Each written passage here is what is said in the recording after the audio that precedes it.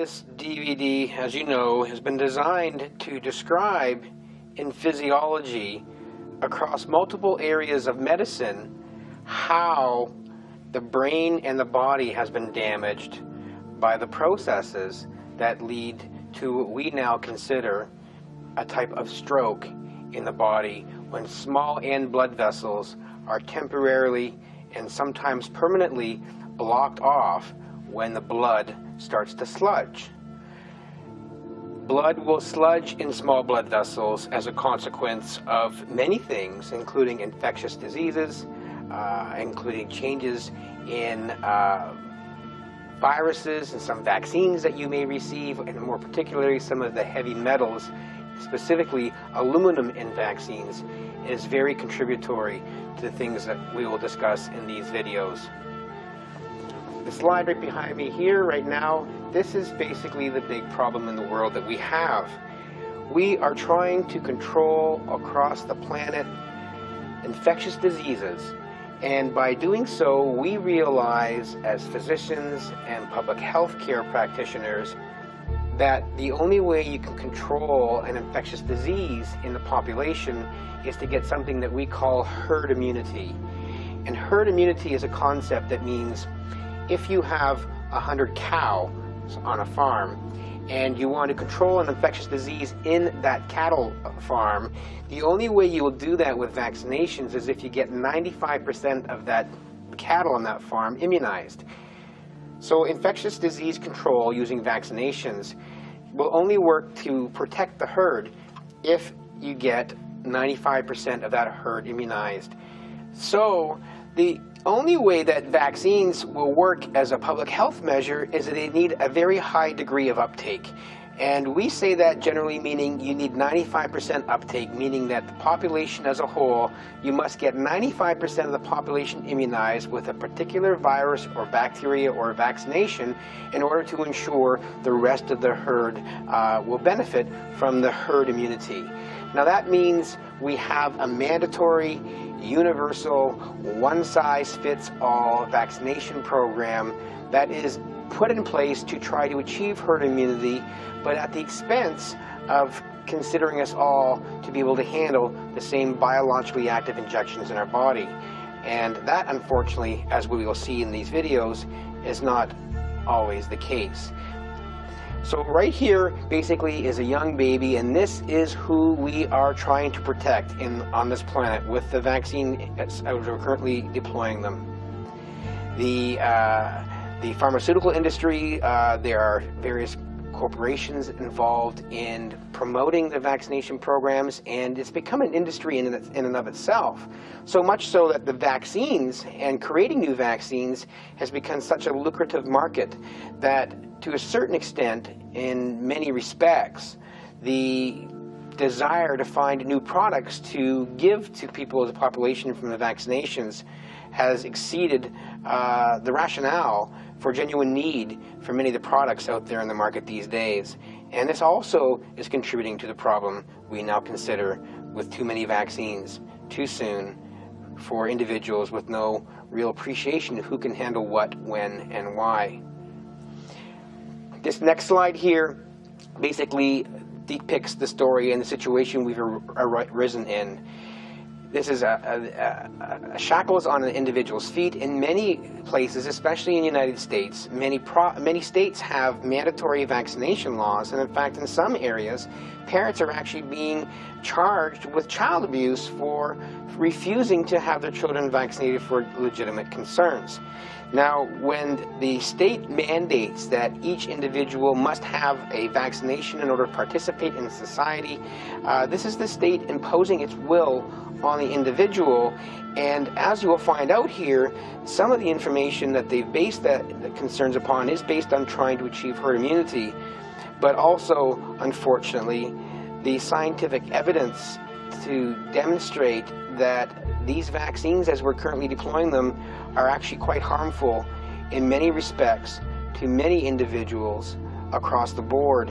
And without that knowledge, we have, unfortunately, as a society, and with good intentions, caused the greatest harm to mankind in the history of recorded history. And this week's what we will see.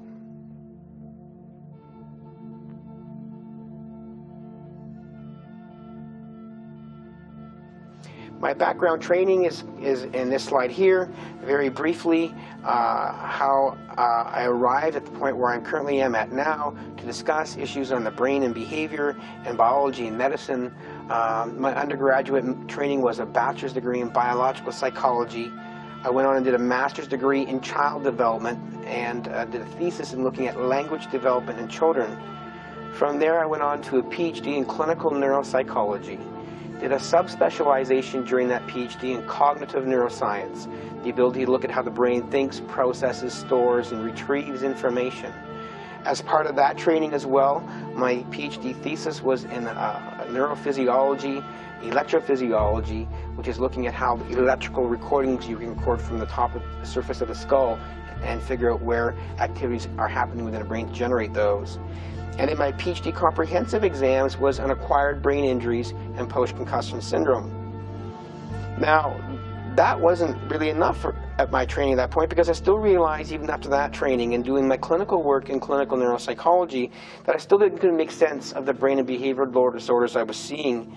And I decided to go back to undergrad and take a medical degree at McMaster University in Hamilton, Ontario, Canada. And from there, my training was primarily devoted to trying to understand and explain, why do we get ill? Why do we become sick? And that was my sole purpose for going to medical school. And from there, I went on to residency training in psychiatry and neuropsychiatry, and did most of my clerkship and residency training electives in neurology. And then, lo and behold, out I came into the clinical world for the first time, armed with all this knowledge, and there I began seeing, right before my very eyes, with the eclectic training that I had received, I could now see with my own eyes children and adults exhibiting the equivalent of strokes in the neurological exams I was able now to do, and I recognized that these neurological problems that I was seeing can only come from damage to the small end blood vessels going to the brain, and there's reasons for that.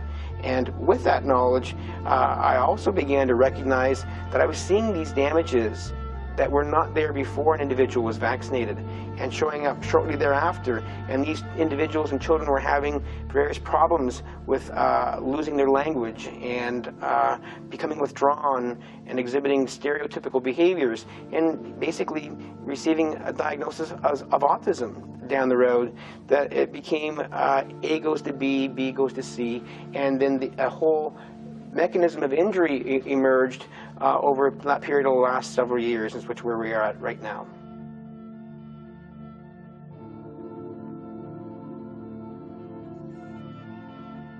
So, how is this happening in the body? Because you have to be able to establish proof causation for the federal circuit courts to appreciate that there is a problem, and if there is a problem in terms of the vaccines, we have polarized society. You have one groups that say there's no problem at all. Some experts say our children can handle 10,000 vaccines by the time they're 5 years of age, and because they're all killed or attenuated or weakened. And many say you can't even handle one. So we do have a plethora of ill and damaged children.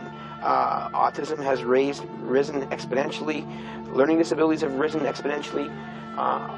Sudden infant death is a prevalent concern in society. Asperger's syndrome, pervasive developmental disabilities, and now with our new Gardasil vaccine out there, we have over 20 deaths in these healthy teen girls and over 12,000 adverse reactions. And so somebody has to be wrong here. We must be missing the boat somewhere. So it's not all coincidental. So this is anecdotal evidence, but what I'm going to show you over the period of these DVDs that you will see is you will see for yourself for the very first time how these vaccines have been causing damages, why they are actually causing damages for everybody to a varying degree, and what we need to do to prevent these damages from occurring in the future.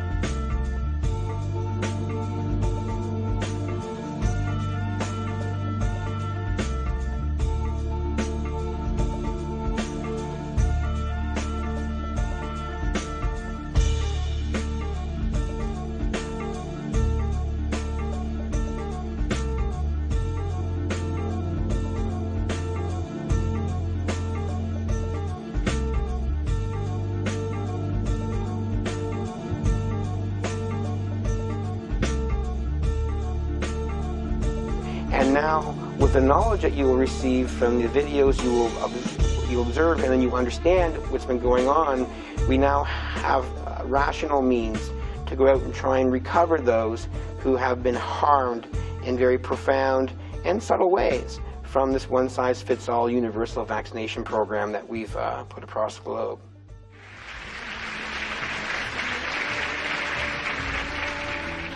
Okay, he's going to train the camera on the audience, I hope. And please, if you are the parent of an autistic child, please stand up. If your child is one of those who became autistic after receiving a vaccination, and you believe, you're confident that it was the vaccine that caused your child's autism, please raise your hand. If you can document with videotapes or photographs or whatever that your child was normal and became autistic after the vaccine, wave your arms. Okay. Did you get that? Let's hope it gets on CBS. Thank you very much.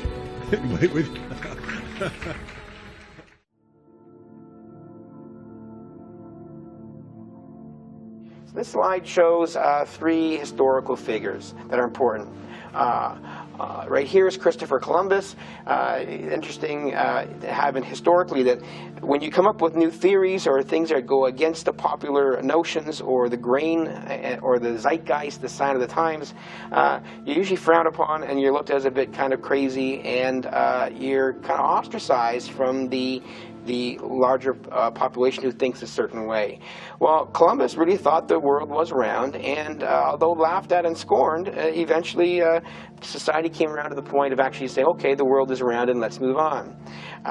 These vaccine issues of being safe or unsafe is going to follow the same boat, and to a certain extent, myself and many other people, I'm sure many parents feel this way, kind of like sailing with Christopher Columbus in this time in history, because we see a serious problem with how the vaccination programs are currently being implemented and the damages we're seeing in these children. And however, the system that actually implements these and puts the vaccines on us doesn't see this problem. And so we have to go around the world and come back and say, look, ladies and gentlemen, there's your evidence, the world is round, the vaccines are unsafe. And we'll achieve that, and these DVDs will help you be able to express what you now know to others. And in time, the world will say, vaccines are unsafe, we made a mistake back then, and move on. The individual in the middle here, Dr. Rudolf Virchow, very, very critical. Dr. Virchow is credited historically in medicine for discovering, or his name goes with pulmonary embolism, or clots formed in part of the leg that go up and go to the lung and cause some damage here. But Dr. Virchow was very, very prominent in his perspective of damage in blood flow and the blood vessels of the body, and clotting is critical to much human disease, as it turns out, and specifically to this entire epidemic of neurodevelopmental disorders as a function of vaccinations. And Dr. Virchow can best be understood in terms of a triangle that he actually used to describe 3 points of 3 critical processes that can lead to damage to the blood supply or the blood vessels, leading to clotting, or the fancy word in medicine we use for that is called coagulation. And one of those is alterations in normal blood flow. We call this in medicine stasis. It's the classic version of if you're sitting on a plane for too long, by example, and the vessels to the back of the legs are blocked off, your blood flow does not flow through those legs. You can get a clot forming there, and people get off the plane and a clot breaks off and goes in the lung, and they have a pulmonary embolus. Stasis can be in large vessels like the big vessels of the leg. It can be in medium to large vessels like the carotid arteries up here in the neck, or it can be the tiniest vessels, microscopic, that we cannot see or appreciate. In fact, all of us, everybody, every day, many times a day, if not every time during the day, for every second of the day, your body is constantly having these small microvessel, tiny blood clots in many vessel territories in your body. But your body has means by which to deal with these things to keep the blood flow smooth, and we call that laminar, and continuously going and be able to turn off these blood clotting processes. But it does happen, and stasis, or interference with the forward progression of blood flow, is one of the contributing factors that can lead to damage in the body, and we call that clotting. And when it leads to clotting and blocking of blood supply and oxygen, we call lack of oxygen to tissue ischemia. And to the brain, we call it a stroke when there's not enough oxygen there. And you can have a stroke to any organ in your body. A heart attack by a blockage of blood vessel of the heart, that's a stroke to the heart. To the bowel, you can have strokes to the blood supply to the large intestine and small intestine. We call that, another fancy word, mesenteric ischemia. Ischemia is lack of oxygen to tissue.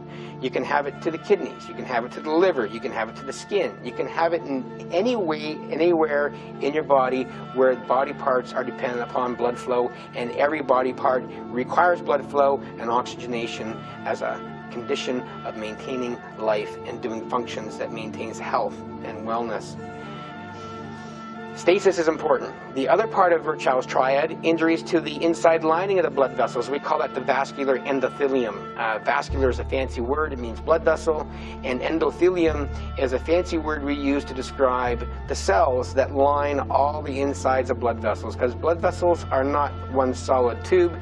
They're made up of individual cells, nice and tightly together like this, and they all come together side by side and form a complete conduit through which the blood products and the fluid within which the blood products flow all get transported through as it goes through the body. But injuries to the inside lining of those blood vessel walls, we call that endothelial damage, or damage to the vascular endothelium. And when that's damaged, that can also lead to clotting or coagulation. And finally, the last part, or third part of the triad that Virchow described for contributing factors for clotting in the blood and blood vessels, leading to ischemia and other illnesses, is alterations in the constitution of the blood. And we call this hyper, meaning too much, coagulable. Coagulable, another medical word, means clotting. So hyper, too much clotting in the body, and we call it hypercoagulable states. Many things can put you in hypercoagulable states. And by example, birth control pills in girls can lead to hypercoagulable states. Smoking can lead to a hypercoagulable state. Cancer leads to a hypercoagulable state, and various anomalies in terms of the factors that are involved in the normal clotting and coagulation pathways in the body can also lead to problems leading to hypercoagulable states. Many of these things, we call them fancy words like protein C, protein S, antithrombins, von Willebrand factor. These are all factors that are involved in either triggering clotting or participating in clotting, or in some respects participating in turning clotting off.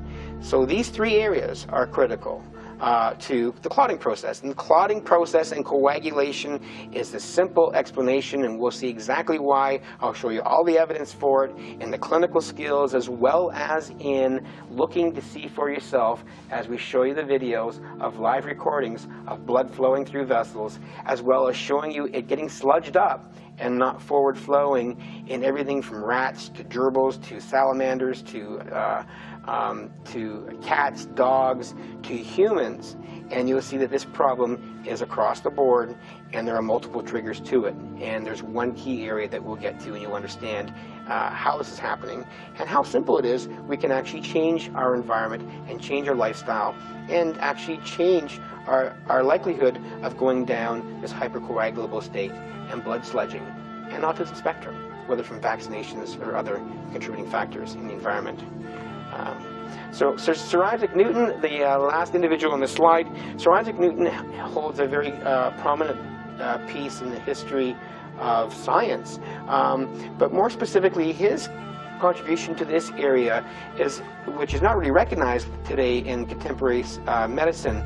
But Sir Isaac Newton, beyond describing the laws of thermodynamics and his other contributions to science, he basically has his name attached to the whole area of fluid flow, which we call non-Newtonian fluid dynamics. And non-Newtonian fluid dynamics describes the way certain solutions flow like the blood, which does not follow the classic rules for how fluids flow based on its thickness, and we call it viscosity. So Sir Isaac Newton's contribution here and how he fits into this whole puzzle of the autism problem we have today and the vaccine damages we have today is basically the models and the mathematics behind which we actually chart and predict as best we can what will flow through what and what will not.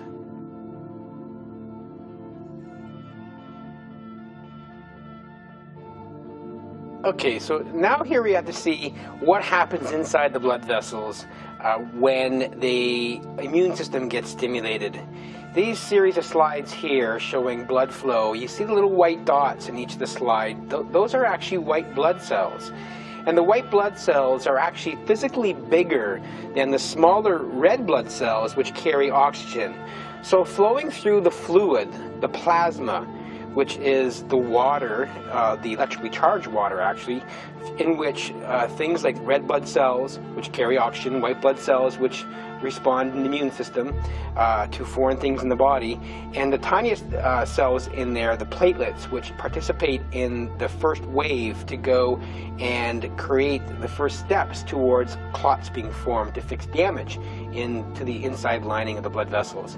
These white cells here, when they get stimulated by kind of sniffing out foreign material either inside the walls of the blood vessels, along the linings of the blood vessel walls, along the endothelium, or viruses or bacteria or damaged tissue or heavy metals or toxins or pathogens or fungus or parasites that are outside the blood supply in the tissue.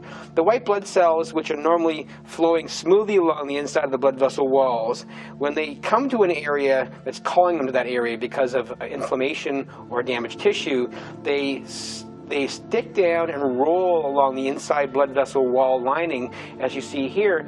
And as they're doing that, the blood vessel endothelium kind of sprouts up its own little Velcro that helps participate to grab on to the white blood cells as they roll to the area, and they can slow down and stop. Now, the critical point here is that the forward rolling of the white blood cells along the inside blood vessel walls is propelled entirely by the force of the blood pressure and the blood flow through the area.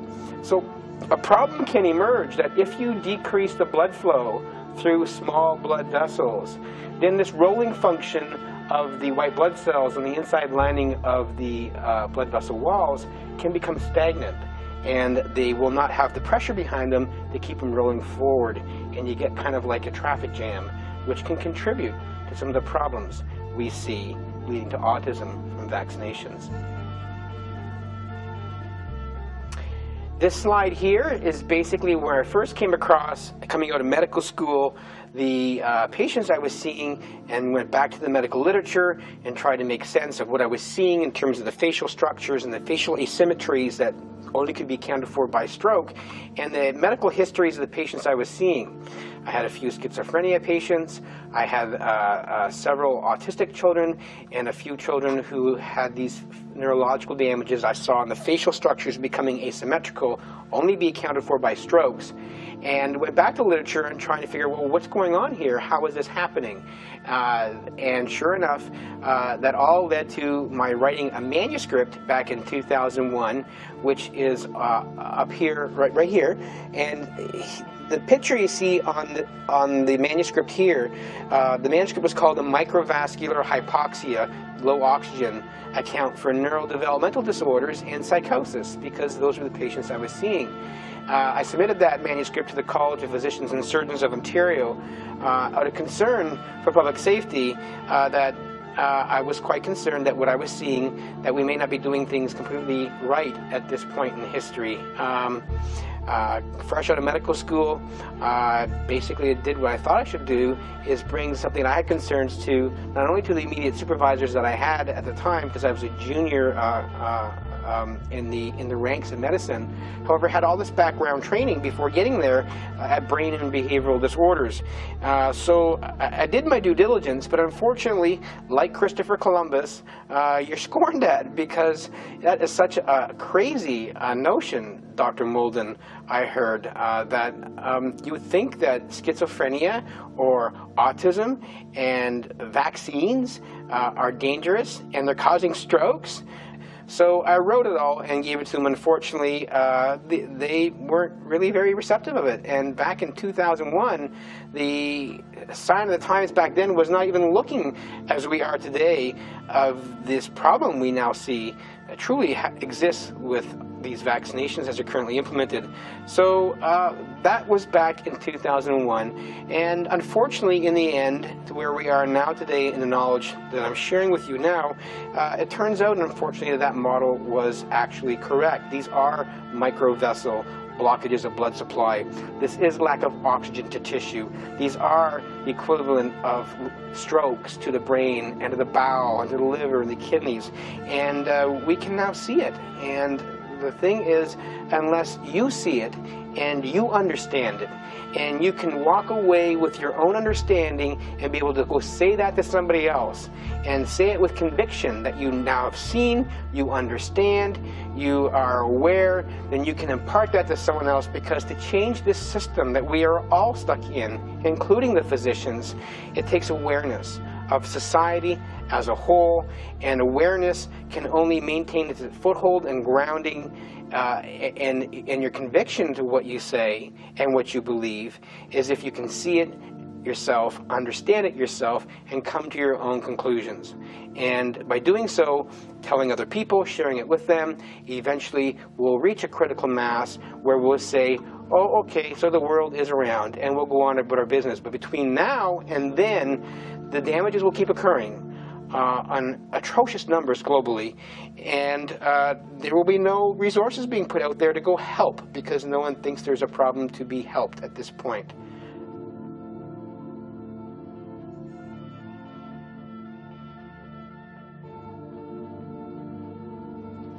The fancy little structure back there as well, with the arms out like that, that's called the circle of Willis. That's the actual brain, the blood supply coming up to the brain and the main pipes that come up off of the aorta, going up through the carotid arteries. And it comes in a little circle and spreads out to various parts of the brain. It kind of looks like a person saying, I don't know, and we don't know. But hopefully after these videos you watch, you will know. Now this is a very important part of history as well. I'm going to read this slide to you verbatim as to what it says. During the 1970s and 1980s, the federal government established goals for improving vaccination rates. To achieve high vaccine rates, 97% is what they were looking for, the government implemented nationwide vaccine initiatives, which included offering federal grants to states and encouraging strict enforcement, state mandates for forced vaccinations. And during this time period, the number of mandated vaccines gradually increased from about 8 in 1980, where people of my age would see when we were growing up, to 22, and now over 30 vaccines by the year 2000. And as these vaccines became more and more a requirement in the younger population in higher numbers, we've also seen this steady incline in the rate and incidence of illnesses and chronic disorders like asthma, 1 child in 9, like autism, 1 child in 150, more like 1 child in 87, like attention deficit disorders, which is 15% of the childhood population, sudden infant death, 1 to 2% of the children, and now all these Gardasil adverse reactions. And about 1 military vet in 4 from the 2 Gulf Wars who have either died and developed every possible chronic illness you can think of. And you sit there and scratch your head. How can all these different disorders of all these different organs in the bodies at all these different times after a vaccination series, how can you possibly explain all that by a vaccine? And as you'll find out, blood flow. And the key word what you'll learn through these video series is zeta potential. And we're going to learn more about that as we go along, because blood flow and zeta potential are the cause of most, if not 90% of all vaccine injuries, including the cause of autism, and that's acquired these days.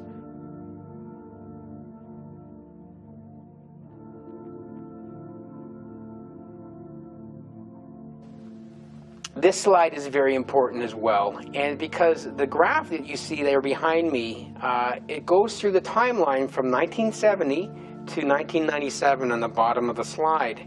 And the blue bars going up there are showing you the number of cases that were brought for civil suits against the vaccine manufacturers from the one side to the middle to 1986. You can see the number of vaccine lawsuits filed against the pharmaceutical industries were increasing yearly.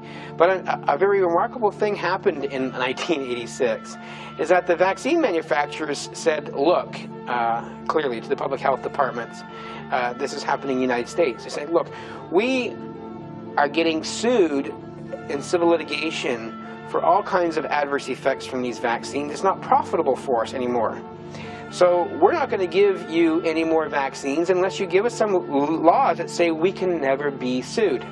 And the public health department and the medical professionals at that time were all concerned. Their arms were twisted behind their back. And they said, oh my gosh, if we don't have vaccines, we're going to have outbreaks of all these infectious diseases. Polio is going to come back. We're going to have measles, and we're going to have mumps. We're going to have diphtheria and tetanus and whooping cough, and we need to do something here. So in response to that threat of no vaccines, the legislators at the time passed in the United States Public Health Law 66990, which remains active to this day. This is the National Childhood Vaccine Injury Act. And the act was designed in a way to protect the vaccine manufacturers from frivolous claims by people who are claiming that their loved ones have been harmed by vaccinations, as well as to ensure that the public health departments had access to vaccinations to prevent infectious diseases and maintain their herd immunity. Well, this was a turning point in history where things just went from the greater good to the greater calamity, and profiteering overtook rational, sound medical decision-making, because from 8 vaccines in one's youth in the era leading up to this point, where a lot of these vaccine civil suits were going to, once the laws were in place, Public Health Law 66990 says that unless you can show that your child or you have had some serious adverse event within 3 days of a vaccine, then anything happens after that, they're not causally related. You cannot sue the vaccine manufacturer. You cannot sue the doctor. But here, you can go into the vaccine injury courts, which are a special court put up there. It's paid for by every vaccine sold. In fact, 75 cents from each vaccine sold goes as a tax to go create these federal circuit courts that will hear claims for people saying, I was harmed or adversely affected by a particular vaccination. This was a point that was intended to do a lot of good at the time, to prevent frivolous litigation happening to the vaccine manufacturers and pharmaceutical companies, and to maintain herd immunity. But unfortunately, the outcome of that was, in effect, what we did is that we gave all the vaccine manufacturers who were being successfully sued up to that point in time for causing things like learning disabilities and sudden death and adverse reactions and Guillain-Barré syndrome and paralysis and a whole range of adverse events from vaccinations. After those laws went in place, it was basically giving a product manufacturer's safety escape clause to an entire industry. And when you do that to any industry, if there's no accountability for creating a product that can harm people, and you can never be sued for your product being not completely up to par, causing some damage sometimes, or causing a lot of damage. If the manufacturers, unfortunately, this is how the world works, do not have any accountability or responsibility, or can never be held accountable for a bad product, what incentive do they have to go out there and spend $5–6 billion doing their due diligence to ensure that whatever they create is safe before it gets out there to market? If you can never be sued, Why spend $5-6 billion in product safety development, create a product, get it out there, market it very fast, and reap your benefits from the sales of that product, and deal with the costs of any damages down the road, as long as your profit margins are higher than what it costs you. And this Public Health Law 6699 achieved just that, which is why the vaccines have gone from 8 by the time children are 5 years of age to now over 30 vaccines by the time the children are 5 years of age, beginning with hours of birth. And within the first 5 years of life, children and infants have received over 150 different foreign antigens in their body from the vaccine schedules we're currently giving them, in high frequency, in high repetition, in a one-size-fits-all model, laced with things like formaldehyde, latex, and other foreign substances, in particular the aluminum that the vaccine manufacturers use as an adjuvant to help boost the immunological response. Well, aluminum is the worst thing you can ever do to anything in the body, because aluminum lowers zeta potential and causes microvessel coagulation.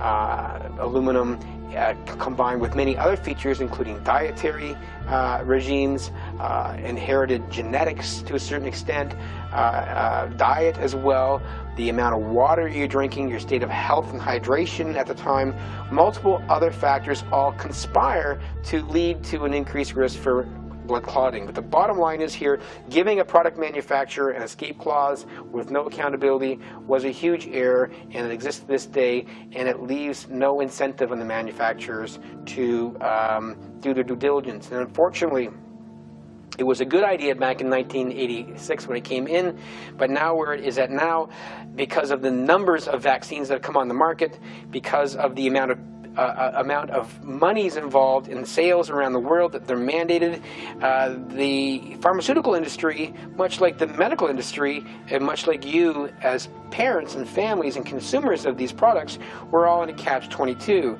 is that we're so far into this that we can't get out of it, because getting out of it means admitting that there's a problem.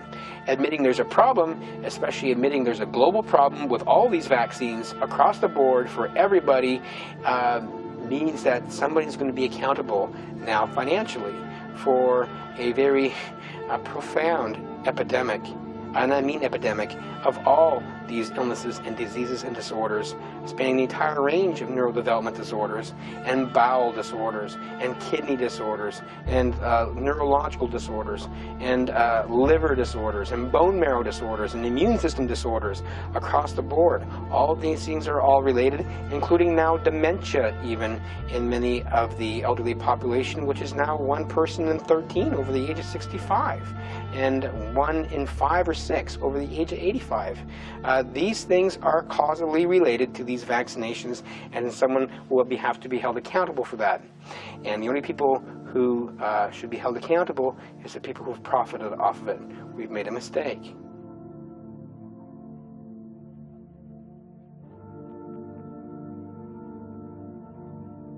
So we're in a catch-22, because admitting there's a problem means that you're basically going to hold accountable one of the most powerful industries on this planet next to the petroleum industry, and that's the pharmaceutical industry.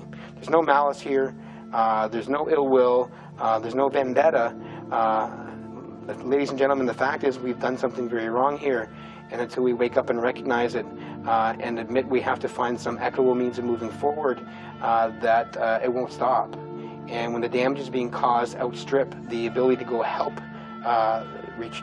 fix the damage that's been caused by factors of 1,000 to 1, then you'll never catch up to stopping this from going on, because you'll always have more patients coming in than you can ever help in any way.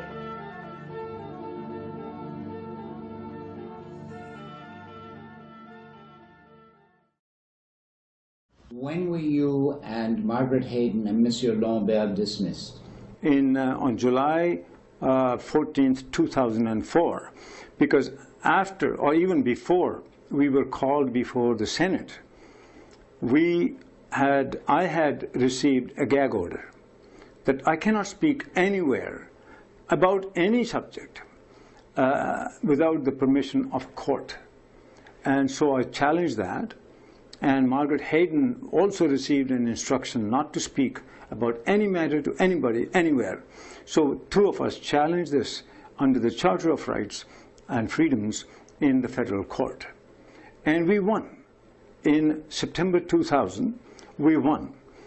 The court ruled that not only did we have the right to blow the whistle, we actually had the obligation as public service officials to blow the whistle in matters relating to public health and safety. So it was our duty to have done what we did.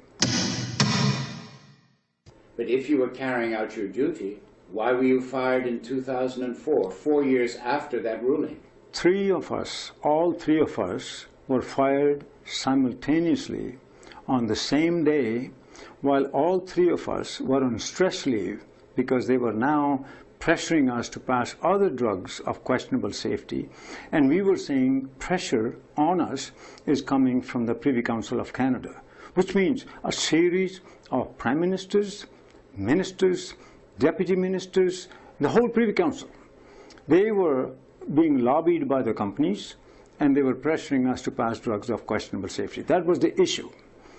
And so once the federal court decision came, then a decision was made to get rid of me and whoever stands by me. And ultimately, 4 of us were left.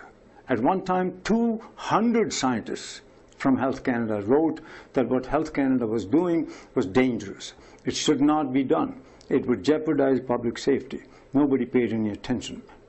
Millions of dollars are being spent to keep us fired, or at least delay a conclusion to it. Meanwhile, the drugs that we did not recommend to be approved have all been approved, and the public is now paying very heavily in health damages occurring to them through food. If all this continues, if our water is contaminated, water table has fallen, if our food supply is contaminated with hormones, antibiotics, antimicrobial resistance, cancer, all these things are happening. I think time has come that people took this matter in their own hands. They wrote their own legislation. They challenged their parliament. They're going to have to put a stop to it. If it doesn't work, I'm certain it'll become like a Gandhian salt march. People will bring a stop to it because it's gone too far. There are problems.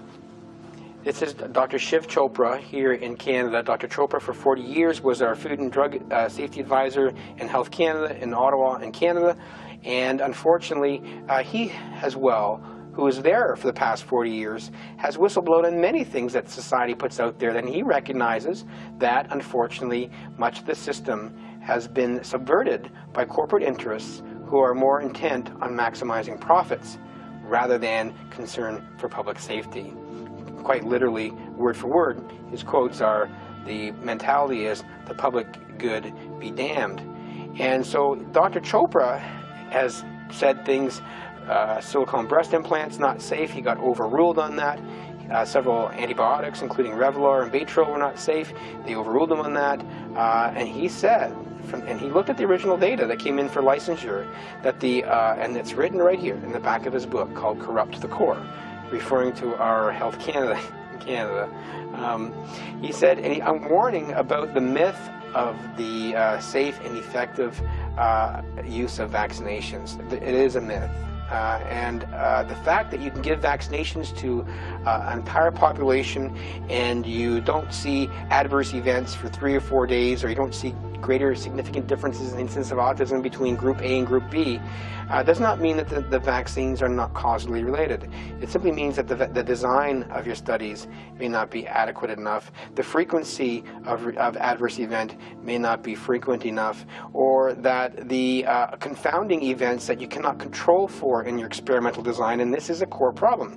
There are multiple features and things in the environment, including even the way we are actually cleaning our water in treatment plants, which also uses aluminum.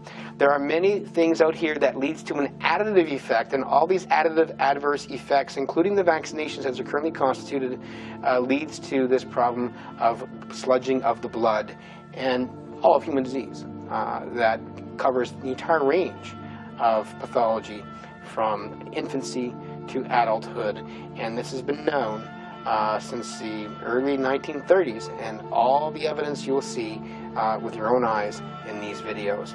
Dr. Chopra, unfortunately, by whistleblowing, was fired from Health Canada, along with 3 other Food and Drug Safety advisors, because basically the system felt it was easier to get rid of these individuals than to deal with them on a day-to-day basis, because by and large, it's an unfortunate reality of contemporary society, is that in order to maximize profits in the name of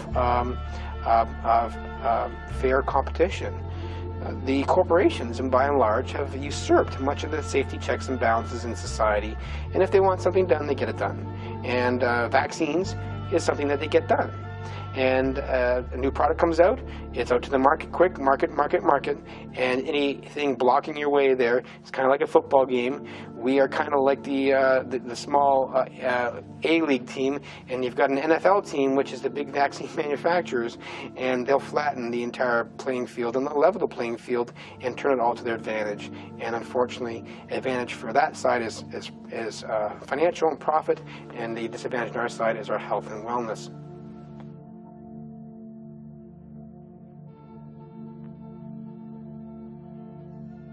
So this next series of slides basically go through the increasing incidence and prevalence of neurodevelopmental disorders over the past 10-20 years. Society has argued one side that this may be increased awareness, so we're diagnosing these problems more frequently. Well, that doesn't make any sense, because it makes no sense that an individual who could not speak, who would have seizures, who would engage in self-harming behaviors, that they would not be misdiagnosed in the past. And all of a sudden, something profound has happened, that all of a sudden we're diagnosing these problems more frequently. That doesn't make sense. And this slide basically shows that very clearly. So this is from the United States Department of Education and reports to Congress. And we're looking at the incidence of autism and all disabilities in the United States schools from 1991 to 2001, 2002. And you see quite clearly that there's a 1,700% increase in the incidence of autism. However, there's only been a 30% increase in all disabilities. So you just think about that very clearly. If we are actually, autism's not real, it's really increasing in numbers, all we're doing is recognizing it more often, then if that is so, then children who had been diagnosed in other disabilities before would no longer be diagnosed there. So we should see, coincident with an increased rate of incidence of higher numbers of newly diagnosed autistic children, there should be a drop in all other disabilities. But clearly, this is not happening. So this increase is real, and it's not due to greater recognition. And you've probably heard this said several times, but I'll repeat it. There is no such thing as a genetic epidemic. And then people say there's no epidemic. So fair enough, there is no such thing as a genetic, all of a sudden, exponential increase in the incidence and prevalence of neurobehavioral disorders. There's no such thing. And it's not infectious from a genetic epidemic. This is an incredible increase in numbers, and the numbers are atrocious when you look across the board at all the illnesses. More data as well coming here from the showing the various states across the United States as well, showing absolute numbers here, number of cases that diagnosed autism in 1992, 1993, and towards 2002 and 2003. Now, this in the state of Illinois alone, in a 10-year span period, they had 5 cases of autism and now 5,080 cases of autism. Even if you said 20% of that is just error, that is a huge number. So, agreeable, the problem is real, the problem is new, the problem has emerged coincident with increasing since the number of vaccines that children have been getting increased. So this is actually all suggesting that. This slide basically shows, this is from my colleague who's now deceased, Dr. Bernard Rimland, who basically charted the increase of, in case-by-case basis, of autism in the United States and the United Kingdom, which these 2 arrows indicate when the MMR vaccines came online there seems to be an increase in the incidence of these disorders. Now, these statistics are argued tooth and nail again across time, showing increasing rates of autism in California from 1994 to 2002. It's still going up. It's exponential. It's still going up to this day. No matter where you look, no matter how you want to chart it, no matter what you want to do, you cannot get away from statistically significant increase in the incidence and prevalence of these disorders. It's exponential. It's not slowing down. There is no relent.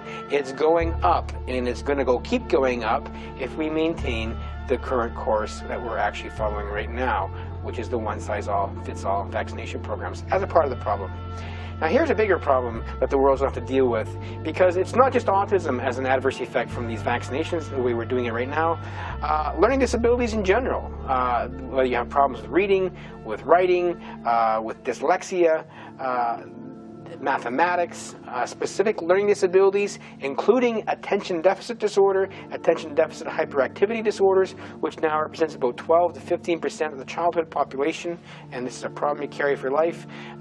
End up getting on Ritalin.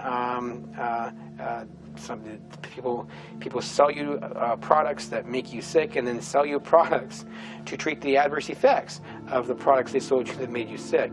It's a win-win situation for somebody, and it's a lose-lose for an individual, and it's a complete wash for society as a whole. These are the statistics extrapolated from the Middle East, looking at countries from Afghanistan to Egypt to Iran to Iraq, the United Arab Emirates, Jordan. The numbers of the individuals there in those countries. The first column is the number of learning disabilities. The next column is the numbers of individuals in that society as a whole. These are astronomical numbers. Over 1.1 million children in Iran with learning disabilities alone. Same thing in Turkey, and that's in a population of 68,000. And even countries like Thailand, with a population of 60 million people, they have 12 million children with varied forms of neurodevelopmental disorders. This is a global problem. It's a global epidemic, and it's all caused by vaccines and microvascular strokes, and you'll see that. It's also a huge problem in terms of its cost to society. So estimates are that by 2010, this is from the American Autism Association, or Society, then you see here the blue part of this table shows you the projected costs of autism per year by 2010, approximately $200 billion a year in direct and indirect healthcare costs.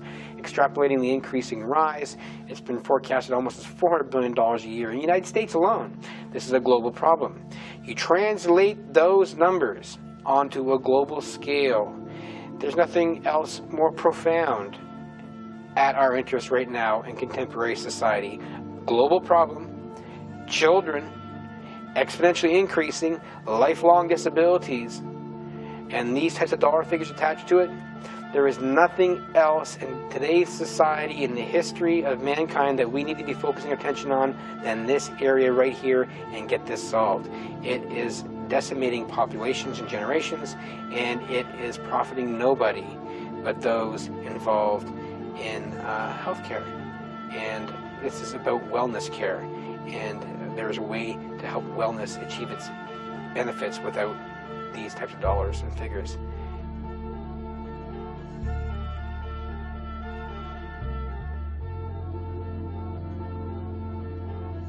This is basically where I started back in 2001. When I first started seeing the patients I was seeing on the wards coming out of medical school, I thought, this has got something, this is rubella or German measles.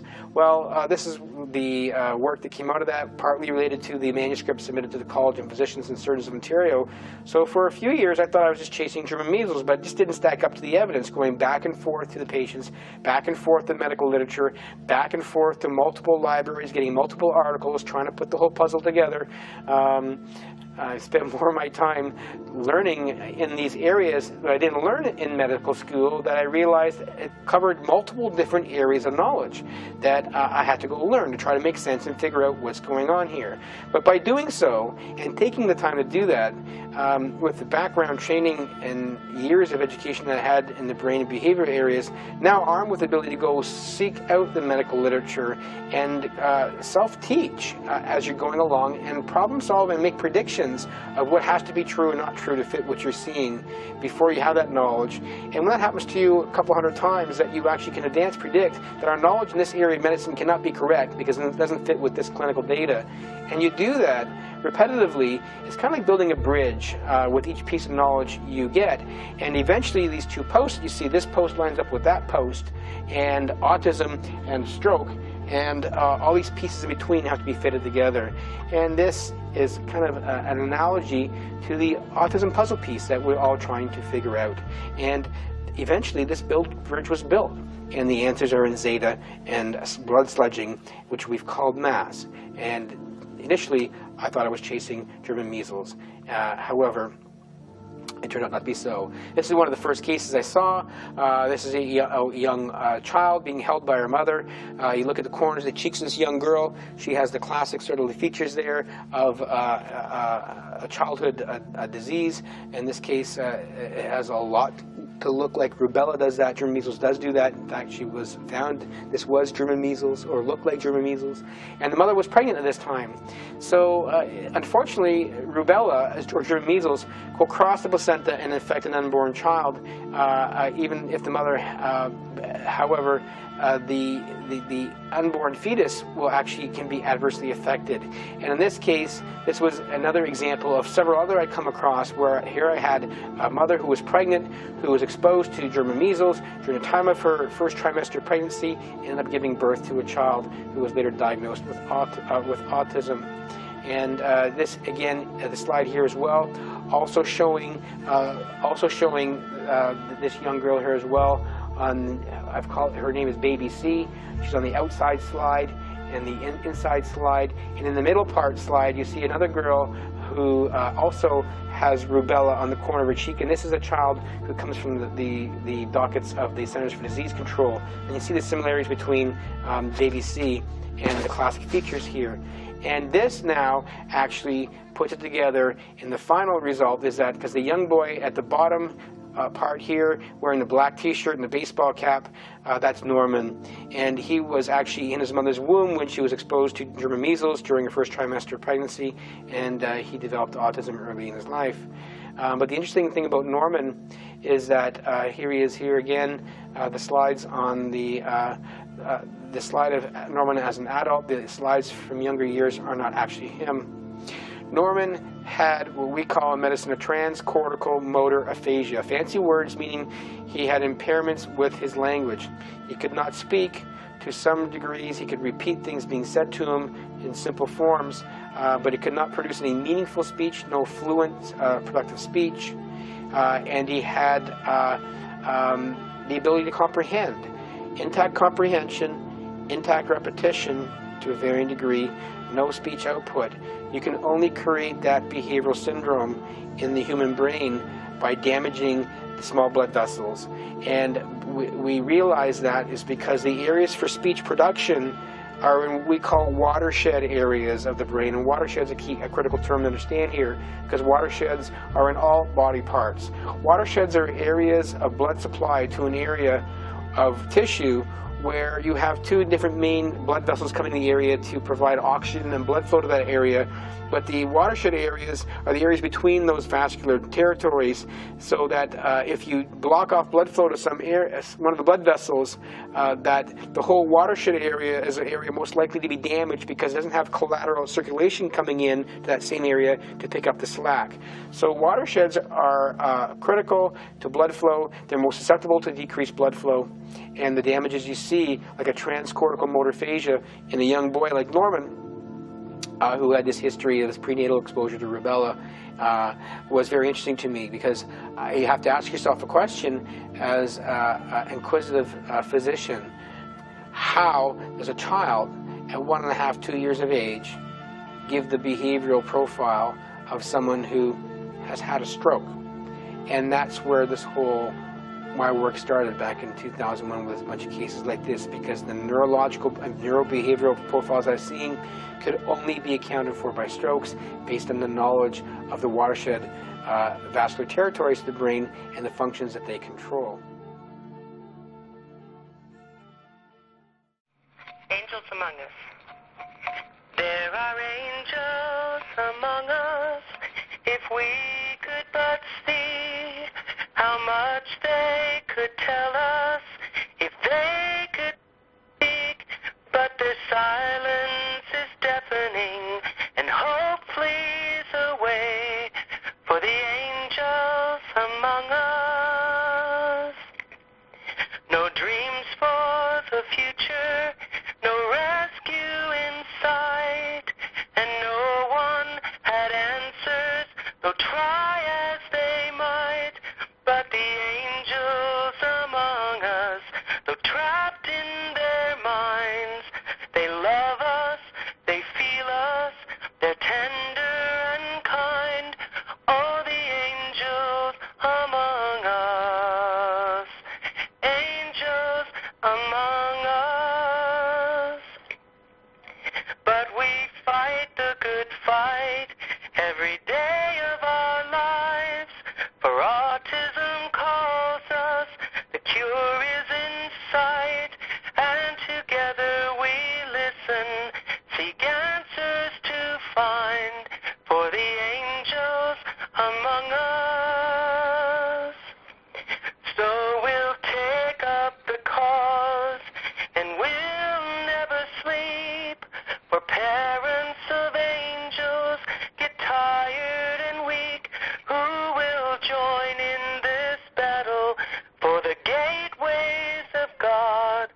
The angels among us.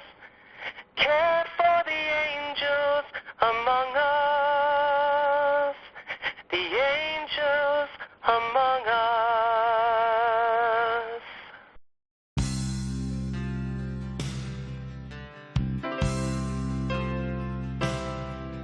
When you do for those who can't do for you, you cast your bread upon the waters,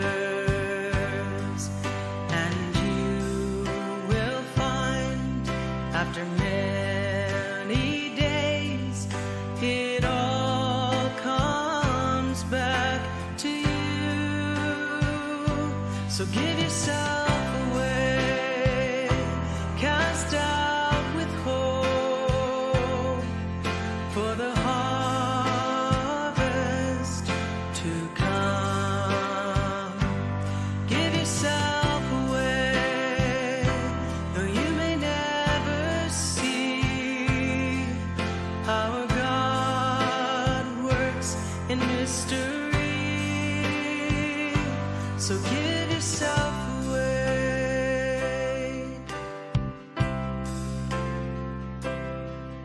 When you serve the ones that He holds most dear, you find the things you need. When you share the load, when you dry the tears, the power of grace is free. So give yourself away.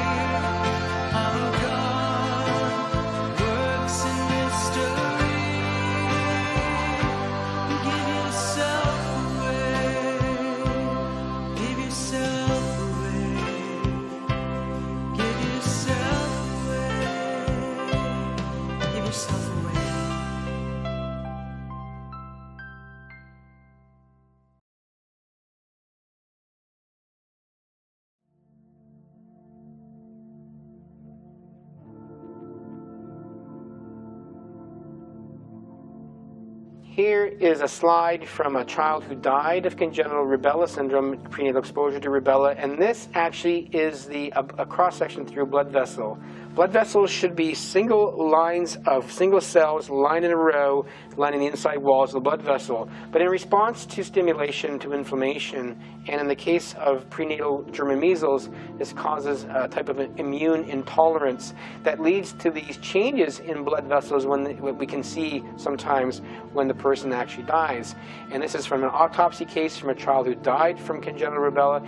And you see all the walls here of the blood vessels, they're not single rows of cells, they're multiple cells thick, so they've increased in number. To a certain extent, they've increased in size. So when these blood vessels that are kind of lining the inside of these small blood vessels, and this is a blood vessel from the brain, when these things become increased in number and increased in size, they actually close off the actual blood vessel itself, and it can stop any forward flow of blood flow past that blockage to areas distal to that.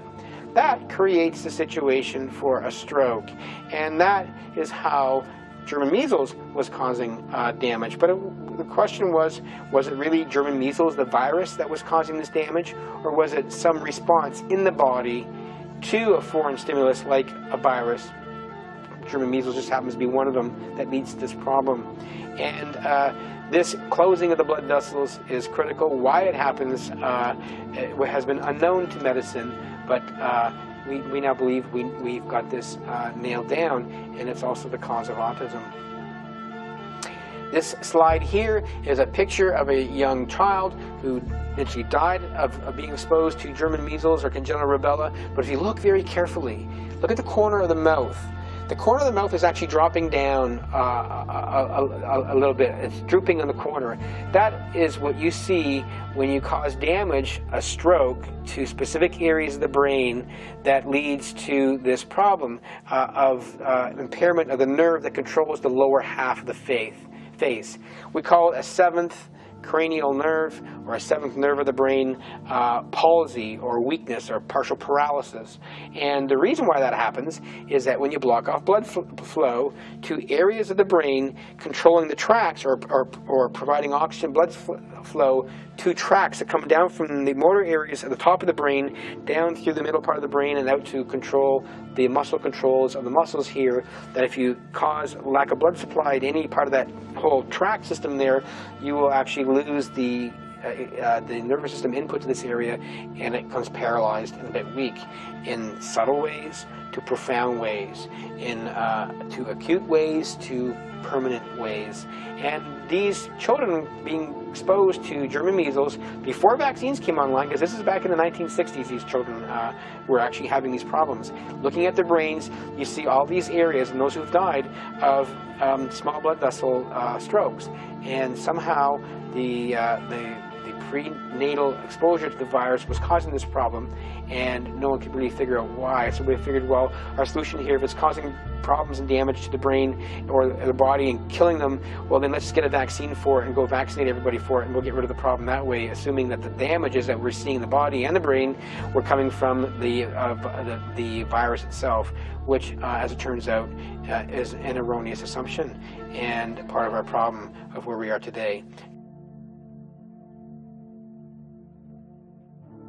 It's not the bugs that are causing these disorders of neurodevelopment and things in the autism spectrum, or Gulf War syndrome, or Gardasil adverse reactions, or attention deficit disorder, or learning disabilities, or ADHD, or sudden infant death, or false accusations of shaken baby syndrome. What's causing these problems is not so much the bugs anymore as it is the body's non-specific immune response to these foreign things placed in the body, causing the exact same pathology in a different form that led to the strokes we saw in these children prenatally exposed to rubella. We actually, by design and intent, or by design, sorry, actually enhanced the actual process, which is actually causing disease and pathology in the body, sludging of the blood, with the way we've concocted the vaccines right now in a one-size-fits-all program. We've actually recapitulated all these diseases, from paralysis to polio to diphtheria, tetanus, whooping cough, measles, mumps, rubella, influenza, all of these very virulent and damaging viruses from the past now is something we need to contend with because we've created a problem.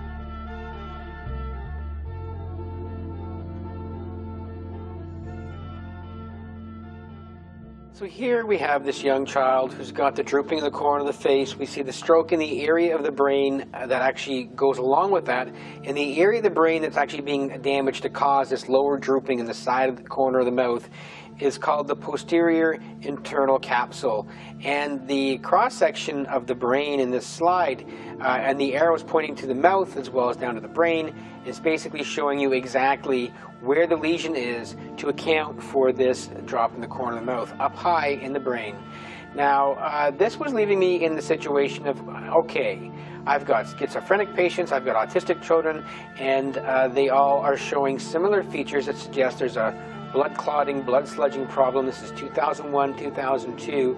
And then when you come across literature going back at that time, like this quote here from Stella Chess, who looked at the rubella birth defect evaluation project out of New York University Medical Center in 1964. There was a large outbreak of German measles at the time, and many children were harmed who were in the first trimester of pregnancy when the mother was exposed to German measles.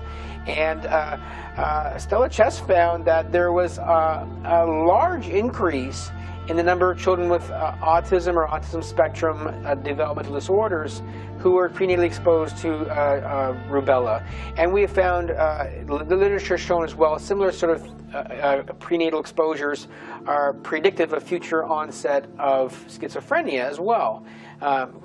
Ironically, or curiously, back around this time, the journal for this type of information in the medical literature was the Journal of Autism and Childhood Schizophrenia. We actually separate schizophrenia from autism simply based on the clinical symptoms alone, because both diseases and disorders, we have no idea, and well, we didn't have any idea in medicine as to how they're actually being caused. Multiple roads to get to the final end problem. The problem with many of these neurological and disorders of thinking and emotions and processing of information and behavior that happens from the brain, the actual problems that you actually see clinically in terms of the symptoms, and we get clinical labels from collections of symptoms. We label the symptoms we label disorders and diseases based on collections of these symptoms, and because symptoms are different from autism, for example, than from schizophrenia on certain core features, then we consider them to be two separate illnesses, and they respond differently to different medications.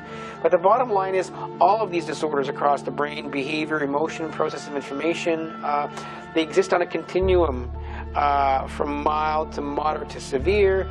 The degree and type of symptoms you have are not only a product of where in the brain this sludging process is occurring, it's also when in development it occurred, how long it lasts for, whether you were pre-exposed or pre-set up for it and it got worse with time, whether you've developed some sort of suppression to your immune system to prevent you from having an adverse reaction, and you lose that suppression. We call that loss of immune tolerance later on in life, and you end up having the damage to the microvessels to the brain. We can't see it happening in contemporary medical diagnostics. There's no tools that we have until now, and we'll show you through these videos how we can now see this in real time, and as a good example of how powerful this is, not just with the neurological stuff now we've called Brain Guard. In fact, we're going to give you most of those measures. You'll be able to see for yourself and go tell your friends and family.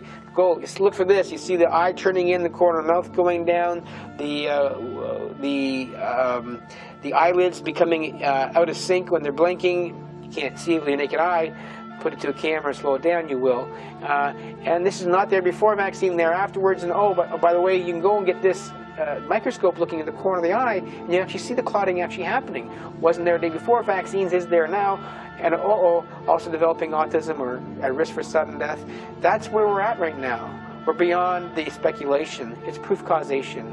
And you will walk away from these videos with that information in your hand and in your pocket, and please share that with the world, because the world has to stand up here and start crying bloody murder to stop what's been going on.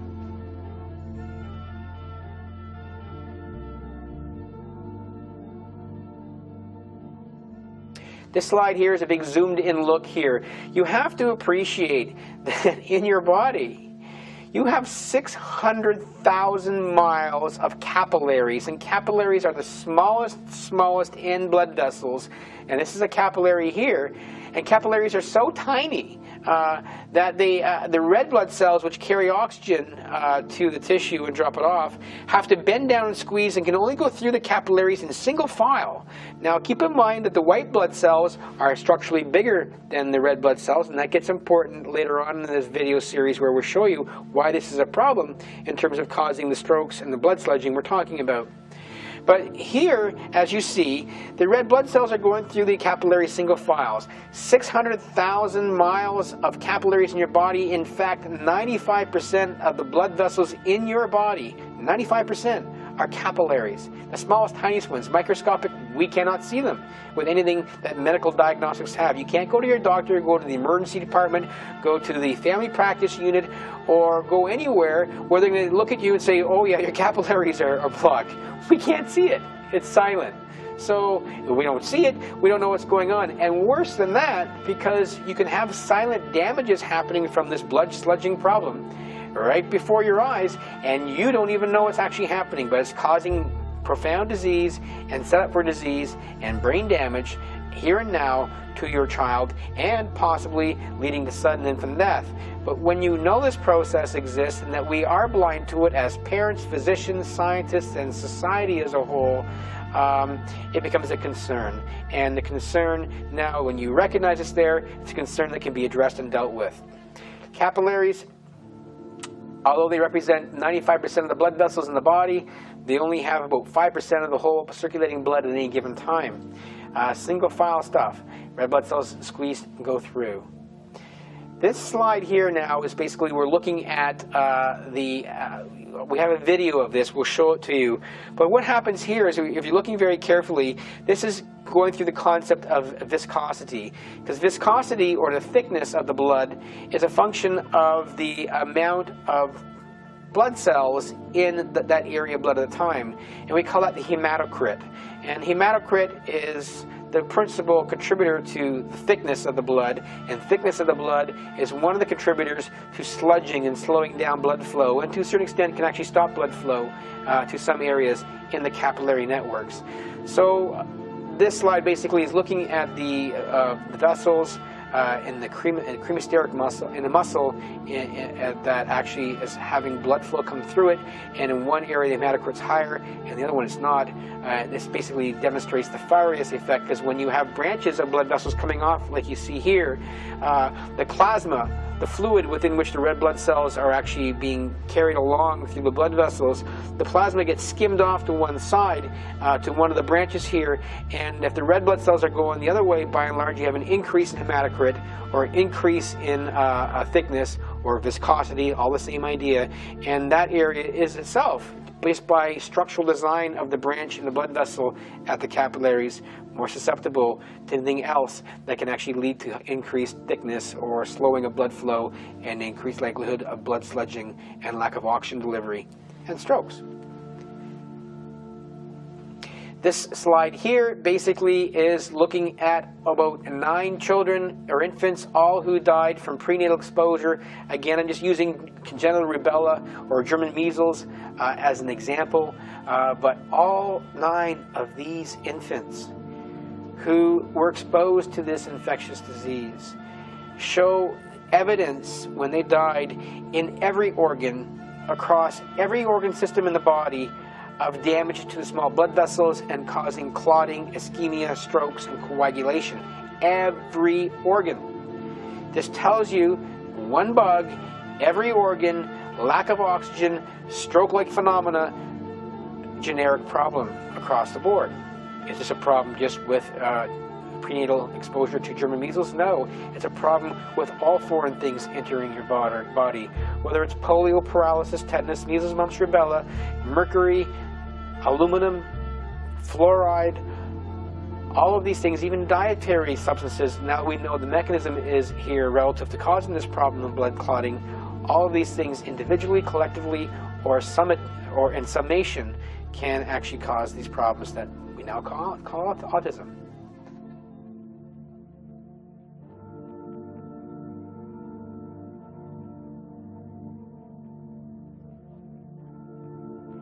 The end result is what you see here. These slides here and here, you're kind of looking through holes, the top two slides of capillaries, pipes, cut in half. It's like kind of looking down the center of a garden hose like this. And you see the white areas in the top two slides, that those are the open pipe sections of these capillaries. They're wide open and nice and clear. This is normal, this is healthy. This means red blood cells can actually bend down and squeeze through those, go drop off oxygen to the tissue, and then spin back around through the venous side of the blood supply, come back to the lungs, drop off carbon dioxide, and go through the cycle again. But the openness, we call this the patency, or the degree of openness of these white spots, these white areas in these electron microscope images of these capillary networks. The A and B slide is normal. The bottom slides C and D are not normal. And much like the slides we showed earlier from congenital rubella children, we see that the inside lining of the blood vessels in the C and D slides have increased in size. So the endothelium has increased in size. And they have actually closed off the central opening tube of this pipe, so now you get nothing through those pipes. This is in response to a stimulus associated with inflammation that causes this response. When that happens, anything distal, any tissue distal from that blockage will not get any oxygen at all. That's a problem. We call that strokes. Again, one more time with the slide with the young boy who died after being here, again from congenital rubella. Corner of the mouth down, the eyes turned in a bit. You see the strokes here, right up here to the brain, where the 4 red arrows are. You can see these areas were each hit with lack of oxygen. These are strokes. We can see this in the brain because the person died. We do not see some of this stuff with our contemporary imaging, with MRIs or CT scans. We just don't see it. It's just not that clinically apparent to us on our images.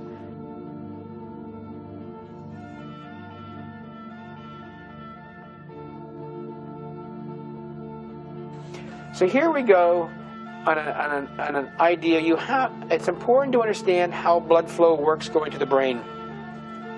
The heart pumps each beat, and with each beat, keep in mind that the pulse pressure, or the blood pressure you have into your brain or through your blood vessels, goes up and goes down. And it's not a continuous flow forward. You have pressure going up and you have pressure going down. And here we're going to go through the pressure wave as each heartbeat works and go up into the actual brain. And we have the circle of Willis, the main part of the circle where the main arteries go out to the brain to give oxygen and tissue delivery. You have the carotid arteries coming up through the neck, and you have the vertebral arteries, which are buried back further here, which come up and give off to an artery called the basilar artery, which gives off blood vessels to all of the posterior part of the brain. These areas are critical to creating some of the neurological features we'll show you here shortly. So here we have the entire sequence of one heartbeat, in which the blood's going to go up through the carotid arteries, vertebral arteries, to the circle of Willis, go out to the brain, and then there's a back pressure and it goes through the cycle again. So the brain gets oxygen in series of pulse waves, like this repetitively with each heartbeat, up, down, up, down. Now, if you follow the top slides here, you will see that you'll follow the wave of blood as it comes up through the carotid arteries, goes circle of Willis, gets up high, and you see the brain becomes redder and redder. It's getting more perfused, and then the pressure doesn't go again. The key thing here, and this is important to the adverse events as well as sudden death, is to recognize that the brain responds to changes in the brain responds to its needs based on pulse waves.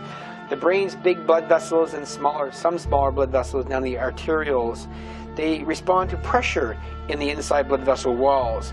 So if the pressure drops, you've got a drop in blood pressure. The brain senses this by the lack of pressure being pushed on these inside blood vessel walls in the brain, and it sends signals down to the heart to speed up the heartbeat. It sends signals off to the lungs to increase respiration rate, and the brain knows to do these things based on these pressure receptors. The key thing is that in the brain there are no flow receptors, meaning if you have adequate pressure, but you have no forward blood flow, the brain will not signal the body that something's wrong because the brain will assume that it's got good pressure. So consider this scenario, that when you have the actual small pipes being blocked off downstream in the small capillary levels, and then blood cannot go through there, each time the heart beats, it creates a pressure wave that comes up here and bang, hits it like a water hammer. And there's no forward flow through these areas, no forward blood flow. Your vital signs remain the same. There's no increase in heart rate. There's no increase in respiration rate. There's no change in blood pressure. But because the brain, with each beat against this closed sort of like pathway, the pressure on the inside of the blood vessel walls here, the brain thinks it's got normal pressure. So nothing changes, and the doctors are blind. You can have a person dying, blowing out their brain in an intensive care unit, and the doctors will not know. They'll be scratching their head, why is this happening? Normal vital signs? I don't understand what's going on. All of the metabolics and our blood work is all normal. This doesn't make sense, but here you go. When you cannot get through these small blood vessels, and these small blood vessels are serving critical areas in the brain, for example, the control of respiration centers in the base of the brain, a person will die. They'll stop breathing. And in infants, we call it sudden infant death. In young children, we call it sudden death. In adults, we call it sudden death. In schizophrenia patients who are walking across streets and just stop breathing, we call it sudden death. But no one knows the answer as to why.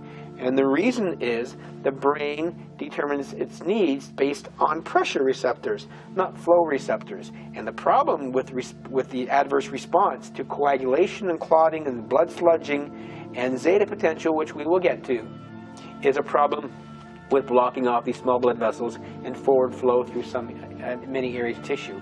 No forward flow, no oxygen, the brain will end up having strokes, and other organs will have problems as well. But the pressure waves go up and down. That's critical.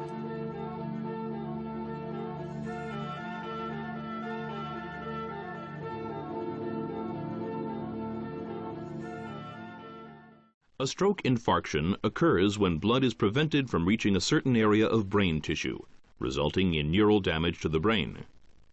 Strokes are often caused by solid clumps of blood proteins, or clots, which obstruct blood vessels in the brain, causing brain cells to die. Blood clots may either form inside the brain or travel into the brain from another part of the body. Strokes may also be caused by the bursting of a blood vessel within the brain. The effects of a stroke are directly related to which area of brain tissue has been damaged and may include paralysis, loss of speech, sensory impairment, and even death. As with all organs in the body, the brain needs oxygen and nutrients in order to function properly. These life-sustaining products are delivered to the brain via the blood that travels through the circulatory system. A stroke occurs when there is a lack of blood to a portion of the brain, resulting in tissue death and loss of brain function. A stroke can be caused by a ruptured blood vessel, such as an aneurysm, or by an embolism, which is a small, free-floating clot or particle that becomes lodged in one of the arteries of the brain and interrupts blood flow. Depending on which area of the brain is affected, a stroke can cause speech impairments, paralysis, unconsciousness, or even death. So here's an animated slide of what a stroke looks like. Bottom line is, currently the way medicine looks at strokes and neurology looks at strokes, there's two ways to get there, give or take. One is a hemorrhagic stroke, meaning that you blow at a blood vessel and you no longer and your blood's leading into that tissue area, and you can't get a proper delivery of oxygenated blood past that sort of breach in the dam where the blood's leaking out into the tissue. That's a hemorrhagic stroke. A stroke basically is another word for lack of oxygen in tissue. The fancy word we use for that in medicine is called ischemia. Ischemia means lack of or low amount of oxygen to a tissue, to any organ. This can happen, not just the brain.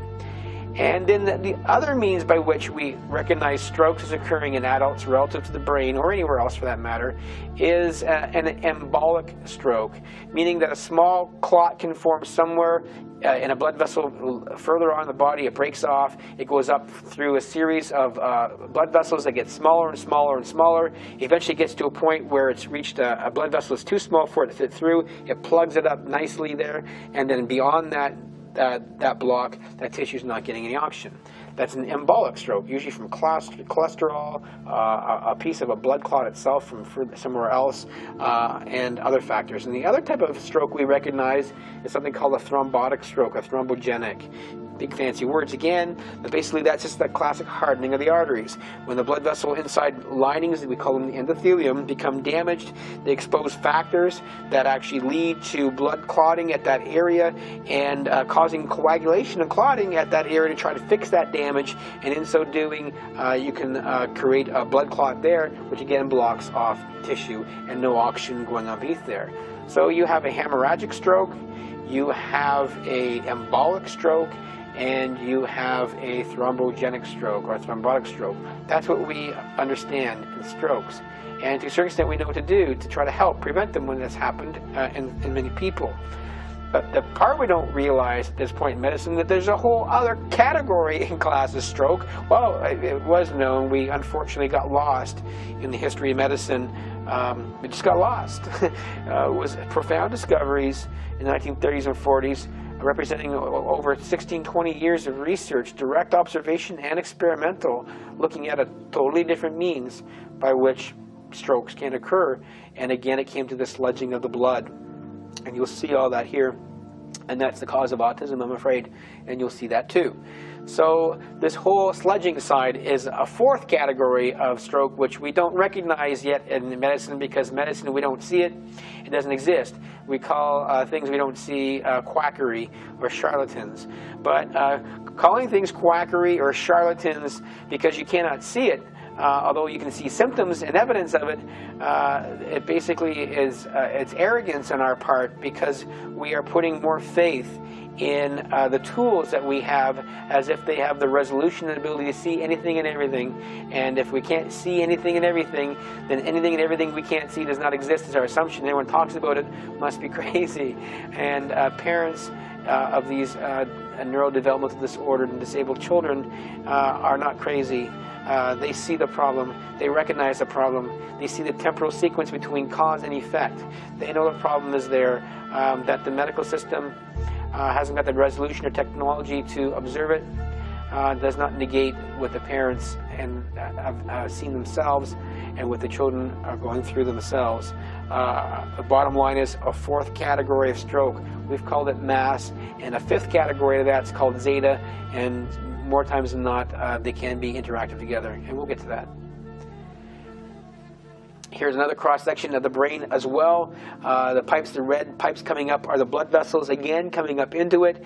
And here is an example of a stroke. The blow-up section, the blow-up section right there is basically showing a blood vessel that's got hardening of the arteries and has become a bit crimped. And you've got some clots of blood actually formed between it, and it effectively forms a plug and blocks off blood supply. Any brain tissue distal for that, it's no oxygen.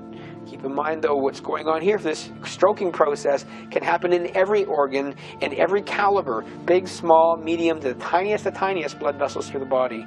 And recollect as well, as we talked about earlier, you're forming clots every second of every day throughout this 600,000-mile tracking system of blood vessels at the capillary level you have in your body. There are different types of stroke as well in terms of how long they last for. For example, so we call these transient, meaning temporary, ischemic, meaning lack of oxygen, attacks. So you can actually have a temporary blockage of blood supply to the blood flow to certain blood vessels, and it can cause clinical symptoms that may be clinically apparent or not apparent, but the blockage of blood flow can be temporary and can go away in 24 to 48 hours. We call these, or even shorter, we call these transient ischemic attacks, or TIAs.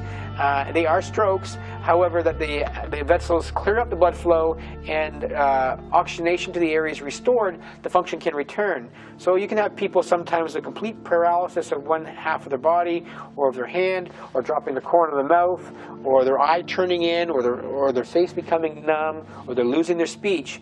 All classic symptoms of stroke, and then if it's a transient stroke, the stroke process that blocked the blood flow was only temporary, then these functions can go and come back. And this is common, and it's also active in the autistic children. And then the other slide here is a stroke from a complete artery being blocked. When the complete artery is blocked, again, this is not temporary. You'll have more profound damage and more adverse damage to the brain because of this. So this is two different versions of severity based on the duration for which particular blood vessels are being blocked. Now, this can play out in terms of severity and a range of the damage, disorder, or functional impairment, but also it's not just the duration by which the blood vessel is blocked for, the amount it's blocked for, it's also when in neurodevelopment the person is damaged, and it also is a function of where within the tissue, specifically the brain for autism spectrum, where is the area being most damaged. So you see, all these multiple separate factors can create an entire array of different symptoms, some commonalities that many will have, but there will be differences in degree, in extent, and of ability to recover, of ability to have certain functions or not. High functioning, low functioning, middle functioning, some language, no language, can repeat, cannot repeat, has sensory problems, doesn't have sensory problems, has psychosis, does not have psychosis, stims, does not stim. You can go on and on and on. But the entire range of changes in behavior and social skills and emotional processing and sensory processing and cognition and memory and attention, all these areas can be derailed from minor to certain areas to across the board. And it's a function of the degree and duration to which these blood vessel blockages are occurring. There is no genetic problem that can do this sort of range of damage, of severity, of breadth, temporally linked to things like vaccines and infectious diseases.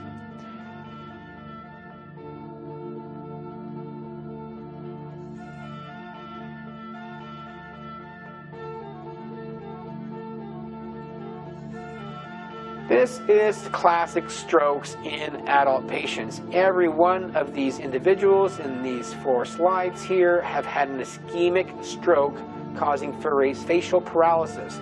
The lesions are high up in the brain, much like we saw in that young child with congenital rubella syndrome earlier who died. The cross-section of the brain showed it was in the posterior internal capsule, the ischemic lack of oxygen lesion in that child. Here we have 4 adults. They don't have autism, and they don't have congenital rubella, but they've had strokes, and look, they're presenting the exact same clinical sign as that young child, dropping the corner of the mouth as a function, as a clinical sign that they've actually had a documented stroke in the brain. This problem with the dropping of the mouth can and does happen without any evidence whatsoever on CT scan, MRI, angiogram, any other tool we currently have and use to look at the brain and its functions in hospitals or otherwise, and I cannot see these things sometimes. And when it's at the microvessel levels, you can't see it at all. Even at the arterial levels, you cannot see sometimes. So this is what you look for. These are strokes. This is undeniable. You cannot argue this with me. I cannot argue it with you. Every doctor and neurologist and family physician and otherwise sees a patient coming into their office looking like this, and the day before they look nice and symmetrical than this. It is a knee-jerk reaction. Get that person in the hospital. They are having a stroke. That is a stroke. The forehead's not involved. The eye's not involved. Just the corner of the mouth. There's nothing else that will cause this at all. This is a stroke 100% of the time. It is simple as that. Now, when you see the same symptoms happening in autistic children and children after vaccination who develop neurodevelopmental disabilities, they're having strokes. It's that simple. Why we cannot put this piece together, I'm doing it for you here, this one piece here, but then you'll see it in the real live blood flow, and you'll see it how we see it with the microscopes, and you'll then know what to do to go stop this, and then hopefully you'll be able to take that information and we'll work together and start implementing doing what we can to recover these children because they're strokes. So there you go. Those are the adults. That's strokes. Can't deny it. Another example as well, just to make the point very clearly, this is a slide from the Cincinnati Stroke Scale. One image to see the face is perfectly normal, and then the corner of the mouth drops. But it's not just the corner of the mouth drops. These two folds here, and until I get back to a healthy lifestyle, they're a bit prominent on me. These two folds here, we call them the nasolabial folds. Nasal meaning nose, labial meaning cheeks. Folds. They have folds here, so you smile and you pull your cheeks out. They're symmetrical on most of us, so they're even in their bulk, the tone of the muscle, and when you look at me or look at another person, you'll see by and large that they're equal in tone and structure and depth and the shadows that they cast. But however, when you're having a stroke up in the brain, it's causing ischemic stroke, a lack of oxygen, you lose this symmetry, and this is a classic thing we look at in medicine as well, neurology. You see the asymmetry in terms of these folds. One's coming down, drooping, and the other one's it's kind of got flat. You've lost the bulk and tone, and the other one's okay. These slides show that exactly, and you see now the smile is becoming asymmetrical after the stroke. We call it a facial droop sometimes as well. The sides of the face do not move symmetrically anymore. The folds and angles carried by the nasolabial folds on both sides become asymmetrical, a bit like this. Strokes, we see it again, undeniable, and that's something that's happening in autistic children as well. This is another slide as well, showing it both a woman and a man in an animation and cartoon. Sometimes you can have one of the eyelids affected as well. The 7th cranial nerve acts like a hook and brings the eyelid down with each time you blink. The 3rd cranial nerve acts like 3 pillars that actually opens the eye up and holds it open. So 3 pillars to open the eyelid, 7th cranial nerve, it kind of would do this like a 7, hook down to bring it down. So sometimes you can affect those, the blood supply to these nerves as well, and you can actually have difficulties closing the eye, or for that matter, asynchrony, or your eye blinks becoming out of sync because of damage to one side rather than another. You see all these things added up and see them after vaccinations in children developing autism. It's a problem.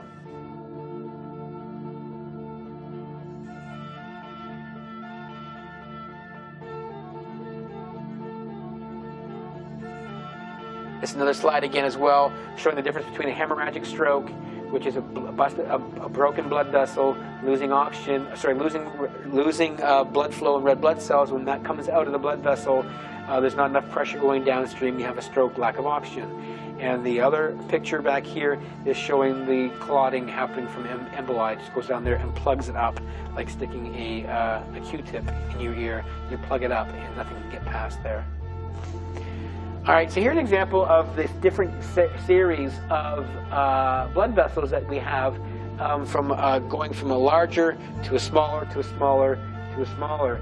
And this slide here at the very bottom part of the slide here, we're showing here, you actually see the clots in the transition points. We call them in medicine bifurcations, the actual branching points at which blood vessels branch off like pitchforks in different areas. Here we see in the bottom slides, they're labeled for you. You'll see them clot and clot. And the clots here basically lead to blockages of all the vessels, nothing oxygen going down past there as well. So these are strokes from clotting. Now if you look at the cartoon animation up here, you also see as well that you have these larger surface arterioles and they come down into these networks. These are branching networks that kind of the main thoroughfare channel and all these smaller capillaries coming off of them. It kind of looks like a bunch of a messy hairdo to a certain extent, but the key point is that you have a branching system of smaller and smaller and smaller vessels. The entire blood supply is like a finely tapering cone that gets tinier and tinier and tinier, and that partially contributes to the forward pressure and flow to the system. Now this is amazing. These are actually, we're looking at an actual mitral valve here, which is one of the valves to the heart, but we're actually looking at its blood supply, and this is connective tissue, and it's hard to appreciate that the connective tissue actually has a blood supply. But look at, and it's got dye in it, but look at all of the vessels. These are like root systems to a tree. If you ever pulled a tree out of the ground, These are like branching tributaries of a riverbed system. You see major channels get smaller and smaller and smaller, but if you look carefully and follow some of the channels down here, you will actually see that some of these channels come to an abrupt end, and some of them will be what we consider watershed vascular territories because there are no other blood supply areas coming to that area, so you block it off at certain points here at the small capillary levels. All the tissue in that area is not going to get any oxygen. And this likely is why many people develop prolapse of the mitral valve, where the valve itself becomes weak and it doesn't close properly. And you can see mitral valve prolapse under many conditions, including things that affect blood flow as well as infectious diseases. But until you appreciate that all organs in all the body have blood vascularization, just like this branching root system here, a system of progressively smaller and smaller and smaller branching vessels, that until you appreciate that, you cannot appreciate the commonality in the causation of disease across multiple organ systems from a singular or one or two singular common mechanisms of injury, which then puts the whole piece together. This is the common unifying thread and link that we are missing. This is why there is such a range of disease across multiple organs and multiple functions that is related to this branching network of 600,000 miles of capillary blood vessels in the human body to every organ that has life and maintains life. Block the flow in those things in small areas. Everything from human disease to cancer to diabetes to sudden death to learning disabilities to every illness you can think of, from Crohn's to colitis to fibromyalgia to chronic fatigue syndrome. All of these diseases are caused by the same common mechanism, and that mechanism has multiple different triggers. And in some ways, we would call this aging over the course of life, because the effects of the damage at the end capillary vascular networks, when they become damaged and lost from stress and infectious disease and heavy metals and toxins and many other adverse factors, they add up to the damages in tissue. We call it aging, but everything is under the same common root system, and it's a branching network. So a watershed stroke, as this slide is showing, again, it's important to get that concept that watersheds are areas only have one blood supply coming into it, and you block off that blood supply, there's no other blood supply to go pick up the area. Those areas are uniquely susceptible. In many of us, we have some commonalities across individuals that, you know, whether you're genetically linked to a person or not, that you will all have, if you have a certain systemic process that's blocking blood flow, many of you will end up having similar symptoms. Some autistic feature symptoms are classic across the board, say, for example, loss of expressive language functions, and the reason so is that certain areas of the body and brain have certain watershed areas irrespective of genes, just the way the system puts itself together. So that's a common thread. However, the rest of what can happen to you in terms of a degree of impairment from an adverse event causing things like autism spectrum or learning disabilities or ADHD, your degree of impairment is a function of the frequency, the duration, whether it's complete or incomplete, and when it occurred in development and how long it lasted for, the blockages of the blood supply. So you can now see the separation between Asperger's syndrome, where children are kind of on the autistic spectrum, but their social skills are primarily at risk with difficulties, and however their language functions can remain in various degrees of normalcy. How you can see that Asperger's now fits in the same continuum as autism, as also attention deficit fits, as well as sudden infant death fits, as well as schizophrenia fits to a certain extent, as well as the gastrointestinal problems, the kidney problems, the liver problems, the bone marrow problems, the immune problems. It's all linked to that same mechanism of the branching vascular network. Same mechanism across all problems here. And the watersheds are very, very important. The end arteries are most susceptible to changes in blood flow. It's a blood flow problem from blood sludging. It's no different from leaving your coffee and your cream in your bottom of your coffee cup for 3 or 4 days. The first day it's nice and liquid, shake it around, wonderful. After a few days of stagnation, it becomes gel. That's what's happening in the blood vessels throughout all the body for all these chronic illnesses and disease. Common mechanism for everything. And it's been known for some time, at least from the 1930s and 40s. Over 16 years of direct observation and research on it. And these are cancers. And this is inflammatory breast cancer. This is why breast cancers are usually on the left and on the outer quadrant of the breast. These areas are in watershed vascular territories. Same common denominator across the board. Fix the blood flow problem, prevent the illness. Restore blood flow problems and immune system functioning properly, because that's a blood flow problem as well. You cure disease. You prevent disease. We should not be out there running around trying to get vaccines for every possible contaminant that exists on planet Earth that you could possibly get. Millions of things you could vaccinate for, and if the pharmaceutical industry has its way, you would, especially if they convince governments to mandate that you have to have it as a condition of being a member of society.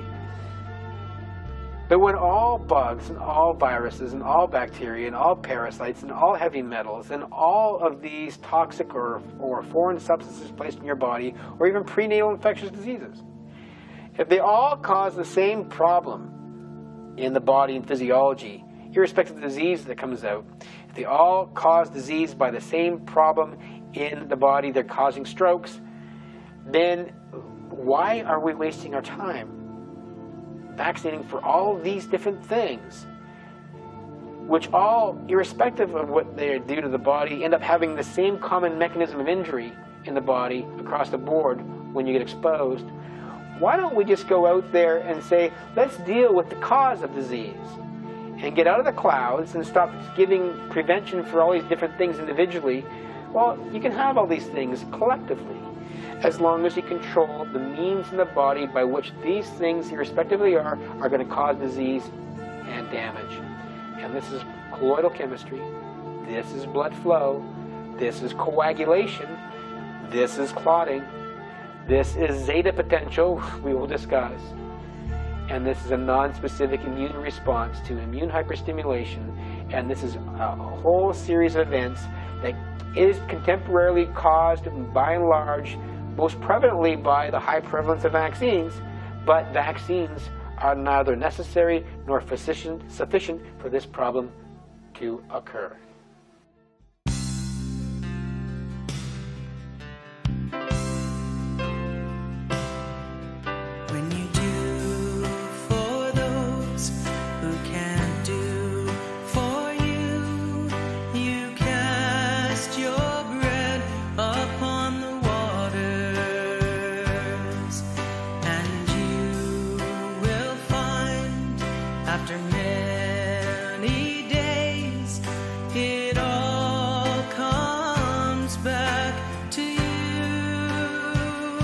So give yourself away, cast out with hope for the harvest to come. Give yourself away, though you may never see how God works in mystery. So give yourself away.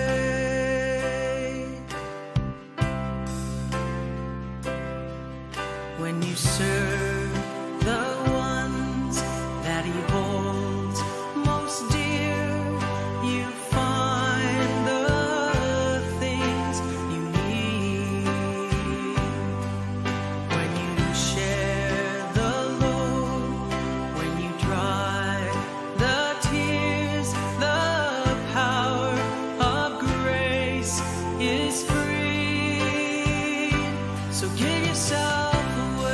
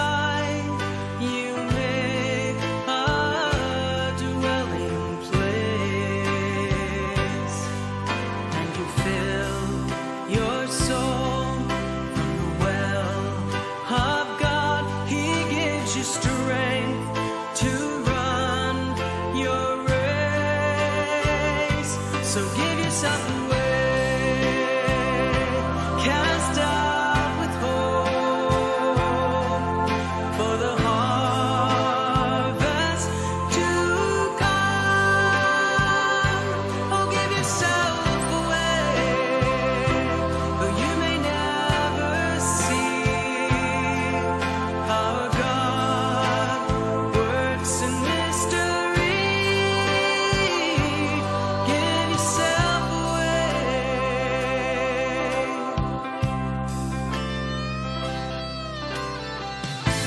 And at the throne of God, you will learn the truth of the love you tried to show, of the seeds of hope you sowed. He has a record of the oceans that you cried, and the many times you tried to shine His light. When you gave yourself away and you cast it out with hope for the harvest to come. Give yourself away, though you may never see how God works in mystery. Oh, give yourself away, cast out with hope for the harvest to come. Give yourself away, though you may never see how God works in mystery.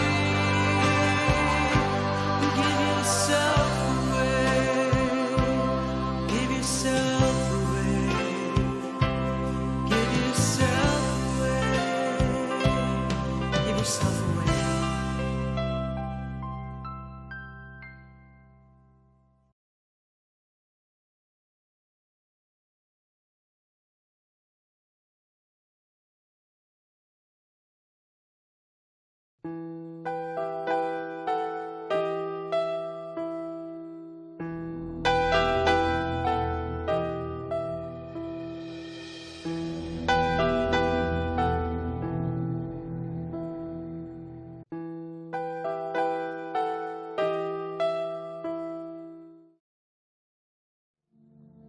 Watershed strokes are a form of lack of oxygen delivery to the tissue where two different vascular or blood vessel distributions come into an area of the body. And there are areas of tissue that do not have overlapping blood supply. So if you block off one, all the tissue in that area has no other collateral circulation to come in and pick up the slack. So there are very many areas in the body that are in vascular watershed distributions, and they are amongst the most susceptible areas of tissue in the human body that can be harmed by this blood sludging process as a function of zeta and as a function of mass. By example, if you ever had frostbite before, you find out that the things in your body that usually get frostbite most frequently are the tips of the fingers, the tips of the ears, the tips of the nose, and your toes. Anything that projects from the body in the outer areas are in water or end vascular territories, meaning that's the end of the blood supply, where the flow pressures are the lowest and where the blood flow is going to spin around and come back up the venous side and go back to the lungs and go back to the heart. These areas have low flow, but more particularly, many of these areas also don't have a lot of collateral circulation coming to them because they're also at the end vascular territories.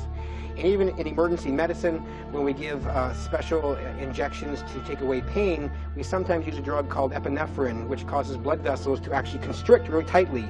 And unfortunately, we don't use epinephrine in anything that projects at the end of the body, the nose, the toes, the fingertips, the ear tips, because these areas are susceptible to having a lack of blood flow by closing down the vessels.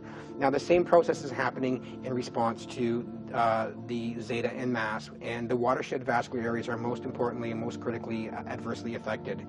Now, when you have strokes, you can have a TIA, which is a transient, temporary, ischemic, lack of oxygen attack. And a transient ischemic attack usually lasts for about 24 hours, and then the partial blockage of the blood flow goes away. But again, any area in a watershed vascular territory is most susceptible to these temporary blockages of blood flow.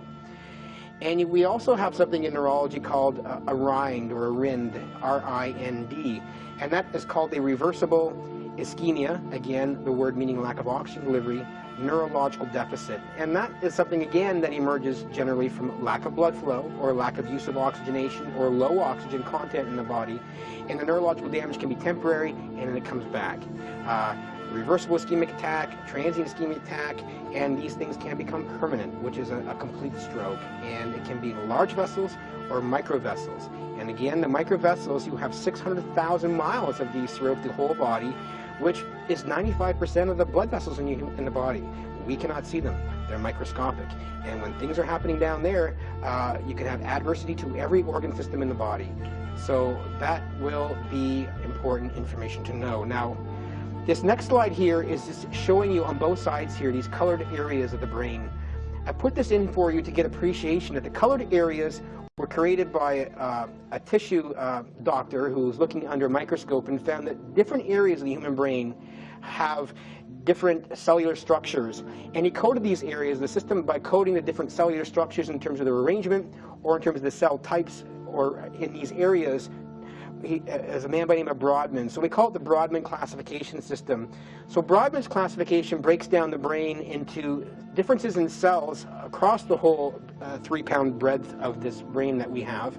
And then also the functional doctors who have looked at the functions of the brain and try to localize that to various areas of the brain have also colored it up as well and say, well, language production goes here, language comprehension goes here, speech repetition goes here, perceiving faces goes down here.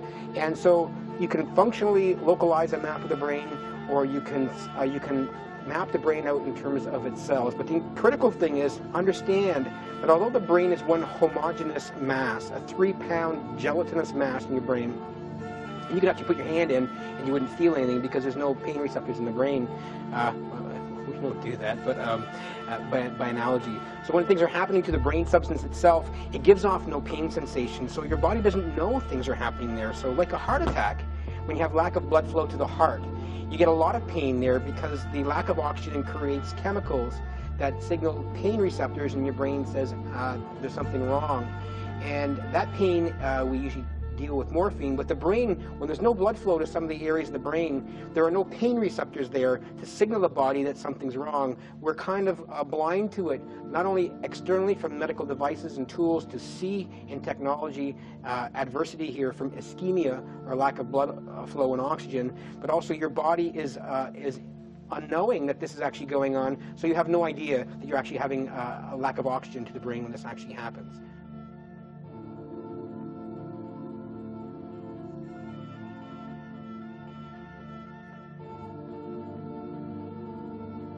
Functional localization, cellular localization, and certain toxins and certain substances, viruses, bacteria, or their byproducts have affinity or like to go to certain areas based on kind of like a dock and key mechanism between a key fitting to a certain group of cells. And in this way, different groups of cells within the Brodmann classification of the brain will be susceptible for certain bugs or certain viruses or certain toxins or certain foreign proteins than others. And those areas then will be set up to be damaged by this ischemic process that is set up by mass and by zeta, and we'll get to that later on in the slides. If you look here as well, here's a cast of the human body completely in its vascular network. Now it's looking at the human physique entirely by lighting up all the blood supply, but you see how complicated of a system this is, and this is only the larger part that you can see, all the microvessel, tiny, invisible pathways in which all of oxygen gets delivered to your body to make you be able to function, to do the things that you do. You cannot see that at all. If you cause lack of oxygen or blood flow to the bowel, it is painful. It's called ischemia. It's a stroke to the bowel or the small intestine. Like a stroke to the heart is a heart attack. Like a stroke to the brain is a stroke, and ischemia can happen to the liver and kidney. All organs, even your skin. Ischemia here creates gangrene. By example, with some patients who have diabetes, they have black toes, and we end up having to chop their feet off because of the gangrene that's actually developing there, because certain bacteria, like to grow in a low oxygen environment. And that is a stroke to the skin of the body. Stroke is a generic term for lack of oxygen, and this is the cause of all these adversities from these toxins in the environment, as well as from the vaccines as they're currently being constituted and given to us all in a one-size-fits-all form.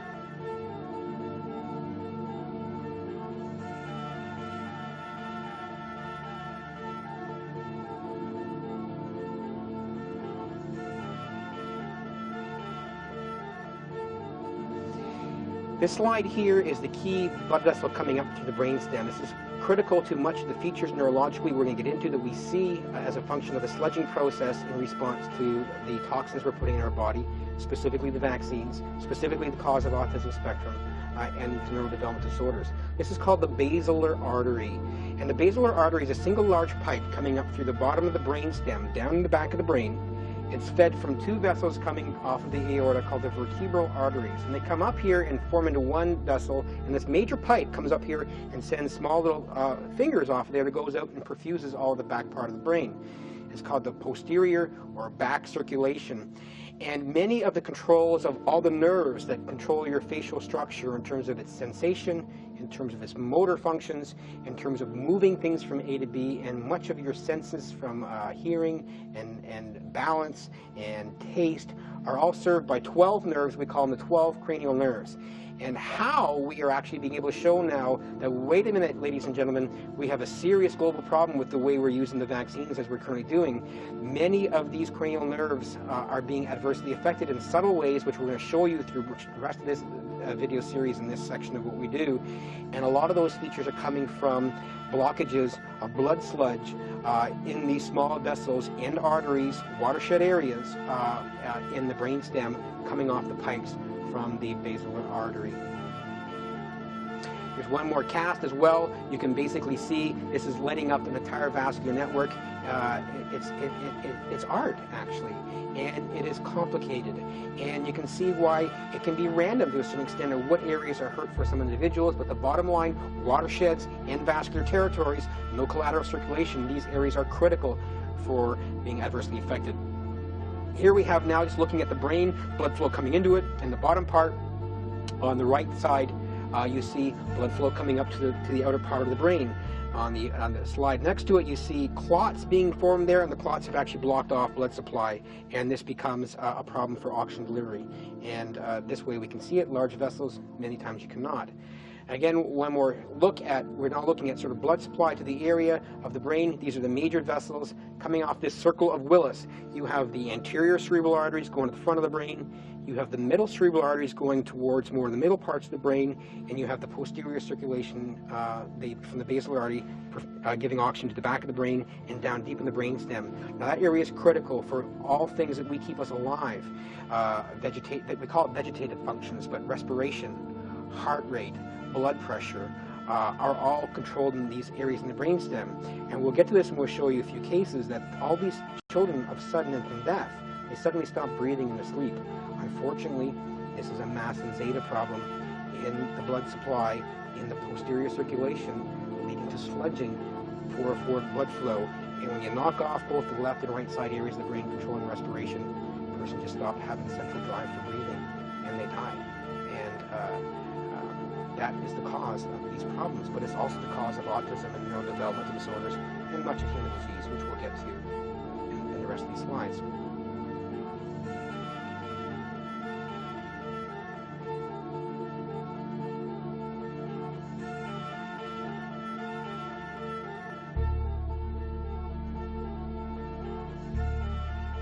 This slide here shows all of the 12 cranial nerves going to the head. The 12 cranial nerves coming to here, there's some ways that neurologists and physicians can actually see them and see how functions are actually occurring. It's all the organs you see here is all the distribution. You do not need to know all these specific nuances. However, we're going to show you several of them which you can now see, and now we're going to give you, through this DVD series, a thermometer you can use at home to look carefully at your children and do what the doctors, unfortunately, have not been doing. Because as you will see, when we show you the patients here today in this video series, you will see that some of the features, when they happen, you can see them with your own naked eye. These are medical emergencies. Your child is having silent ischemic strokes, and you did not know. But if the physicians were doing their job properly and looked at the children neurologically before they put a vaccine in them, because a vaccine is like a surgical procedure, had they been doing that and brought the patient back a day or two afterwards, the features you now see, the doctors would have picked this up a long time ago and we would have said, wait a minute, we have a problem here. That's unfortunate. We can't correct what we have done from that perspective, but we can do things differently in the future. And I want to give you the tools so you can see for yourself and be able to monitor your children in ways that actually you can see something's going on when your child is not complaining, when your infant's not complaining, and if you're an adult, when you are not complaining, when silent damage is happening to your body. It's a medical emergency and now can be treated. Here we have a series of the arterioles in the very top here, the flat plate, and then beneath that you have the pipes coming down here, which are penetrating arterioles, and you see the small finger branches coming off. These small fingering branches are the critical areas that are losing blood flow in the sledging process from mast and zeta and immune hyperstimulation. You can see it here. In reality, in the real world, we cannot see this going on, and because we cannot see it, we never know what's happening. But it's causing profound damages to the body and the brain, and impairing function and behavior, and emotions and sensation, and all the factors neurologically we ascribe that separates us as humans from the rest of the animal kingdom in very subtle ways. And in the bottom part there, you saw two examples of stroke. So here, this slide here now is very, very critical. This was published in the journal, medical journal Stroke by Torvik. And the outline you see here, the hatched areas across this brain. Now the brain's focusing, looking this way, and the eyes would actually be right in the front of the brain, and the temporal lobe is down here. But the gray hatched areas are areas which are common watershed vascular areas for all of us, by and large. This is a commonality to the top of the brain, kind of like an inverted C. This is the area that ends to be damaged in Alzheimer's disease, and there's a reason for that. And then down the lower part of the temporal lobe here is an area that many autistic children have problems with, processing of faces and integrating things they see in the environment and focusing in on certain features. This is a watershed area. And back in the little sort of like hub in the back of this image here is what we call the cerebellum. And the cerebellum is responsible for coordinated motor movements in response to tracking objects in space, as well as to adjust your physical posture relative to things that move. Coordination problems are common in children, and to a certain extent, we've now begun to see in the neurosciences that also in some subtle ways, the cerebellum is involved in attention of all things. And so you can see how all these different areas vascularly are separated from each other.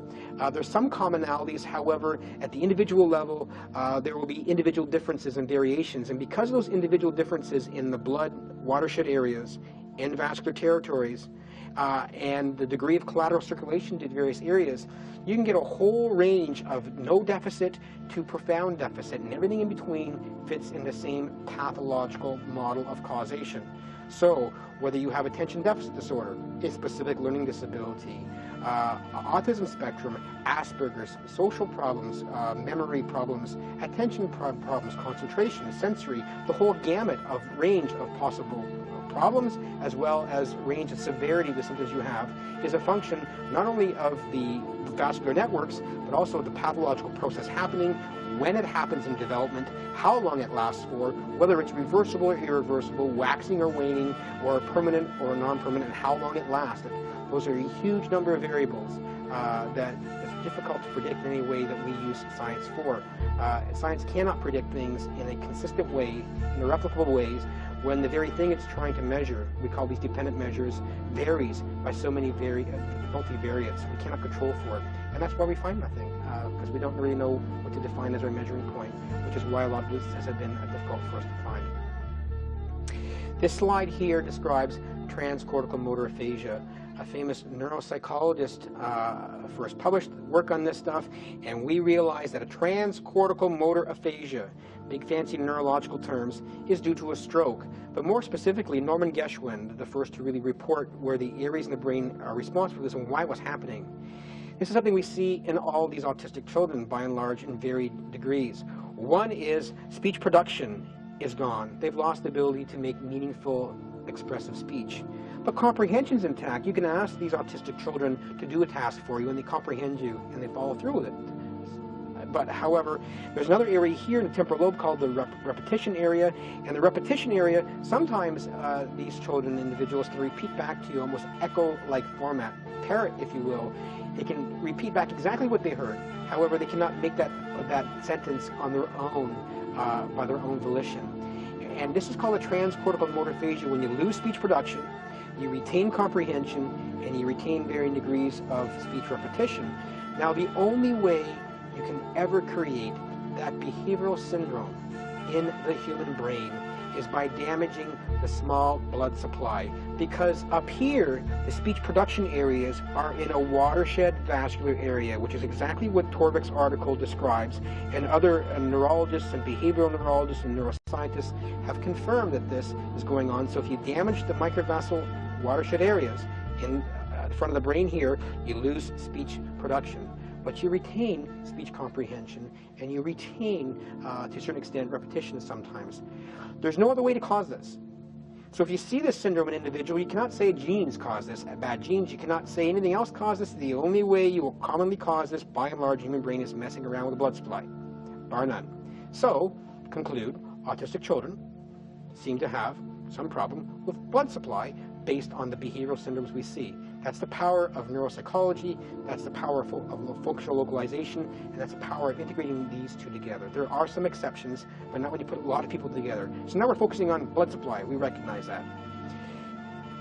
This slide here is looking at blood supply to an area in the middle part of the brain called the thalamus. This is very important for autistic children. This is important for schizophrenia as well. The three fingers of blood vessels you see coming into the area, these are called the lenticulostriate arteries or vessels. They're also called the stroke arteries in the brain. There's reasons for that, but they come from a large pipe to a smaller pipe, and there's a big change in pressure coming down into these things, and they tend to be very susceptible to damages. But why I have this slide here for you is the two small vessels up front of the thalamus, the thalamic arteries. These are very, very critical to when you block off the end vascular territories to these in adults when they have strokes. Sometimes you can get a clot coming off the neck arteries and come up there and get blocked there. This is a profound thing, and the next slide you're going to see is going to be very distressing, and I apologize for that.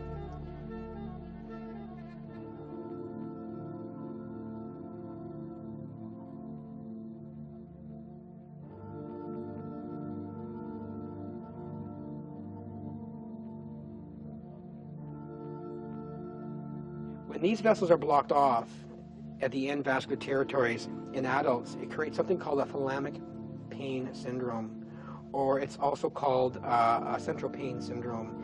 And unfortunately, in the thalamus, all the gating mechanisms are translating sensory input to the upper parts of the brain to make sense of what you hear and see and feel is processed through here. And because these end vascular territories in the thalamus, when these vessels get blocked off, they're by sludge from mast and zeta, vaccines, toxins, heavy metals, infectious diseases, or embolic strokes, chunks coming off the carotids in an adult. But after this happens, then the sensory perception in the brain changes relative to light touch. Things the body used to perceive as being pleasurable. If I was to rub your skin, hug you, touch you, we tend to do that as consoling as one human being to another, thinking that we're doing something pleasurable for a person that we see in distress. Unfortunately, when these areas become ischemic in subtle ways that we cannot appreciate, touching the skin becomes very, very painful to the perception of the brain. Searing pain, burning, lancinating pain, and the whole sensory apparatus has changed. So that we see in adults. Now, when it happens in children, especially in infants, they're premotor, they're pre-verbal, they just arrived on this planet, and they're trying to decipher what this world is all about. When you hit these areas by sludging the brain with mast and zeta, and there's no oxygen to these areas, and they have ischemic damage there, touching their skin, hugging them, rubbing them, putting clothes on their body that becomes noxious is distressing to them. And sometimes after vaccination, you find children are inconsolable. Infants are inconsolable. They're bicycling their feet in their cribs. They can't seem to settle. And they're in distress and they're crying a lot, and we call them difficult babies. And we always thought historically that, children who are autistic are asocial. They have some lack of desire for cuddling or being close to other human beings, because when we hug them or hold them, they go limp and go backwards like this. And we thought there's something being damaged to the brain to affect sociability. But if you look at this slide here, this is a young child from the 1964 Rubella Birth Defect Evaluation Project out in New York University Medical Center. And these children who were prenatally exposed to rubella, we already showed you in the previous slides, are having ischemia, blood supply blockages to various parts of the body. The neurologist back here in this time who saw this child, Dr. Meeker of Port Arthur in Texas, he looked at this child, and this picture is of this child. This child actually wore out the hair in the back of his head as he ambulated across the floor in this very unusual posture. If you look at his feet very carefully, the feet are everted out so that the soles of the feet are not touching the ground. His arms are being held up off the body in a very specific way. And again, his arms are not touching his skin. These arches hold back up off the ground as well. And again, if you look at it from the perspective of he's got a thalamic pain syndrome from the sludging of the blood, this infant is doing everything he can to decrease the number of stimulation to his skin for a reason. We don't know what that reason is, and the doctors back then thought there was something unusual with his neurological system. The virus and the infectious disease messed that up. But when the child could actually ambulate across the floor in this position and coordinated way pass objects from one hand to the other back and forth in this posture, that tells us something completely different. Looking at it now from our understanding of the process causing these neurodevelopmental disorders, this child, like the autistic children, has had damage to the small vessels going to the thalamus, and actually now when they get sensations in the body that would normally we think be pleasurable is causing them enormous pain. The brain downregulates after a while, and it just becomes noxious and not fun anymore, and the children just want to do things to get rid of it. They can start walking on the toes to decrease the sensory stimulation of the back of the feet. They may not be able to tell you why. They just realize this is better for them, or it gives them a more of a pleasurable sensation in the brain. And they all may rip their clothes off, and that's not social deviance. Even the clothing touching the skin, even though it's not causing searing pain as they get older, it's distracting because the pathways in the thalamus responsible for gating these information coming out, anything the children can do to decrease the amount of information coming overload to the brain, they will do. And unfortunately, when these areas have been damaged, even though they're no longer painful anymore as they grow up and get older, these things can still be distracting for them, and they just rip the clothes off. And not because they're deviant, simply because it's an adaptive behavior in response to the brain damage that's occurred as a function of mast and zeta and sludging of the blood and ischemic damage to critical functional areas within the brain.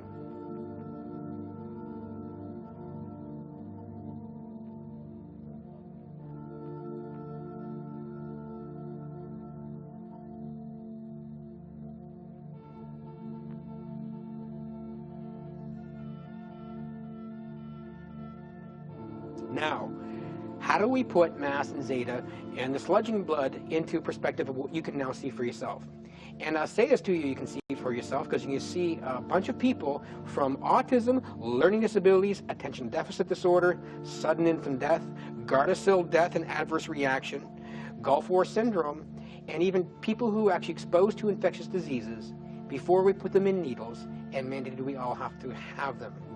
You will see here that all these individuals exhibit the same neurological damage, irrespective of the eventual diagnosis, irrespective of the range of nothing to death, across all vaccines, across all infectious disease, across all diagnoses, across all age groups. This is a generic response in the human body. We have got, and the implications of what you're able to see neurologically is that we've got this whole vaccine solution absolutely wrong. It's got really not much to do with the specifics of the bug. We have a generic response in the human body to foreign things put in it. And that generic response is causing disease and disorders. All disease and disorders, as you will see through the range of damages we see have come from all these vaccines.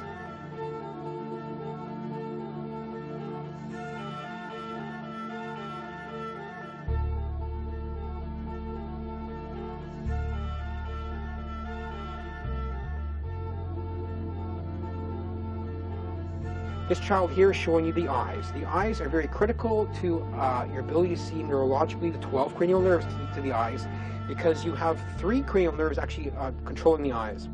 There are several muscle groups controlling the eyes in various ways, but this is critical here. The 6th cranial nerve out here and here, called the abducens, moves the eyes laterally towards the temples, looking left, looking right.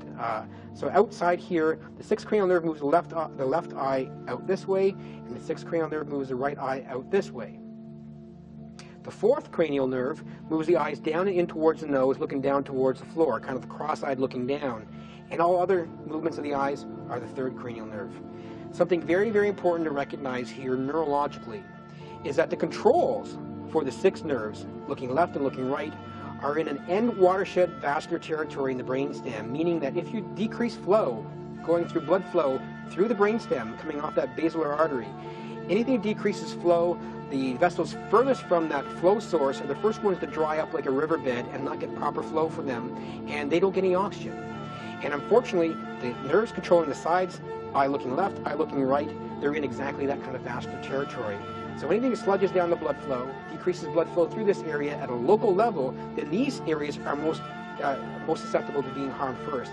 And this is what we see for many people.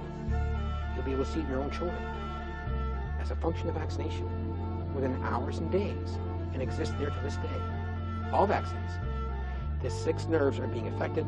The eye slightly deviates in. It throws the eyes out of being conjugate, looking left to right. They're kind of held together, so they stay together, move together. And when this eye started deviating in a bit, or this eye started deviating a bit, or worse, if both eyes start deviating in a bit, this is, more times than not, ischemia to the brain happening silently. It's a subtle neurological sign, and it's there for many. It always has been. These are strokes. And we'll show you how it's happening and why it's happening. And we'll see later on in sudden infant death, we'll realize, these controls here for the left and right movements of the eye are right beside the centers in the brainstem that control automatic respiration. Breathe in, breathe out. You start silently blocking off blood flow to these tiny invisible areas, both sides of the brain. Eyes turning in a bit, you're right beside the areas control respiration. You're getting ready to have sudden infant death, and this can happen in sleep without the neurological features. And so left, 6th nerve, 4th nerve, everything else is the 3rd. Let's have a look how this plays out. We'll show you in a few more slides. Next, please.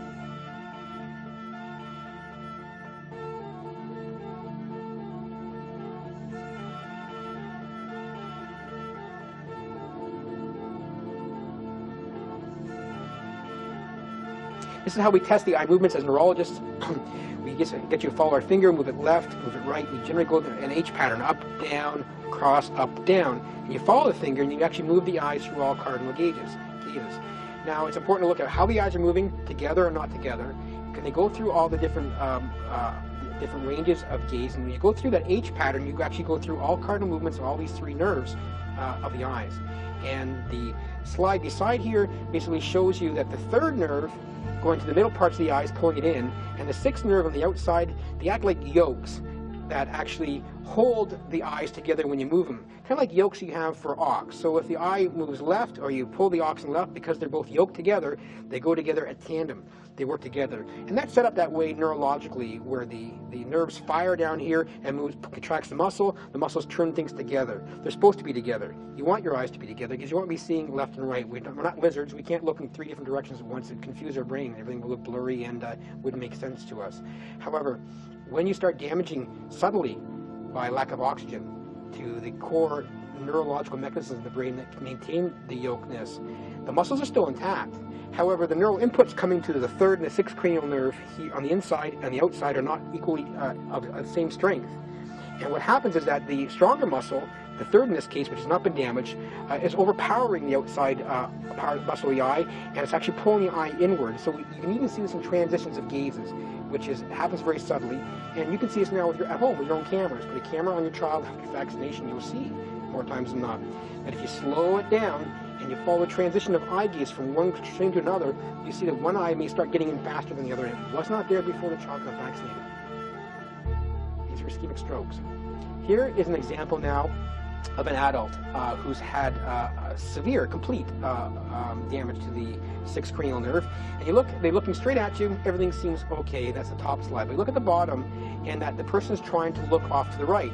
The one eye can turn in, no problem, because its third nerve is intact, but the sixth nerve is responsible for pulling it out this way. It's not there. So the eye, the affected eye, is not turning out to the side. That's a complete sixth nerve palsy, but this is obvious for us to see as neurologists, and you can't tell which eye is actually messed up, and actually follow the gaze, move it back and forth, because looking straight ahead at you, the eye can actually deviate in, which is the eye affected. But moving across gaze like this in its transitions allow us to see the degree of damage, the range of damage, the completeness of the damage, as well as subtle damages that were not there before. And so these are the types of things that go on. Here's another example of an abducens or sixth nerve palsy. Now I want you to look specifically right down at the slide in the middle here, off to my side, that actually says looking straight ahead. Looking straight ahead, forward gaze. I'm trying to focus in on you. I'm looking at you right now. If you look at my eyes very carefully, they're both looking straight, they're both even, they're both together, and there's the degree of space between my nose and my eyes, and the whites of my eyes is relatively symmetrical. However, when you have a subtle lack of oxygen, ischemia, stroke damage to these areas of the brain controlling these movements, that when the sixth nerve in the end watershed area becomes weakened in terms of its neural inputs, then even looking forward, that eye that's affected will slightly deviate in towards the middle because the stronger third nerve on the inside is pulling it harder. It's not balanced out properly, and it gives you sort of, we call it esotropia in medicine, and many autistic children have this phenomena, and medicine's philosophy is cut, burn, or poison. That's how we've been doing things. But we've been fixing this problem by actually going out and lesioning the muscle, weakening the muscle, so that the eye actually straightens out. We're doing surgery to correct a problem we caused with our own chemicals that we injected in the body, not fully comprehending or understanding how the body's immune system works and how the body is both electrical as well as chemical. And not understanding that, unfortunately, has been a huge oversight in medicine and caused much unnecessary disease, pain and suffering, and disorders that we're now in a position, from understanding, to move forward and start helping and start healing based on cause. Again, another slide looking at how the eyes can move back and forth. This is more to do, you can see how the eyes can be completely thrown off in sync, moving through the various cardinal gazes. And these are just examples of the degree to which things can be derailed neurologically. These three nerves, the sixth, the third, and the fourth, the sixth, the third, everywhere else, and the fourth down here are very, very important for neurology to see, and pediatricians to see, and doctors to see if neurologically things are intact. As physicians, we're trained to look at the gross neurological exam from the cranial nerves. We do it in a way that is very cursory. Even in emergency departments, we do it very fast. We've been learned that, its yield is very minimal unless you're a neurologist to begin with. So even the pediatricians and the doctors who are actually giving the vaccines to people really do not have the training or knowledge of the brain's anatomy and physiology and the neurological signs that are both subtle and complex that may be saying to them before their very, very eyes, there is a serious problem here. They have neither the knowledge, nor the tools, nor the appreciation, nor the direct day-to-day experience to know what's before their very eyes. And unfortunately, as you'll see here, this information of the dangerousness of vaccines in one-size-fits-all, since the beginning of Edward Jenner's time, 150 years ago, has been flawed and causing damage, and it was right there for us all to see all along. Now when you see it, and you now know it, and that's awareness, and that's the beginning of change, and that's when we start saying, I'm not going to do it this way anymore, gentlemen. It's not anecdotal anymore. We now see it for ourselves. You all become physicians.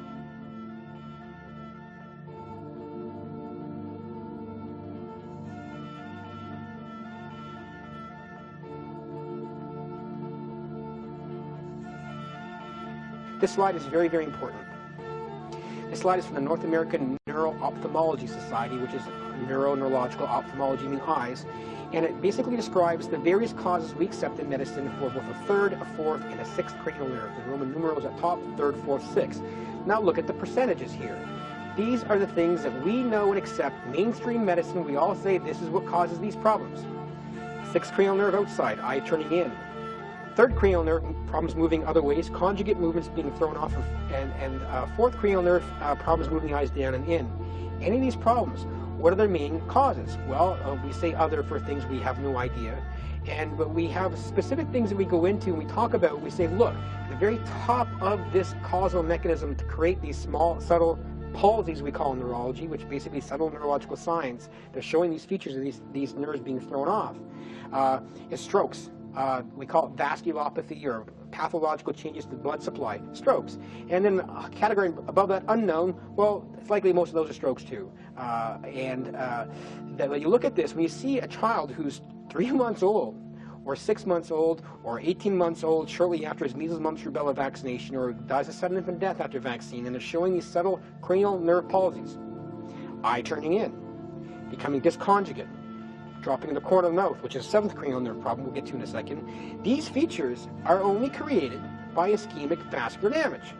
And you go through the differential diagnosis of what could cause these problems in these children who have now autism or learning disabilities or died of sudden death. What can cause these strange palsies that we see in them? Well, number one on the list is vasculopathy, ischemic stroke.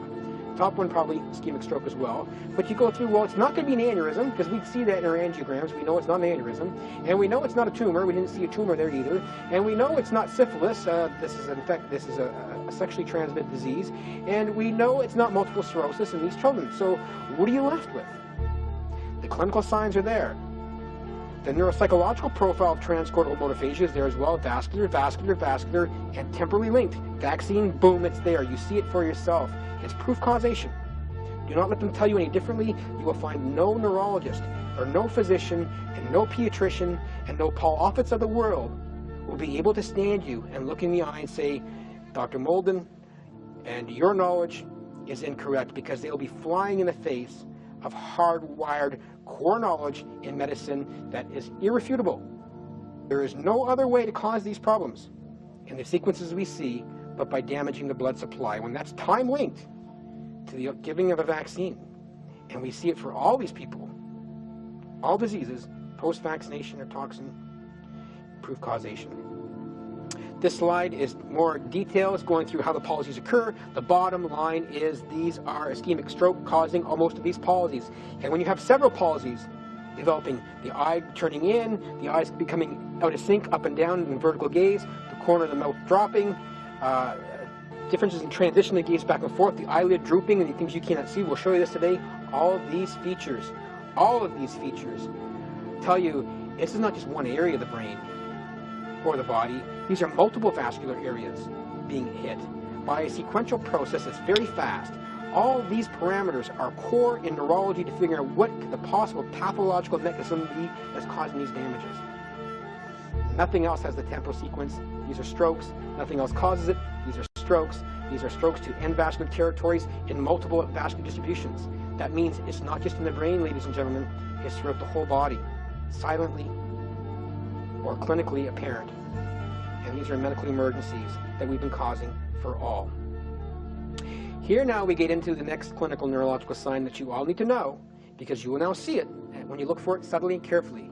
These folds coming down here in the corner of the mouth are called the nasolabial folds.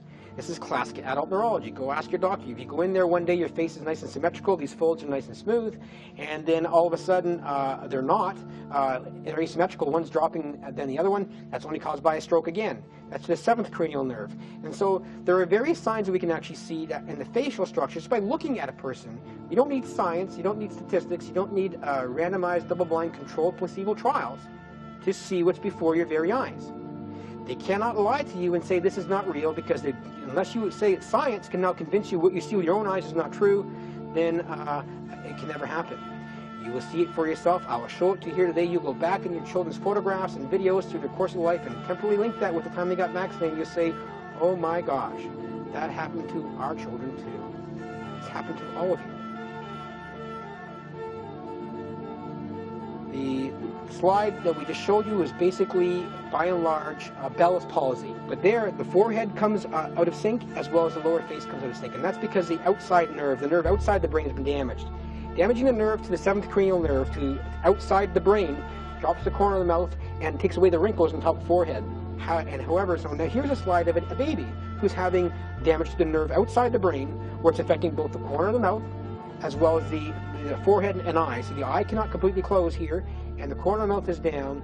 These are damages to nerves outside the body. We call it Bell's palsy. It can happen from infectious disease. They don't know particularly how or why, but welcome to the rest of Western medicine.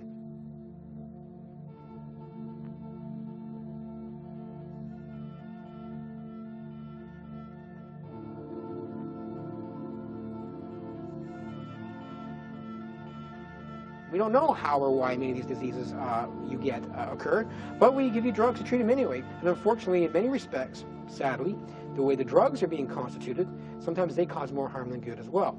Because if you try to treat something without knowing how it's caused, it's kind of like trying to put water on a fire without knowing how it's fueled. And sometimes you'll put water on an electrical fire and you'll make things worse. Ask the doctors, well, do you think you might have made things worse? No. Ask them what caused the disease. They say they don't know. Ask them what drug you use. They say, we'll give you this drug. Ask them how that drug works. I'm not entirely sure. You can have selective attention for doing things good, but you also take responsibility for the possibility, by not having complete knowledge, that sometimes you may cause more harm than good. And unfortunately, in many ways, these vaccines are the epitome of more harm than good, with the best intentions, which became commercialized, which is where our problem is, which is where we need to come out of it. Come out of it now and find a better way. I'm going to show you how to do that.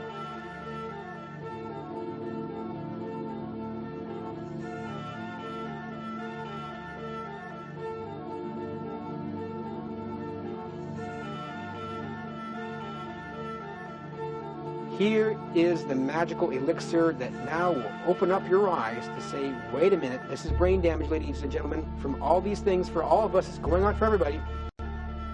This is the power of anatomy and electrical wiring and knowing function of the brain relative to blood supply and relative to the clinical neurological features you can now see. When you damage inside the brain, the blood supply being sludged, small no oxygen there, we cannot see this on CT scans or MRIs or angiograms or fancy neurological tools. We figure, I can't see anything, you're not having a stroke. It's microvascular. But when this goes on silently, and no signs whatsoever on our neuroimaging and tools that doctors rely on to see if everything's okay or not, when this is happening, when you have a stroke to the area in the part of the brain that controls the lower part of the face, up high in the brain, the corner of the mouth drops a bit, or the folds in the face become asymmetrical. One's flattened, it loses its bulk, its tone, its power. Now, if I want to be fancy with you, and if you guys really want to argue with me that this is not going on, something as simple as you can do. You put little electrodes on the corner of the cheeks and the corner of the foreheads, and you can measure impedance and muscle activity before vaccination, and go back again and measure 2 or 3 days afterwards. You will find a significant difference in terms of the degree of muscular contraction and background electrical noise in these areas as a function of vaccination for many people. And when you're not even seeing any symptoms. It's silent, but it's lack of blood supply. 2 areas of the brain, especially in those who end up developing autism, learning disabilities, ADHD, Gulf War, Gardasil, death. Some children alleged have been shaken by the parents. All the same process, range of diseases. Anyway, here's the power. Corner mouth drops, forehead's okay. That's only caused by a lesion in the brain. It's called the posterior internal capsule, and it's an end vascular territory. When that happens, when you see this happening, bar none, without exception, 100% of the time, no one can argue it whatsoever. You've just caused brain damage in that individual. It can be completely apparent, and it can be subtly inapparent. But the bottom line is the degree of drop of the corner of the mouth or flattening of the fold here really says nothing about the breadth of the damage going on, because here is just a window into the whole body and brain of what's happening in all the blood supply through all the body. It's not just specific to the brain in one particular area, it's happening everywhere.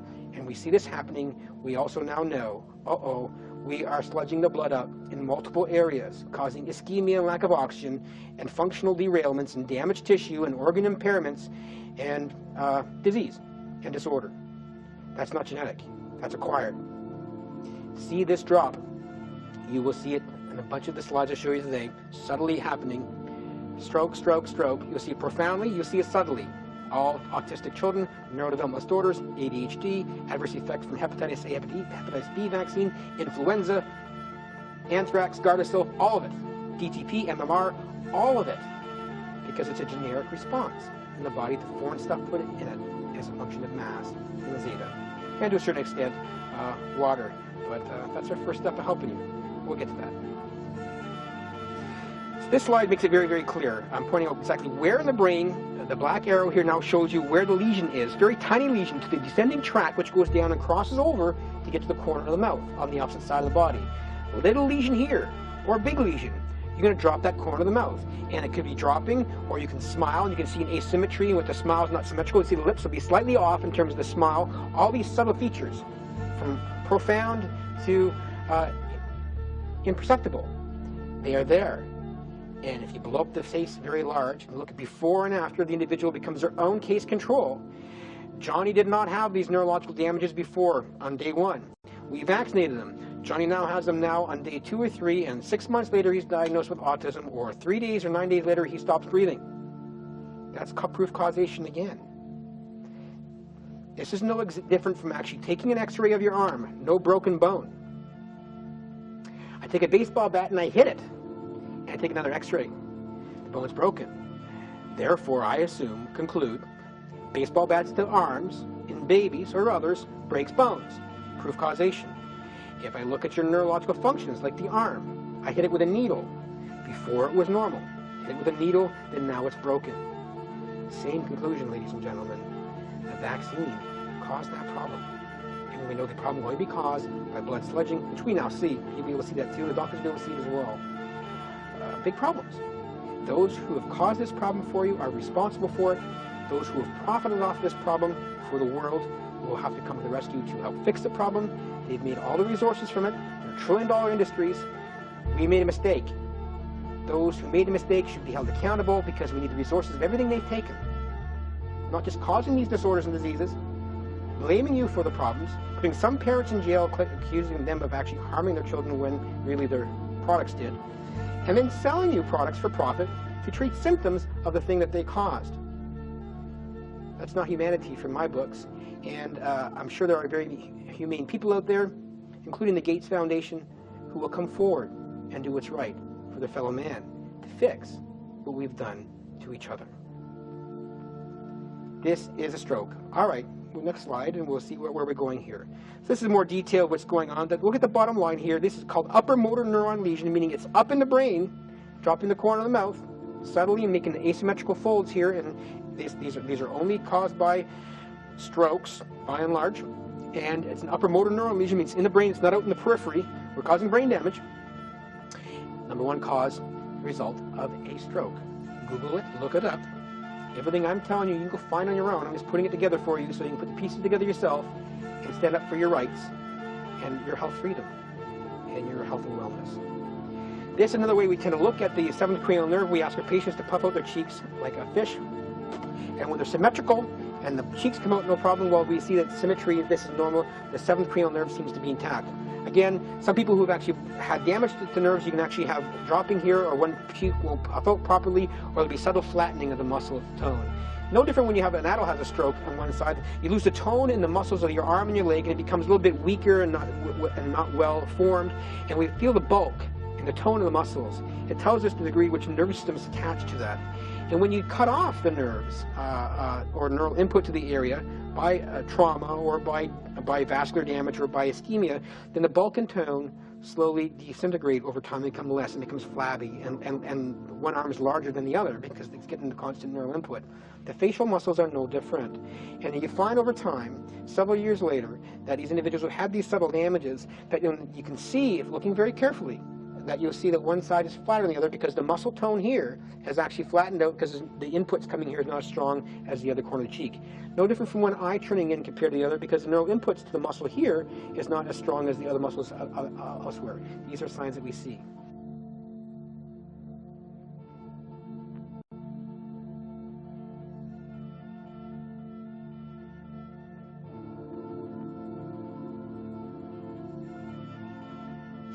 Now this is a new brain guard measure I have not shown you before, either on the internet or discussed in public, but you all might as well now see it.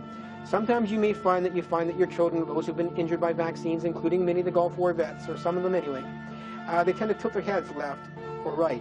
It's unconscious to them. But the 4th cranial nerve, the ones controlling down here, play a certain degree of role in the eyes being vertically in line with each other, meaning on the same horizontal plane. So, like the 6th cranial nerve ischemic lesion bringing the eye in, esotropia, that's vascular damage, but also it makes the eyes of the sink moving left to right, so one gets over faster than the other because the yolks on these 2 eyes are not moving the eyes together as whole. The 4th cranial nerve, when you take out one of those subtly, by the blood sludging from mast and zeta and vaccines and infectious diseases and other causative agents. That the eyes become out of sync in a vertical dimension like this, and that's very confusing to the brain.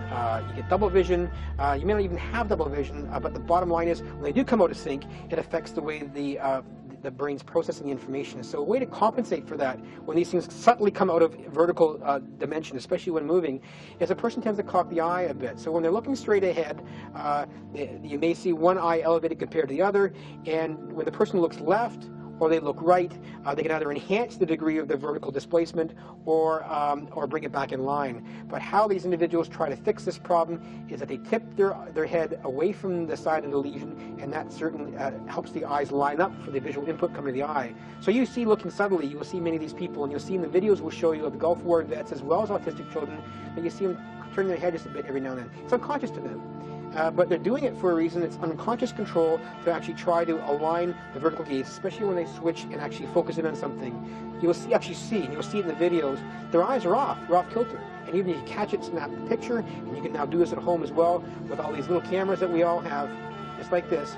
Take your little Sony camera, you have a 30-second clip here, you turn your camera on, hold it down for 30 seconds, and record for 30 seconds or a minute, and just watching the person that you think is having or had these problems, or has these difficulties with neurodevelopment or ischemic strokes or vaccine damages in the here and now, clip it down, throw it on your computer, play it back nice and slow, and watch frame by frame by frame, and you see slowly, but you can't see with your eyes because the transitions of the eyes are happening very fast. All of a sudden you can pick up the eyes are completely out of sync, vertically this way, horizontally this way in transitions, as well as even the eye blinks, which were symmetrical before, like windshield wipers going back and forth in tandem, but all of a sudden they're not doing that anymore.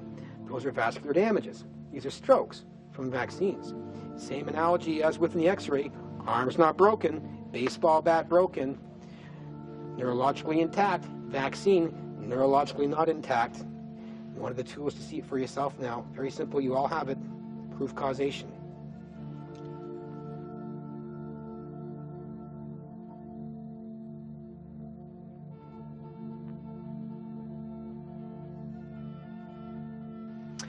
This slide here is a sad story. This young baby M from Orange County, California, was the final piece of what I was looking for in the medical evidence to sink this ship, to say, all right, this is definitively a problem with blood flow. Baby M died several days after DTP vaccination. The doctors said no cause of death. He went into stroke, he went into seizures, went into coma, stopped breathing, and while in hospital, even after he died, police came in and was investigating the parents for having abused this infant because doctors had no cause of death. But we'll see in this video series the cause of sudden infant death, why it happened, the neurological features you can now see, because you can now see sudden infant death to a certain extent happening before it happens. And that means you can intervene. But you need to know the tools to intervene. You all have thermometers at home to check the temperature. Well, you don't have the neurological skills to see things that you really can't appreciate right now, to realize a medical emergency is happening, and you can forewarn it. And advanced diagnosing, something that we haven't been aware of before, is the first step to intervening before it's too late. And we'll help you with that. And Baby M helped you with that.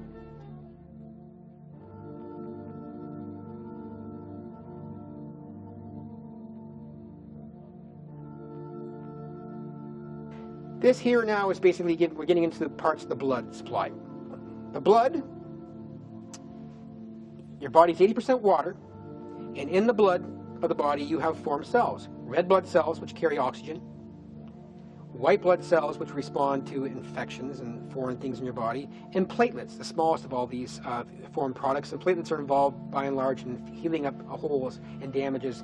They cause clots to form by a certain mechanism. It's not the only way clots can form, and they do that to help fix up damage and put the patch. Your own body's ability to create band-aids from the inside blood vessels to stop you from bleeding in yourself. But if you look here, it's giving you the constituents of how much all these products in your blood represent. Plasma, the fluid portion of the blood, is the vast majority of it. The red blood cells is a smaller portion, and less than 1%, less than 0.1% are the white blood cells, which are physically bigger than all the other formed cells in the body, and they all are part of blood and blood flow. These things have to be flowing naturally to all these areas to do their job. But what we'll see later on, one of the problems here is that these white blood cells are actually physically bigger, like golf balls, than the red blood cells, which are kind of like little discs that go on the side and fit through small pipes, but the white blood cells cannot get down there. They do not bend. They cannot bend in half, and they cannot bend their shape to fit down small pipes. So to a certain extent, this is part of one of the problems leading to the ischemia and strokes in response to immune hyperstimulation. But also, that's one piece, that's the mass piece. There's more features to it. The other piece is the zeta, which is the electrostatic charge around these foreign particles. And just let you know, these things are in your blood and moving through your blood freely. This slide here, ladies and gentlemen, this is where all these problems lie. Autism spectrum, sudden infant deaths, learning disabilities, attention deficit disorders, seizure disorders, Gulf War syndrome, dementia even. The whole range of these seemingly diverse different categories of disease all come back down, multiple different triggers, to a common physiological mechanism involving mass and zeta to cause these problems of sludging in the blood. And this knowledge has been known since the 1900s, 1903, more specifically in empirical observational data, published peer review. Over 16 years of looking at it. Salamanders, frogs, gerbils, medical students, monkeys, every mammal known. Thousands of experiments. See it for yourself. The sludging problem is a big problem, and all these diseases can emerge from that problem. This is a problem with fluid dynamics and fluid flow. Complicated, simplifying it, is blood flow. And now we're going to see it live.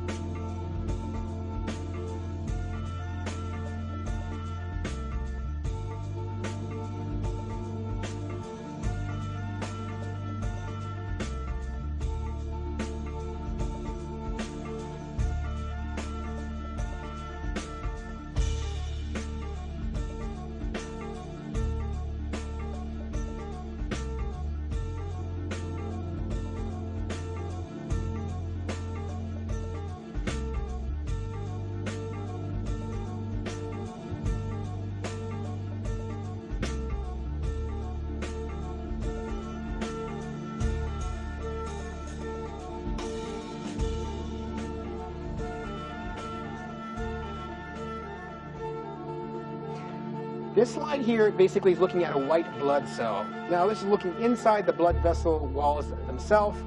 So you're actually seeing a white blood cell. White blood cells usually flow straight down the blood vessel pipes. However, when they're stimulated, something foreign's in your body, whether it's a toxin, whether it's a chemical, whether it's a heavy metal, whether it's infectious disease, whether it's a bacteria, parasite, fungus, it does not matter what it is, but if it's in the body and in the tissue, then it sends out chemical signals that the white blood cells realize, wait a minute, there's something foreign in my body, I got to go attack that and get rid of it. The white blood cells are kind of like garbage compactors. They sniff out what doesn't belong there and go find it. But for them to go find it in the tissue, the white blood cells have to come out of the laminar flow they are in with the blood supply, because everything's flowing down the pipes nice and fast.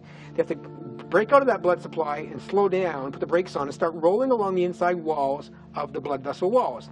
And by doing that, it's kind of like they put Velcro little feet up there, and they sort of, by attaching onto the blood vessel walls, which also puts its own Velcro as catch up there, they roll along the inside of the walls, and they finally get to the point where the foreign object is that they want to go get. They lock down, and when they lock down, the evil can then release chemicals and squeeze out of the blood vessels and go out in the tissue and go find this foreign agent that they actually want to go get rid of.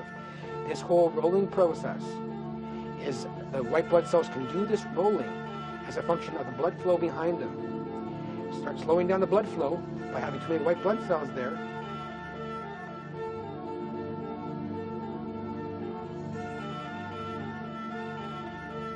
All right, so here we have a basic book on neurological evaluation of infants and children.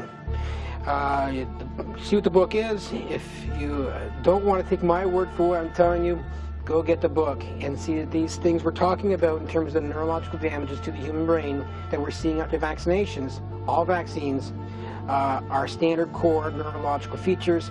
All the doctors know this information.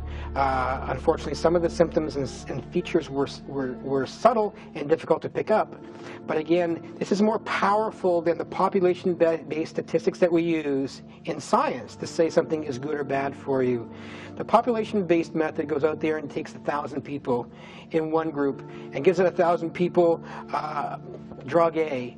And then the other 1,000 people in the other group get a placebo or a water or sugar pill. And when they do that, they then go look after being on that drug or sugar pill for a period of time, and they compare the incidence of the number of cases of adversity or benefit in those two groups. And they look for them to be statistically significantly different from each other. Fancy words, just using mathematics and loss of probability to determine whether or not something has happened different between the two groups. When you do that, using the population as your normative data, important information for individuals is lost in the averaging out, and you do not appreciate truth, you do not appreciate adversity, and sometimes you do not appreciate benefit either. But the problem here is that with large variability and inconsistent numbers and not affecting everybody the same way, and everyone's being harmed but not by the way you're actually measuring, then you never find the truth that way. And especially that when in the environment, there are things in the environment that can cause the same damage or problems as the actual drug you're giving one group, that you won't find any differences that way either. You're kind of comparing apples with apples and concluding there's no oranges. Your conclusions are correct. There are no oranges, but the conclusion is meaningless relative to what's truly going on in the population you're studying.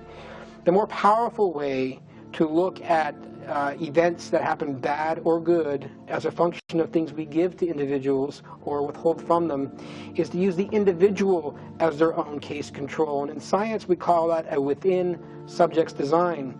We measure the person before, we do something to them, and we measure them afterwards. And the degree of change in that individual is what becomes our measure of what's important, not what happens to the whole population as a whole. And that way becomes a very powerful way to pick up these adversities from vaccines. And now it's conclusive, ladies and gentlemen, without a doubt. None of them are safe the way they're currently constituted and being deployed, because looking at it this way, you will find that there will be subtle changes in one person, large in another, but the bottom line is you will be able to see change now relative to the individual, and going out now and saying, well, we've given 10 million vaccines to the world and you know they're good for you, that logic is just not going to follow through anymore, and you cannot allow them to continue on with that logic, because that logic has caused more harm and pain in the history of history, recorded history to mankind on a global scale, then all future generations on this planet will look back at us like we were in the dark ages. What were we doing in this enlightened period of time with all the resources and tools and technologies we have? We have done the most decimation, not only to each other, but to this planet in the last 100 years in the history of history. And it can change. But the change starts with awareness, and the change starts with you. And the change starts with you finding within yourself the courage to stand up, stand out, be heard, and not take it anymore. And that's what we've amassed to do. And that's what these DVDs are about, to help empower you.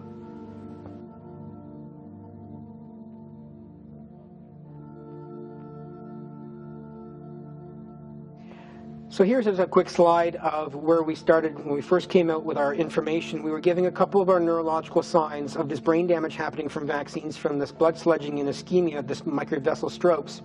And this just shows you the brain has different little cables in it. And between the cables there's a potential gap, and chemicals cross that gap. But for the chemicals to be released across that gap, an electrical charge comes down the axons, the pipes of nervous tissue. And so this gets the point across to you that our bodies, in function as well as in creation, are both electrical and chemical entities. And we've been focusing all on the chemistry and completely ignoring the electricity. Our bodies are like miniature universes and solar systems, and they have to follow the laws of the universe the same way that governs the gravity and everything else around us. The same laws apply to us. And we've been messing with those laws, with how we've been trying to mess it around, play God with the chemicals and the ability we thought we could go out there and manipulate the immune system, which we have no idea how it fully works. And unfortunately, as you learn through this DVD series, is that our medical model has been wrong. And when our whole medical model is wrong in Western medicine, the Louis Pasteur germ theory model, which was wrong, or incomplete, be probably more appropriate, then everything we've done is incomplete. And focusing on in chemistry, at the expense of electricity, we haven't kept the whole system in balance. And we're going to rebalance that for you. And it all starts with the 80% of what your body is composed of, and that's water. And we've messed the water that you're drinking as well. We'll fix that. This next slide here is dealing with all these 12 cranial nerves again. This is a blown up picture showing you all the 12 cranial nerves going to the face. So the 12 cranial nerves go from the brainstem off to various structures above this, from the shoulders up. And the other nerves come out through the back of the spinal cord. But all these different functions, from the tongue, shrugging your shoulders, turning your head back and forth, blowing out your cheeks, closing and opening your eyes, moving your eyes back and forth, taste, hearing, all these functions are part of these cranial nerves. And these cranial nerves are the window with which we use with BrainGuard to be able to see the subtle neurological damages. And the power of neuropsychology, a fancy thing we do in psychology to measure functions of the human brain, is that your brain is split in half. You have one half on this side, one half on that side. It doesn't mean you're a half-wit. It just basically means our brains are designed to have backups. You lose one part, at least you've got another one. You've got two eyes, lose one, you have another one. Thankfully, in creation, we have redundancy that we can actually lose one area and the other one picks it up. But in the brain, when you damage one side of the brain and not the other, relative to functions that are on both sides of the brain, this is what creates the asymmetries or the lack of togetherness that we see neurologically in the features we see in the cranial nerves. One eye turning in rather than the other one, that means one side of the brain is being damaged. Both coming in means both are being damaged, and then the eye turning in and something else happening over here and over here. These are different areas of the brain being adversely affected geographically. It tells us it's a systemic response. It's a fast response if it's happening acutely, and it's happening in different areas of the brain on different sides, which is creating differences which we can now measure in a within subject's design before and after some intervening event, like an infectious disease, like a toxin, or like vaccines as they're currently constituted.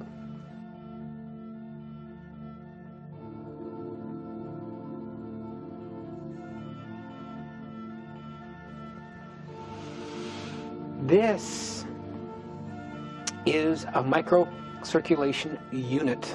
The red side is where the blood cells are coming from the heart carrying oxygen, and the blue side is where the oxygen has been removed from the cells, and the cells are going, the red blood cells are going back to the lungs to drop off carbon dioxide, pick up oxygen, come around again to go perfuse the tissue.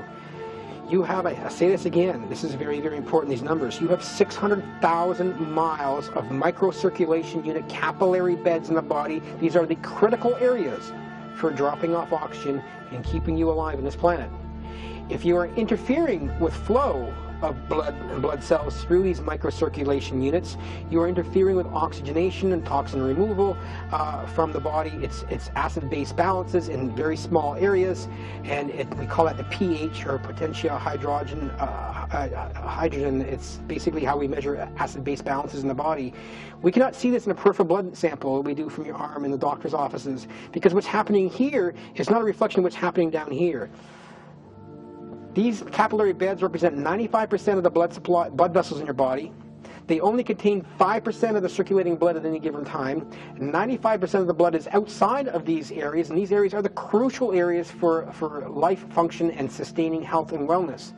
Messing up flow here, and all the system may look together as a whole when we look at it as doctors, like looking at blood pressure or looking at your blood in these big large pipes, but we cannot see down in these areas, and these areas are critical. It's kind of like where this area here is like the forest, and all we've been looking at as physicians is the trees, because that's all we can do is see trees, and this is critical. So as blood flows through these areas, some channels can become temporarily blocked. They have little sort of elastic bands that can close them off in certain areas, distribute blood flow to other areas as well. But the critical thing is, if you start the pressure differential between the blue side, the venous side, and the red side, the arterial side, is a very small pressure differential between there, but the pressure on the venous side is lower than the arterial side, so blood keeps flowing that way. If you start clogging things up, and the white blood cells will do this under hyperstimulation on the blue side, then you have backup of pressure, and changes the pressure differential, and blood will actually flow backwards.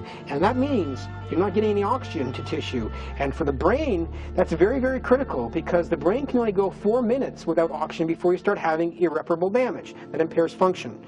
We used to think it is irreparable, but we'll have some tricks for that down the road as well. Anyway, so this microcirculation unit is critical, and blood sludging and slowing of blood flow is happening in these small areas when not affecting the rest of the body, and we're completely oblivious to it. We call it aging, we call it disease, we call it disorders, we call it a whole gamut of damages to human physiology and dogs and cats, because the same thing happening with humans with vaccines also happening to our companion pets, and we have all that data too, and we'll show that to you in a future series.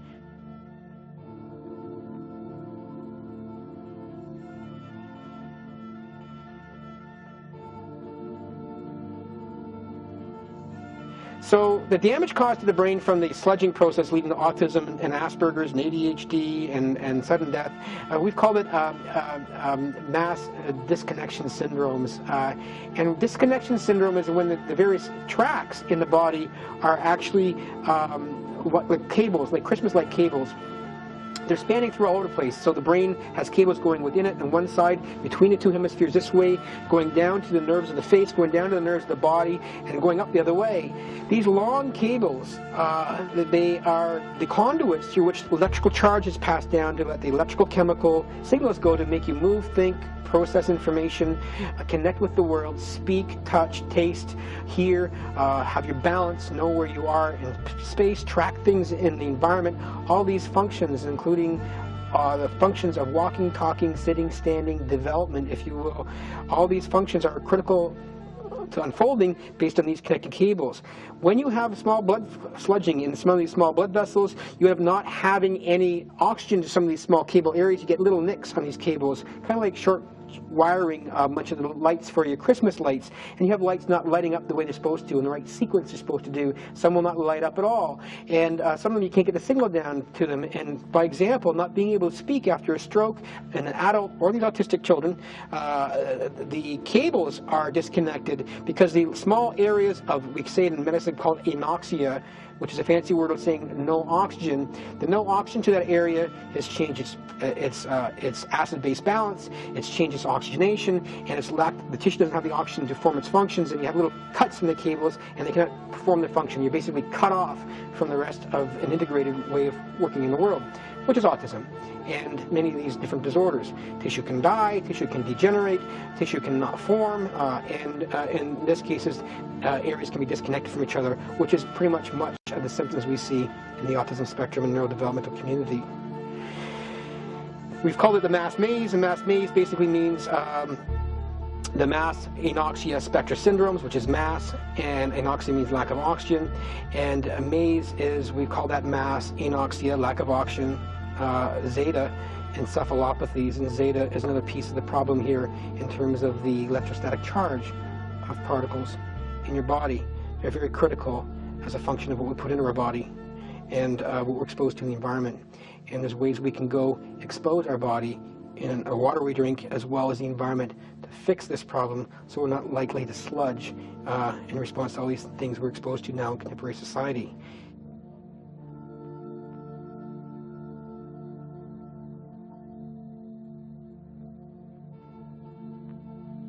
This slide here describes, shows pictorially, really briefly, what really zeta really is. Zeta is kind of an electrical charge around all formed particles. It's called the slipping plane, and it's kind of like having a force field around any piece of mass that actually, by virtue of that force field, it actually serves to repel itself from other substances or particles around it. So by example, if you have two magnets and they're of the same charge, they want to repel each other. So all the red blood cells in the body, and we'll see them in some of the slides we show you later on in this DVD, that they have this field around them electrically that helps keep them repelled together. That is the cardinal issue of being in wellness. Not one infant person born in this world not exposed to anything has any of these blood cells coming together, because being held apart in suspension, and it's called a colloidal suspension in blood flow, allows these things to move smoothly through the tubes, the small tubes they have to get through. Drop down the electrical static charge around these particles and they start clumping together in clumps and clots and concretions of particles. It's hard to move concretions through small pipes designed only to handle one red blood cell going through a single file at a time. And this is part of the problem with the sludging of the blood, especially in areas where you have pipes come down and do a complete turn. You've got this kink in the pipe going this way. You can get single cells going down around that corner, no problem. But because of gravity and how the pipes are formed up, you start clumping things together because they lose the electrical charge force field around them, and they get stuck in the bottom of the pipe and they can't get around there. And all tissue perfused by that can also be susceptible to anoxia, lack of oxygen, hypoxia, low oxygen, ischemia, lack of oxygen delivery, and these are all words that we also use to describe stroke, and these are strokes. Again, here's zeta potential again. So zeta is where you see the two double lines coming at you here on the outside. It's the outer slipstream area of electrical charge around it. In chemistry and physics, we call this the valence, the outer electrical charge around particles. And you can have a +1, a +2, a +3. And from the point of view of human health and wellness and avoiding this blood sludging problem, which is causing a lot of the things we're talking about, it's important to be more towards the negative side in this charge, not the positive. Things we're doing in our environment, most specifically the aluminum we put in these these vaccines with, it has 64 times the clotting power than entities that are not positively charged like this. And this is where the problem is. It's not really the infectious disease. It's the way we've sort of messed around with zeta and the immune system by mass. And we'll explain those both.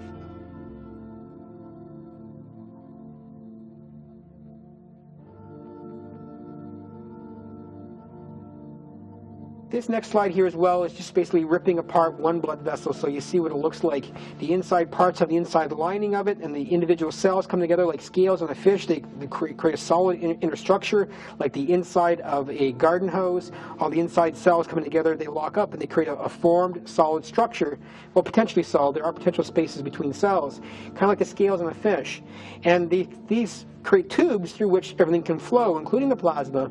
But the cells are held tight together, but they can be bent out a bit and allow certain substances and fluids to squeeze through them. And if you increase the pressure too much, then you actually have leaking through these small vessels, and we call that edema in medicine, or we call it leaky gut syndrome when these problems are happening to the gut, because the fluids can actually squeeze out through the spaces between these individual junctions of cells, because all these individual cells create a formed tube, and those cells can be pulled apart or even held tightly together based on many functions, not just chemical and electrical, but also structural and biomechanically by what's in the tissue and fluid around it, with a basket pushing down or pulling it apart.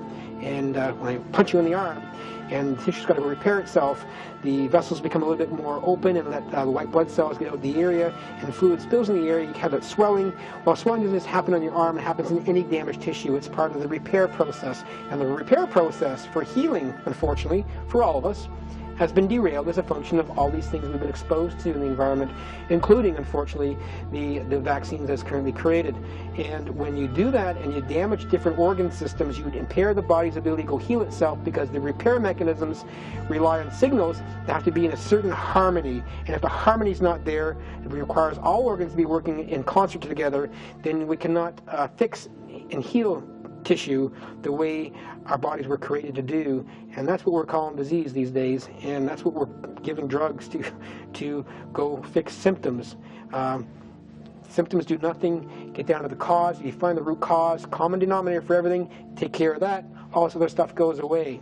Whether I cut you, whether I burn you, whether I drop a car on your leg, these are all different causes of damage to your tissue. Irrespective of the cause of the damage, your body will fix that tissue exactly the same way.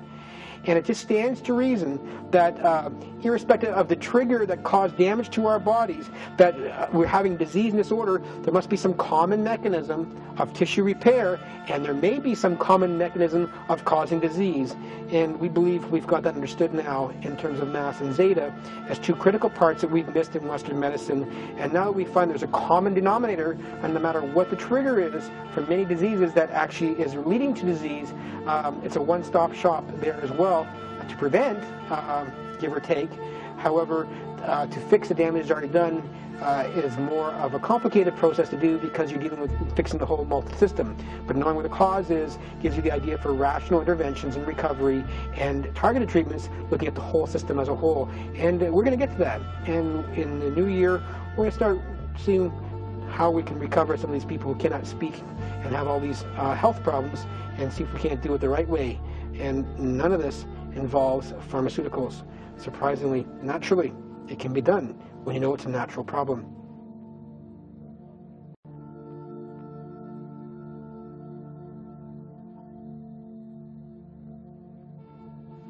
All right, so this slide here is just looking through a blood vessel as well. Notice how the red blood cells are like discs, like UFOs, and the white blood cells are like golf balls. That size differential is plays a role in some of these problems when we get down to the microcirculation units, because the size differential leads to problems where red blood cells can go down certain pipes and the white blood cells cannot. There's things changing the blood flow, blocking off the blood vessels, and actually attacking the blood vessels from the outside, which causes a lot of disease to the microcirculation units that we cannot appreciate and we do not know is going on. Non-Newtonian fluid dynamics, Sir Isaac Newton is responsible for many of the physical laws that we have, including the laws of thermodynamics.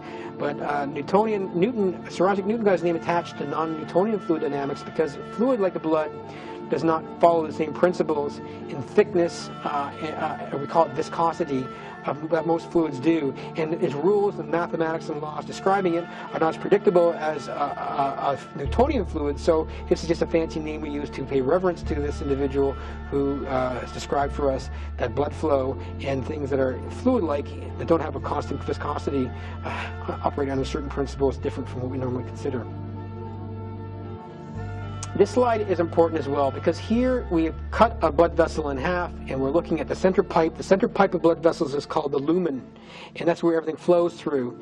And the outer wall, the endothelium, the cells actually line it. They're usually one cell thick, and the endothelium creates the lumen, and they have muscles around that as well. The blood vessel can contract and expand about 2.5 times the size of the red blood cells without losing the tightness of its junction. Anything larger than that, it starts getting a bit leaky, because there's only a certain limit by which it can expand. But when you look at the slide here, we've got arrows there pointing out to where the arrows go, because on the side where the gray picture is, you see the part where the lumen is. That's the opening pipe. But above the cells of the endothelium, there's this kind of like oil slick. We call it glycocalyx. And glycocalyx is kind of like the slime coating on a fish, that it makes this whole area nice and smooth, the Teflon coating, if you will, that things don't, like, stick to it, slides right by. But have an appreciation of how tiny of an area this truly is. It's a very important slipstream effect on the blood vessel walls that prevent things from clotting and make sure things flow through nice and smoothly across that. Damage the glycocalyx, you damage the slipstream, and things can actually start clotting together there as well. Another downstream effect of the problems that emerge as we have caused damage by mass and zeta. So that's where we're at with that part.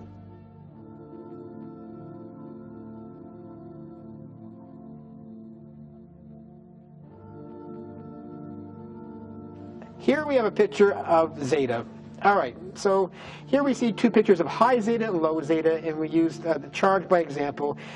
This is a very simple analogy for you all to get, and you've all seen it before. If you've ever stood in a room in your living room and you end up looking through a plate glass window, you're across the room and you look and you see all these dust particles floating across the sky or in the air around you because the light's shining and you can see them.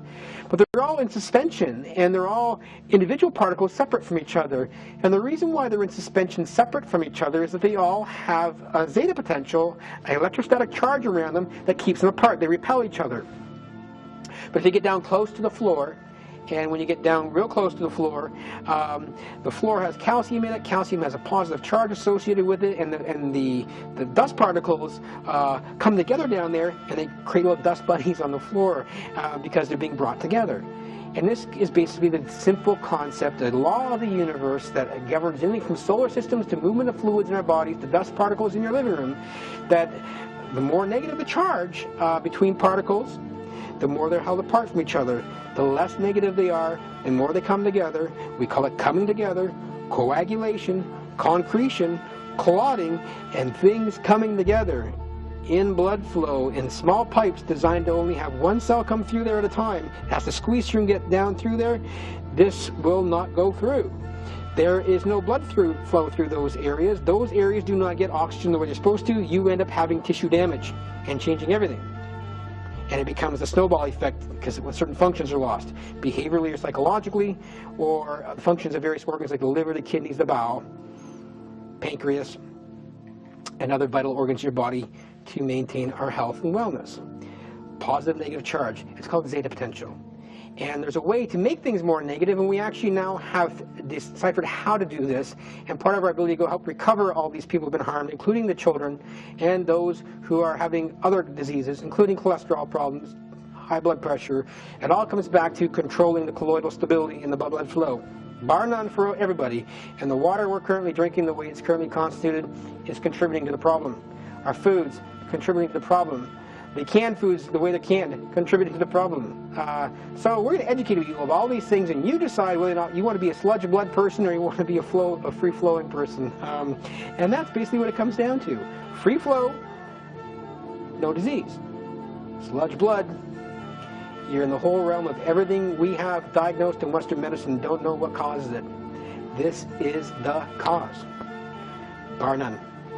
And there's a few other things as well, but it's most common. And we've missed it. It's lost medicine. We knew about it. We forgot about it. We lost it after the Second World War. We went to chemistry and antibiotics, and we thought we fixed the world chemically and get rid of all disease. Well, we did not. We made a mess of things. That's why medicine is now the #1 cause of death. But we'll go back to where we were and start all over again. There's another fancy slide, basically now just more of zeta. So zeta come together, pull apart. Negativity pull apart, and we have means in what we've created here and constituents actually to actually change your water a certain way, but we know how to do it now, exactly precisely how to do it for the physiology that helps create laminar blood flow and gives you more buffer range. You can handle more toxins in your body by ensuring that we've made things more negative for you. Now the whole world's going to jump all over this and say, oh my gosh, they know how to do this. All they do is make things more electrically negative. Do not be deceived by this stuff. There are people going to try and sell you all kinds of stuff, and we hopefully get to the point where we'll be able to give it to everybody for free, because having right to access to water should be a fundamental human right, guaranteed for everyone in the world. And when we get to that point, we will ensure not only do you have access to potable, clean, healthy water, water of the right electrical properties, proper conductance properties, and a fundamental right for everybody in every country on this planet. And that's looking out for your fellow man. And we'll do that. But for now, unfortunately, we cannot afford to do that, so we'll eventually get to that point as we all gain awareness and come together to take care of each other, for the human race.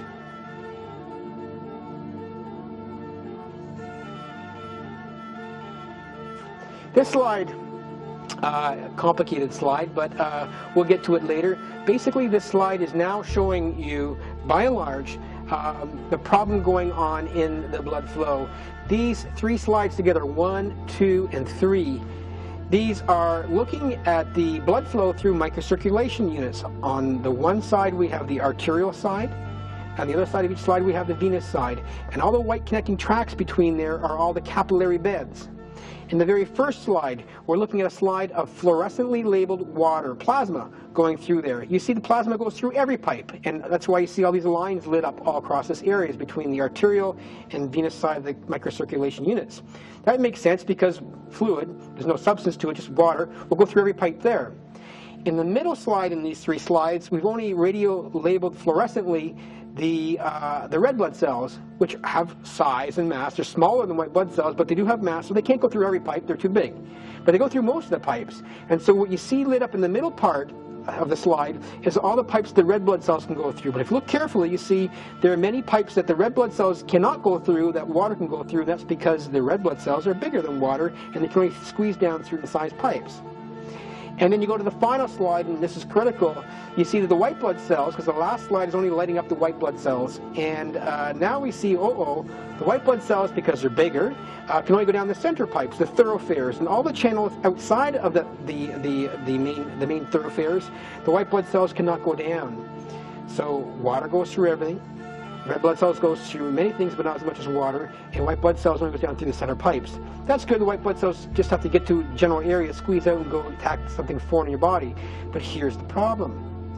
If you mess around by hyperstimulating these white blood cells in the body, that they cannot, that they start log jamming up in these center thoroughfare pipes, then in effect they create, in that last slide, all those dark areas are not going to get any oxygen because the red blood cells can't get down past these areas.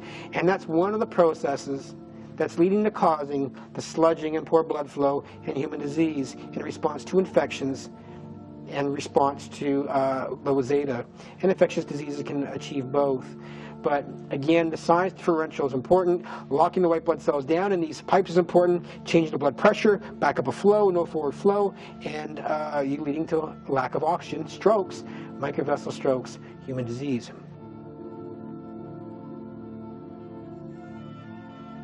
Here we have a neuron.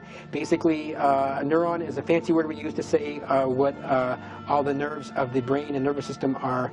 And these nervous system cells, the neurons, are what make us do the things we do in our interaction with the world around us. They are electrical, they are chemical, and they have gaps between their various processes that allows information to get transferred from one to another, to allow us to think, act, feel, perceive, process information, and do all the functions our body does that we rely upon a healthy bioterrain or internal environment of our body, of which again 80% of this bag of electrical chemical energy is water. We're not talking about water, so it's the most important part. It's step one to health. This slide here is a sad thing that we will get to in future DVDs relative to these series, and that unfortunately mild cognitive impairment, the precursor to dementia the Alzheimer's type, with all our baby boomers now coming to age, and we have this large population now being the elderly population. I say that kindly because I'm soon to be older myself, and I don't want to be called elderly at 65, but we have people over 65 years of age. 1 person in 13 now develops dementia, the Alzheimer's type. Those are atrocious numbers for the largest contingent of our society. Over 85 years, it's 1 person in 3 who has Alzheimer's-like dementia. You're losing your thinking and cognition and processing and ability to maintain your activities, daily living that allows you to live independently and enjoy life to the quality you've enjoyed it. These are huge numbers. 1 person in 2, if you're male, will develop cancer. 1 person in 3 if you're female. These are atrocious numbers. Western medicine has no solutions. It's almost as if someone just figures, well, after you get past this age, get off this planet. No one's helping us or you. We have answers and we have solutions. And part of the problem for all of you is this aluminum adjuvant that they put in all these influenza vaccines. They get all the elderly population to come and get it. We don't want you to die of pneumonia or influenza this year. Well, unfortunately, aluminum has a coagulating clotting problem, lower zeta. It's got 64 times capacity to do that. And this stuff hangs around your body. This is part of the problem. And these problems also involve clotting and coagulation and coming together from low zeta. Now, just to make the point very clear to you that this is partly known, no one's really known in medicine and physiology exactly what's going on. Putting together the puzzles for this whole beast of the disease for autism, and unfortunately it turns out to be answers for many things, is that what's going on in the physiology and chemistry, we don't know, and we have this piece of information, that piece of information, we just get lost in the maze trying to figure out what to do and what's important and what's not. Here's an article directly from a neurology journal from 2006. Very clearly, by looking at the urine metabolites in individuals who have autism and autism spectrum, we find the evidence there in these children that there's a problem with the platelets. They're being active. Platelets are involved in clotting, first step in clotting in the blood supply. We find that there's a problem with the endothelium. Well, the endothelium is involved with the lining of inside the blood vessels, and we find there is a problem with oxidative stress, lack of oxygen. Those three things, which we find in these children, this is all symptoms of these types of disorders that we can now see relative to the autism spectrum. So it's known. But what it meant in the global scheme of things, unless you know the cause, you're only looking at the symptoms. We think we have, well, we have cause.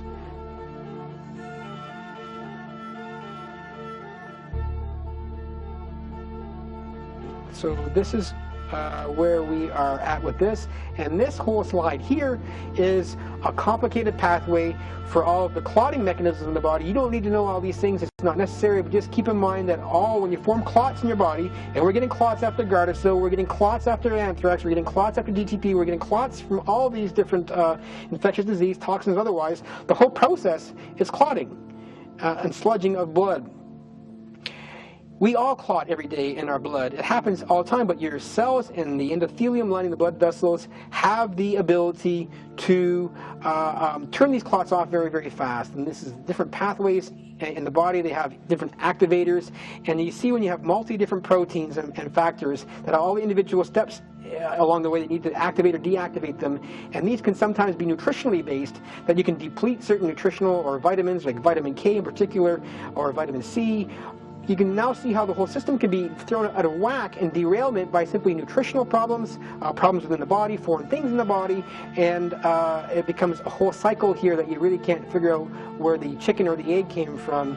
But by and large, without exception, leading to disease and disorders, especially the neurodevelopmental disorders and diseases, is coming as a part of the process, mass and zeta, and we're working through those here. But clotting cascade, very complicated, and don't need to know. Now we come to the heart of the matter.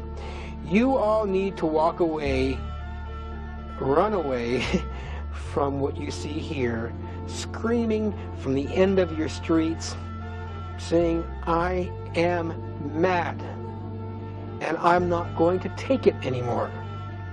You tell it to every person you see, water coolers and everywhere, and let them know what you now know and you see, because we are all being adversely affected by this.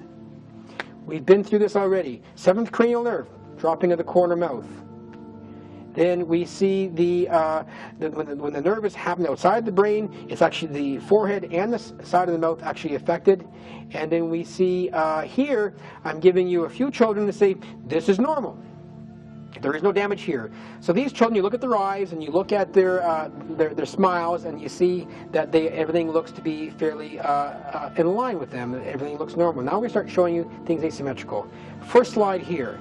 This young boy, Gavin, sad story. The top slide here showing his face with the 2 blue hats on. You can see him on the day of birth. His eyes are looking left and his eyes are looking right. Completely conjugate in tandem with each other. Full range of motion, both together looking in each direction. Face is all smooth, good coloration. He was born on this planet, a healthy young boy, destined to live all his hopes and dreams his parents created for him to have a wonderful life. Unfortunately, Day 2 after he was born, the mother got a vaccination because she didn't have any rubella antibodies on her body. We do this in medicine. And the mom got her vaccination. And mom, who had been breastfeeding up to that point, within 4 hours of her breastfeeding her son, after receiving her own vaccination, you see the first slide here, his face is all yellow. That's jaundice. Something happened to his liver. The corner of the mouth is dropping down, and the left eye is turning in. He's having strokes right now. Nobody knew this, and everyone said afterwards, well, he became autistic, so we assume it happened from birth, and he was like that. It's genetic. That was not so. He was not born that way. And he did not get vaccinated at this point. His mother got vaccinated, which shows you the problem can be very, very profound. Dropping the mouth, eye turned in. We'll come to more slides to see what he's like today. This young boy, Matthew, this is a sad story, and this is a really important slide for you to grasp and understand what this is telling you. Because this problem with zeta and blood flow and these strokes and the things that lead up to cause autism, it's additive. It's cumulative. It happens in spouts. Boom, boom, boom, to get a critical point and things break.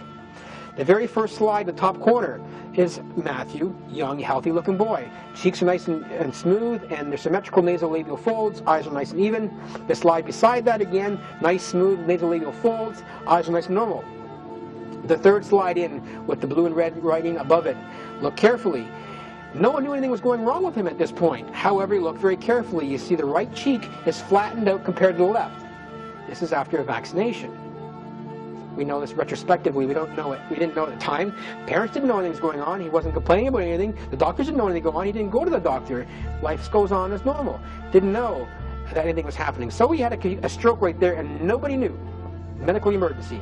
So no one knew. But then the slide in the top corner of here, you see now he got better. The asymmetry went away. The bulk came back to normal. And in the slide beneath that, in the far left hand of the screen, we now see again that the nasolabial folds are symmetrical. The eyes are pretty good. And then unfortunately, bang, he got hit again at 4.5 years of age. And the bottom corner here where you see him smiling, you now see the corner, this is this past year, his corner of mouth is dropping down, it's asymmetrical smile. And in the more middle slide here where he's wearing a helmet, he's having seizures now. He's had 4 ischemic strokes in the past 2.5 months. Neurosurgery does not know what to do with him. The hematology can't explain what's going on. They put him on aspirin, and he actually had another stroke, unfortunately, because they don't know what the problem is in physiology. Some things they normally would do to handle these problems actually make things worse. In this case, they did make things worse and not really know about it. He has autism now. He's lost his language. This is a common problem for everybody. In his case, many vessels, large vessels, are being attacked and harmed, and actually we can see some of the damages happening by strokes by the technologies we have. But generally speaking, you will not see this, and Matthew's case in and of itself shows you, 1, look at the symptoms. 2, this is going with autism. 3, it was caused by vaccination. 4, Western medicine has nothing to do with it. And 5, it's a cumulative problem. Every vaccine your children get, this sledging process is happening. You can have silent damage to damage we can see. And temporary ischemic attack, damage is caused, goes away, damage caused, goes away. Overdevelopment, as your brain is developing. The blood supply is also developing as well. And then if you keep damaging the blood supply, it's kind of like building a house, but not letting the pipes build up to go support it. So it gets to a point, and this is what happens around 18 months of age, where the brains develop, want to light up the language and start speaking for these children. And that would be wonderful. And for this to start speaking in this area, the brains become functional, it needs more oxygen, and unfortunately we kept crimping off the blood supply to it, so when this spins up and demands more oxygen, the pipe's not there to provide the oxygen, and then the oxygen demand, it sees the oxygen supply, and you have a stroke, even though anything else going on in the body, and you lose language, because of the collective damage sequentially and additively put up to that point. And we see similar things in boxers. Muhammad Ali is a good example. We call it punch drunk syndrome. For some reason, many damages over a period of a long time add up and create damages in ways we have not appreciated. The Zeta and MASS program is part of the problem, and the bottom line is the damage is cumulative, even when you do not see it, and the doctors say everything's fine, there's no adverse reaction. If the doctors and scientists and pharmaceutical companies have nothing to measure to show adversity happening in the body, they cannot see it, they do not know it's there, they cannot measure it, damage is happening and you don't appreciate it, it's happening silently, then they can never say this stuff is safe. because they lack the tools and resolution to go see these problems happening in subtle, incremental, additive form, and it mounts itself up in crazy illnesses and diseases that we go to the pharmaceutical companies, sell us more drugs to go treat the symptoms of those diseases. Haven't cured anything. They just cause more problems than not. This is a problem. This again, Matthew is here as well. Healthy, normal. Let's go through these real quickly here. Normal, again, after one of his vaccines youth, no one knew this was going on. And then here, he recovered again, but some problems with language. Everything's back to normal again. And the next slide will now show you, again, normal here. And then 3 months ago, this is what happened to him. The vertical eyes are off balance a bit. The eyelids are off a bit as well. We can see more of these things in video, but then look, the corner mouth completely dropped down. This is a stroke without a doubt. It's the same as the adult stroke patients I showed you before. This is also autism. But you can have autism without showing these profound features, because autism is a collection of small blood vessels all over the brain and body being damaged in ways that do not always cause us ability to see through this window of, oh, we see this going on. It's happening. It's happening all the time. Collectively, additively, sequentially, we call it aging in disease, but in this case, it's all these neurodevelopmental disorders. This young boy, this neurosurgeons want to drill holes in his skull, remove the temporal muscle, go plant it on the skull, leave it there for 6 months or a year, and hopefully some blood vessels will grow because they don't know how to fix this problem. They don't know what causes it. It can be fixed. We started them with our CPAN gels, water. Water. Because unless you first control the colloidal stability the right way, then you will not have laminar blood flow. This is a different means by which clotting and coagulation comes together in one of those 4 and 5 strokes that we talked about earlier that we didn't know exist.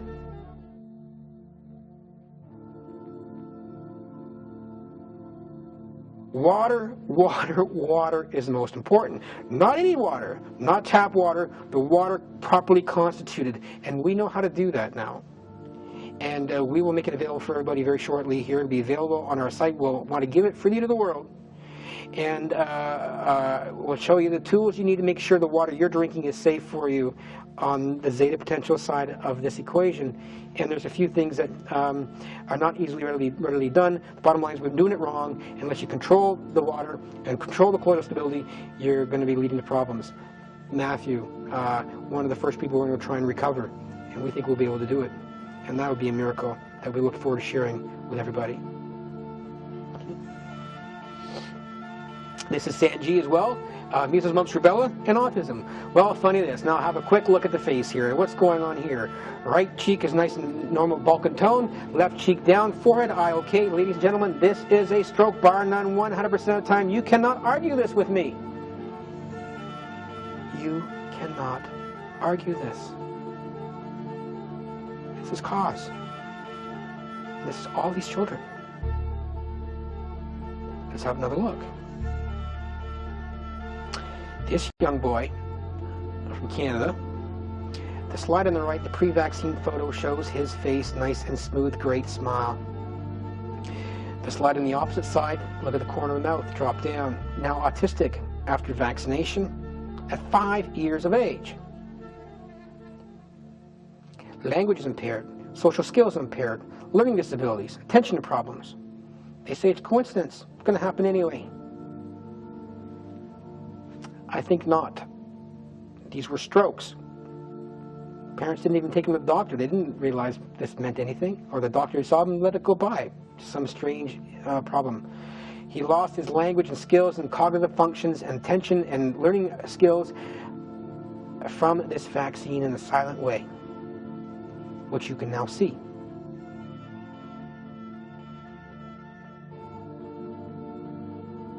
These are strokes, period, up in the brain, bar none, without exception, 100% of the time. Clear way to see it. Next slide, please. This young girl from the southern United States, this is at birth, closely thereafter. Nice, beautiful smile, symmetrical eyes, nice and conjugate. Next slide, we're going to go through her going over, uh-oh, something happened here after one of the vaccines. No one knew anything was going wrong, but again, we see a bit of the asymmetry happening in the mouth. This is actually happening while parents are bathing her in a tub. They didn't know, but you go back and look at the family photos and you put it together with the vaccines. Uh-oh, this is a problem. Here she's going on later on here. Now this slide here in the slide is very, very important. This is 2 days after her MMR vaccine. Now you can't really see much in a photo from this far away, but this truly is 2 days. Her mother's a nurse. She has meticulous records. We got it locked down there. This is 2 days afterwards. Now she's out having fun playing with her brother, but look at the corner of her mouth here, zooming in. That left cheek is dropped a bit compared to the right. It's very, very subtle. She's actually having ischemic strokes now from vaccinations. Here she was later on after that. You can see some of the problems going away. That tells the damage was happening, and we saw a bit of it, but it's happening silently throughout the brain and the other parts of the body. And here she is closer to the day. You look down very, very carefully at this bright picture up front here. Holy smokes. Do you see the asymmetry now? That was not there at birth. That came there within 2 days of her MMR vaccine. She now has serious autism. She's struggling right now to regain her functions, her skills, her language, and her communication. We impaired this girl's brain for life, as we know it. We'll fix it. But we did this. That is no different from everybody else. These are strokes. This is caused by vaccination. It's a problem with zeta and mass. That's without a doubt proof causation. We did this. And you were going in every day across this planet, putting this stuff in all of our bodies. I'm going to show you 100 more. There she is again, 4 years of age. You can see where she's being whacked again. Not only is the corner of the mouth dropping down, look at the left eyelid. When the eyes are being whacked this way as well, not only coming out of sync, coming in and out, but the actual eye blinks are actually coming out of sync as well. You cannot see that with your naked eye because the eye blink happens so fast that you can't see your own eyes blinking, but you know when you put a camera to it, slow it down, play it back afterwards, and you know you found it before vaccines, eyes are closing and opening up together like this, and you find out they're opening up afterwards like this. Proof causation, we cause damage. Beautiful young lady. We're going to recover her, and we're going to start it with our water, and when you're going to do the rest of the way, she'll be one of the first people we recover too. That is unmistakable. That's more closer to the day. Corner of the mouth is dropped. It's asymmetrical smile. That was not there from birth. That is not genetic. That's an acquired neurological disorder caused by ischemia, blood sludging from these vaccines. Same for everybody. More of the same effect, and we'll go with one more here, slide here. We're going to go through another child. Looking pretty normal to us now. We'll go to the next slide. Still looking pretty good. This is that last girl's brother.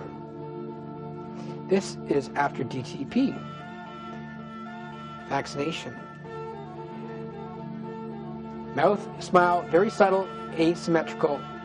The eyelids became asymmetrical. It looked like he just got snowed over by something, but you know, people say, oh, he's just having a cold. Don't worry about it. He'll get over it. And that's not true. That's not true at all.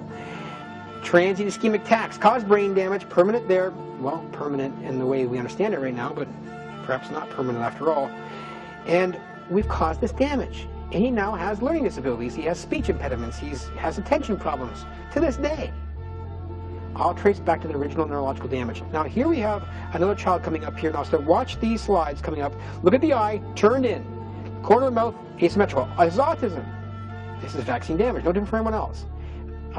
Here we go as well, child 3 pictures here, and now we have again from birth, and you look at the bigger picture again, see the eye turning in, and a bit of subtle asymmetry in the mouth. It's easier to see some of these subtle signs when you put them into video cameras and you slow it down, and you can increase the size and measure differences between the two. We don't want to measure this stuff anymore. We're sick to our stomachs around the world. We have to go into countries like the Dominican or other countries and go record before and after these children being vaccinated to watch the damage happen before our eyes. I don't want to see it anymore. I don't want you to experience it anymore. I want the physicians to get out there and cry from the streets, forgive me for what I've done. How may I help? And if you're affluent and you have lots of money, you better well darn well give it back to the people you've harmed if you have any sense of humanity and accountability in your heart and soul. Because we have caused this as a species to our own species in the name of arrogance, in the name of profiteering, in the name of progress, and in the name of sin for all these innocent people. But we can fix it, and we will, and you're all going to help.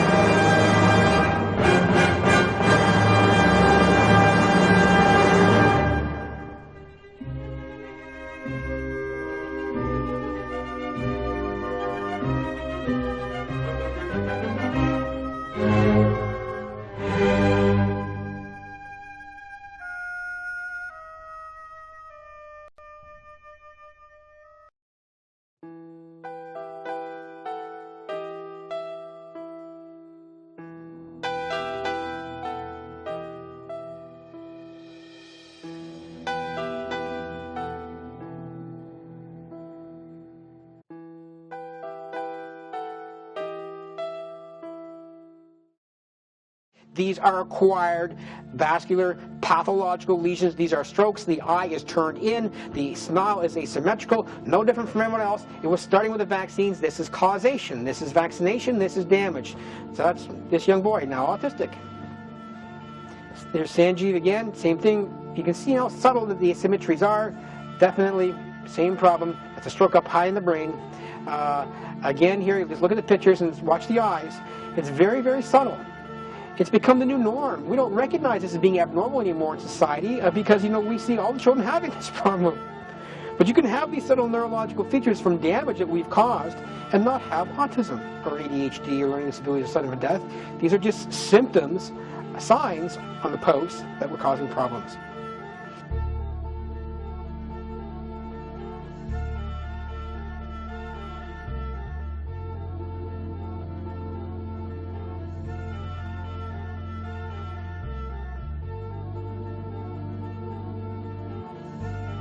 into the next slide here. We're going to see, again, these features, the upper motor neuron, lower motor neuron, dropping quarter mouth. We'll go to the next one here because we're going to come up to this slide here. We're going to play the video for you of this slide this is Johnny Lebrec from New York. His parents, Barbara and Butch Lebrec, have been fighting for over a decade for what these vaccines have done to their children. They started their own autism group. They started their own vaccine toxicity group. They were screaming from the mountains saying, look, you hurt our son. Doctors said coincidental. They then gave birth to another daughter, Sierra. They didn't want her vaccinated. Doctors vaccinated her. She was on a feeding tube for 3 years. They said coincidental. In the last couple of years, this family had to flee their state to another state to go hide from the vaccine laws that would put them in jail or charge them for being child abusers for not vaccinating their children. The parents know their children more than any of us do, and they know more than the physicians do. If something goes wrong with that child, they will know.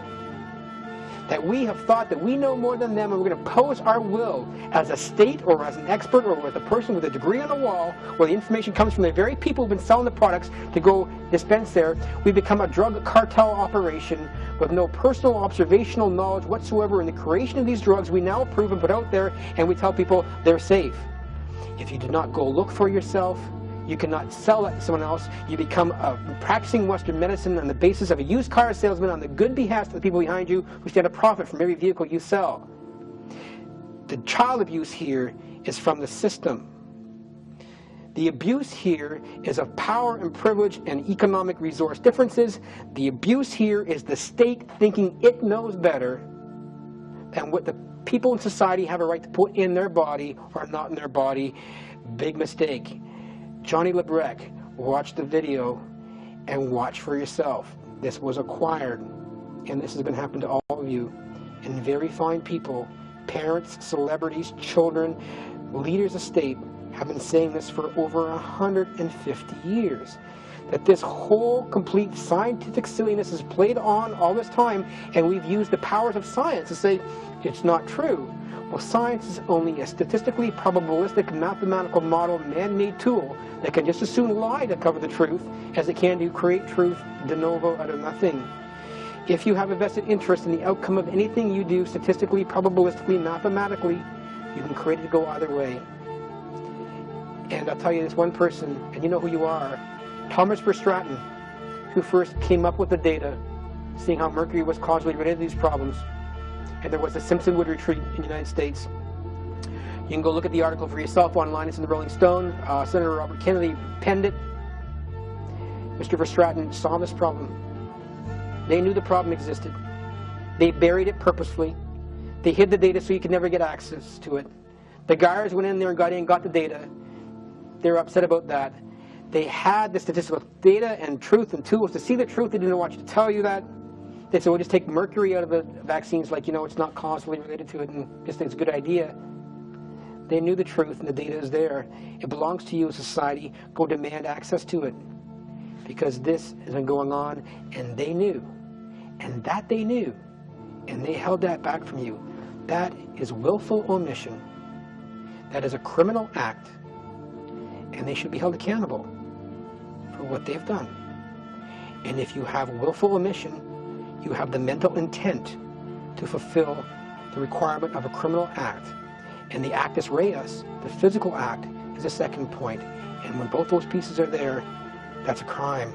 And this, and what we've done, is a crime against humanity. And this should be tried in The Hague if you all see fit. But our concern right now is to help recover these children, and that's the first priority. And the second priority is to stop this from happening. And you need a full stop on all this junk they're putting in the body of these children, infants, adults alike. No more. We may have some outbreaks with infectious disease. People are going to die. But that's much better than what's going on here. And we have some ways to help deal with that problem now we know what's going on in physiology.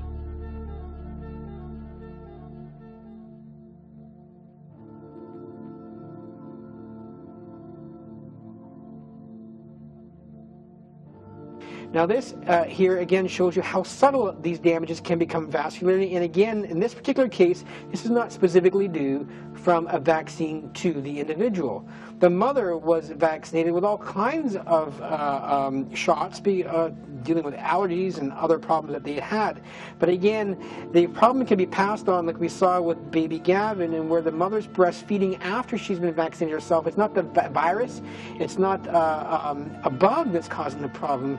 It's the changes we've made, not only to the immune system, but also to the electrical stability of the fluids. And to a certain extent, this can be passed from person to person in the right ways. Mast and Zeta are different that way, and just keep in mind that it's not bugs that's causing these problems. And this is the same individual as well. You can pick up some of things, and some of the things where the eyes opening, it happens so fast that you can't. It's almost like a reflex. You can't create it. You can't volitionally create this problem when you know what the temporal sequence of it is. So people will come and say, look, I did this with a camera, look, I got harmed this way. Well, you know, you can volitionally open one eye faster than the other and try and do that. You can't pull that on these measures because it happens so fast that you can't volitionally create the asymmetry the way we see it in the eyelids opening, and it's an eyelid opening problem. You'll see it. Go back and look at your children and put the camera to it, slow it down and watch the eyelids, and you sometimes may see that sign. Again, so in this one case, the face is down a bit and just a corner of the mouth. It's subtle and hard to see, but the asymmetry is there, and this again is vascular damage, which is why she has severe autism-like features and to a certain extent other problems with sensory processing, that she was not meant to be this way. She was not born in the world, experienced life this way, and her two siblings are also harmed in varying degrees. It's not supposed to be that way, and we've caused this, unfortunately, in direct and indirect routes.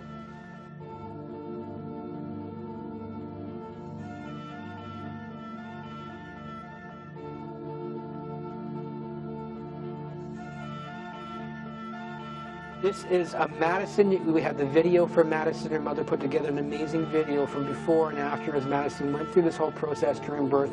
Now keep in mind here as well, the upper slides show Madison as being, you know, at health, but the bottom slide where Madison's in her mother's arms at a park taking the picture, look at the eye. I've got an arrow beneath it. It's turning in.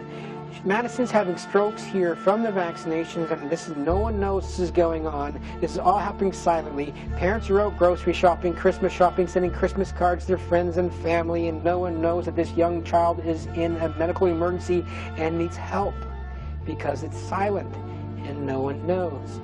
And now you do know. The left eye is turning in. She's having a stroke to her brainstem. She's being set up with the damages to all the other parts of her body and brain from the ischemic damages. So we'll go to the next slide here. We'll go through Madison very carefully. That is unmistakable, people. They're not born this way. This is acquired neurological damage, temporally locked to vaccination. Therefore, many people go on to develop autism. It doesn't happen at the time of vaccination. They say they passed laws in 1984. It says unless you can show that you had the adverse event within 3 days of vaccine, you can't sue the doctor, you can't sue the vaccine manufacturer, but go try and get some money from us in the federal circuit courts. We give you $250,000 for your dead baby if you can possibly convince us that, you know, we're responsible. But more than 3 days out, we're not saying we're responsible for it. This can happen 7 months out, and we start looking at the Gulf War vets 18 months out. And several years out for that matter. The bottom line is anything foreign in your body is a problem. You want to try to avoid putting foreign things in your body, especially things that change the clotting potential in the body as a function of mast and zeta, which is immune system and physical chemistry. Here we go again, looking at Madison once again. The slides up here show you the ischemic damage of stroke where one eye turns in. We've gone through this many a time. And again, to figure out which eye is affected, you have to be able to follow the eyes. If you're looking straight forward, the eye turning in is the one that's actually damaged. And if you're looking off to one side or the other, it's difficult to tell which eye is actually damaged that way, because when you transition and gaze this way, if the sixth nerve is harmed on the right side, not only is it getting weak neural input leading to the eye to deviate in on looking forward, but also when the eye shift rapidly to the other side is that it's also slow in getting out to the other side, so the good eye can actually come in faster, and it may look like the good eye is cross-eyed, but it's not. It's actually that the eye that's been damaged is having a hard time getting out there in sync fast enough with the good eye, and you actually now see that differences in terms of which eye is affected. It could throw you off. The bottom line is it wasn't there before, it is there now. It's a subtle neurological sign of brain injury, and we see it in all these people across the range of neurodevelopmental disorders in many people.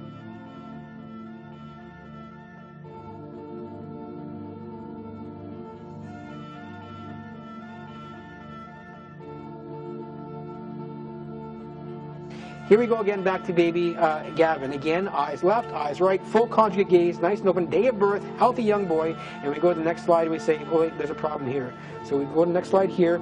Again, look very carefully. The eyes turned in on the left-hand side at day 50. It started at day 18, we see as well. Corner mouth down, eye turned in. This began happening within 4 hours of mother breastfeeding after she herself got her rubella vaccination. There's a reason for this relative to rubella, but it's got nothing to do with the bugs. It's got all to do with the immune system and zeta and a few other features in physiology. But the bottom line is we're causing this problem. This is more Gavin here as he's growing up during neurodevelopment. You again see that the damage initially from the early on in life is remained. The eye is still a bit off, and sometimes you can see the damage, sometimes cannot. Depends where he's looking, where he catches him, when the picture's going on forward. We'll go to the next slide here as well. Here's now Gavin actually sitting down holding his sister, and you can see as well Gavin's eye is still turned in at this point. He is moderately autistic. He doesn't have his limited language functions. His coordination is off. He has limited cognition and skills, and we basically disconnected this poor boy's brain from the ischemic strokes we caused from vaccination to his mom. And here we go again. We'll keep going through the slides to development. You can still see the cell pieces, and here he is, very close to recently, a year ago. You see now he's looking right at you. The eye is still turned in. It was not that way at birth. We created it. Here's more pictures of Gavin showing the same problem. Now here, this slide we get to is the actual blood supply itself. You see at the end vascular territories. You follow where the little red arrows are, way up at the end, coming up these vascular areas. At the very end, blood supply going to this area to the nerve that controls those 6 nerves outside of the eye. It's the end of the vascular territory. You take any riverbed system and you block off flow or slow it down further up in the weakest flowing areas downstream of the first ones to dry up. That's why these 6 nerve areas are so susceptible to this, is that when you start sludging the blood in these areas, the first areas to be hurt are these areas at the end of the vascular territory with the lowest blood flow, which dry up first. And all the riverbanks, if they were perfusing, do not get the proper oxygen. And it's not complete. It was completely out, completely turned in. It's partial, but it remains. And it's a symptom of what's happening everywhere else, in every other organ, in the brain. And this is the problem. Now here's another fancy way we found to look at it as well. On the top section here is a gentleman who actually got ill after having a hepatitis A, hepatitis B vaccine, and look at this. His left eye is turned in. I have this case before the United States Federal Circuit Courts right now. They're telling me, Dr. Moulden, your stuff is junk, and Dr. Moulden, you're not an expert in the brain, and they'll do whatever they can to avoid seeing the truth. But that's going on right now. They've even refused to pay me. I've done all this for free. But so be it. The system has to be held accountable for it to change. And obviously, they're not interested in the truth. They're interested in maintaining the status quo. That's how our system works. But the only way it will be held accountable and things will be changed is if you become aware of what's going on and you demand truth and reconciliation and accountability and a new way of approaching things and restitution for all these people we've harmed. And we have means now to go out and start helping them rather than harming them.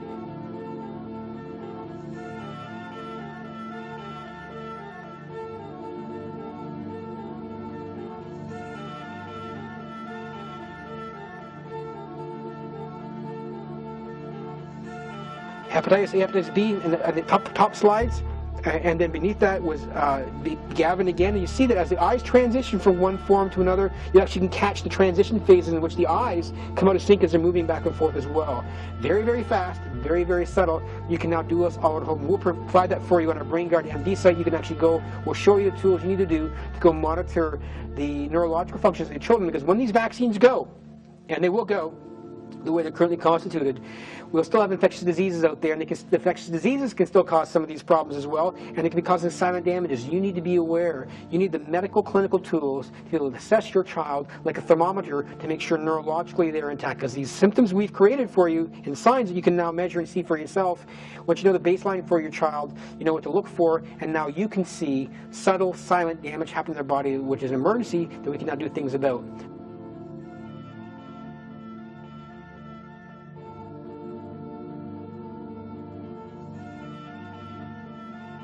Again, we'll go through the slides again. Look at this young boy here, blonde-haired, blue-eyed boy, autism, eye turned in. This is not a muscular problem, this is a neurological problem, and this is common for them all. It's looking 4 days, eye turns in, stroke, 6th cranial nerve. This is vaccine related as well. Next slide, we see again, see how sometimes it can be very, very subtle.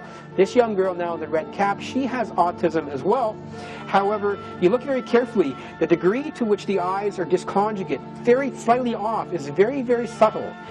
We can pick up these subtle features more pronounced in the ways we've actually been putting the cameras on them and slowing it down and moving their eyes back and forth, both by volition, by choice, as well as by forced following. And when you look at the side of the mouth as well, you can see a bit of flattening, the nasolabial fold. This is loss of bulk and tone. These are subtle, subtle features, common to them all. And that is why we have not seen it in some people, because this can be what you sometimes see as all as the manifestation that's going on. We'll go to the next slide and see this. Again, another young girl, autism. Again, look at the eye, it's turned in. And this young boy, this is pretty powerful as well. This is before vaccination and after vaccination MMR. You see in the pre-vaccine shot, the face is nice symmetrical, full animation, not flat, full life and laughter, and a lot of social expression to the animation of the face after the vaccination. And this is within 48 hours of vaccination. Eyes turning in, the corner of the mouth going down. They say to this day that's coincidental. The family here, the family's been galvanized and spent grandparents and parents trying to get this message out, defending people being charged of abusing their children, when we all now know, as physicians and scientists, those of us who saw this problem, we were screaming from the mountaintops and no one was listening. And this is unmistakable. This young girl from the Dominican, within 4 hours of vaccine, went into seizures, developmental disability now, language, autistic problems as well. The corner of the mouth is dropping. It's a 7th cranial nerve lesion high in the brain. The right eye is turning in. No one's diagnosing this. No one sees the connection between the vaccine and this problem. We did this to all of Africa.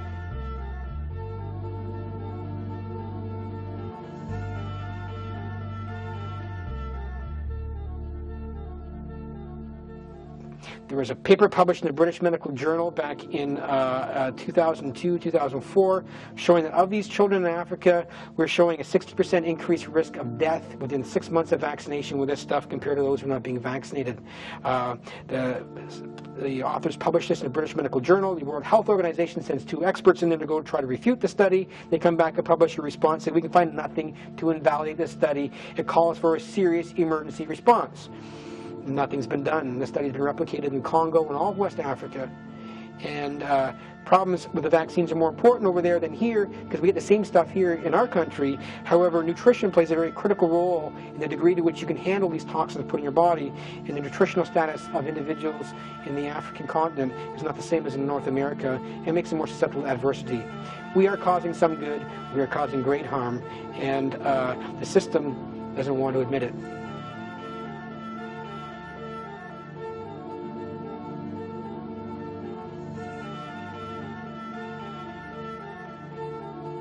It's just coincidental. No more arguing science and statistics and population-based numbers. And Eric Fompon, our resident pharmacy epidemiologist, statistician here in Canada, in Montreal, no more of that stuff. You cannot put statistics against the within subjects design that's across the board for all these children. This is proof causation. So enough trying to defend a flawed system. Let's get our resources together as a whole and work together to go fix the flaws we've created, which is the health and wellness and future and dreams and hopes and aspirations of well-meaning family and innocent children, and unfortunately our companion pets as well. It's across all mammals, within everybody.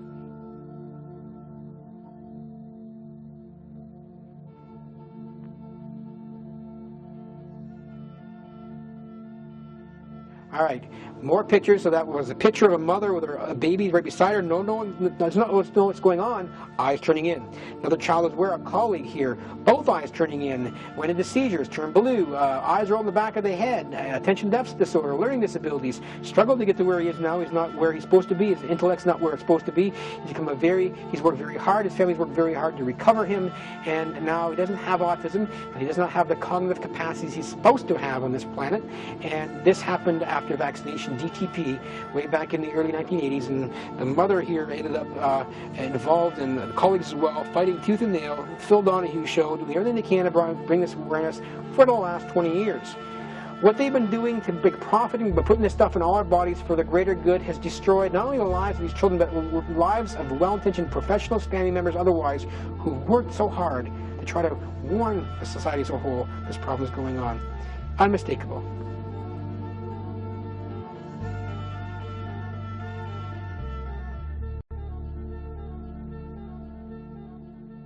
So here we actually see a slide of actually the two lesions in the brainstem where the 6 nerves are. And you can see the ischemic lesions that can sometimes happen. We don't usually see them this way. They're not that large. But you see now, those are the lesions that lead to the eyes turning in both sides. And both eyes turning in both sides and lesions, this area, whether you see it or not after the person dies, because you cannot, it's a process, doesn't actually leave these big sort of like lesions when we stain the tissue.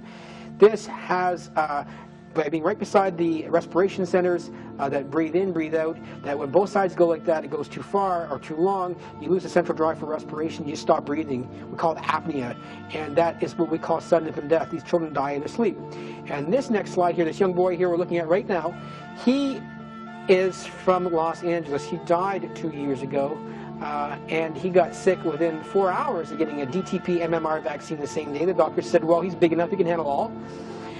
And he became withdrawn, his face went flat, he lost animation of his face, we went back to the doctor and said, don't worry about it, 1 in a million chance, if this is vaccines, here, go home and have some Advil.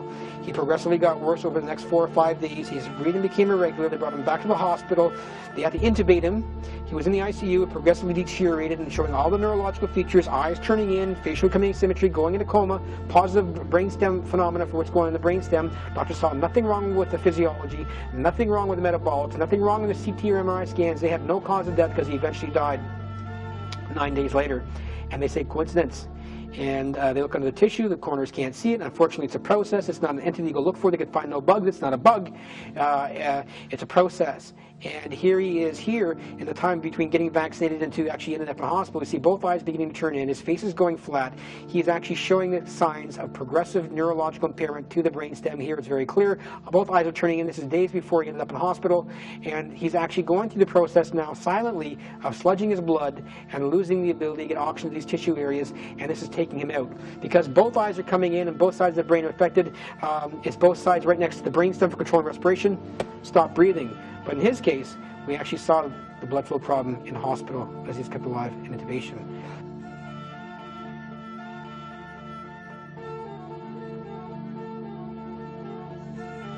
I can't make it clearer than this for you. The top slide is a person with hepatitis A, hepatitis B as an adult, coronary melts asymmetrical, has dementia now, doesn't have autism.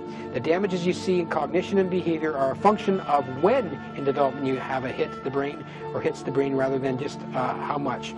The girl in the middle, we've seen her already, corner mouth off, and the bottom line, these are all strokes. The young baby in the bottom, no vaccine, everything's nice and smooth and symmetrical. That's the way it's supposed to be.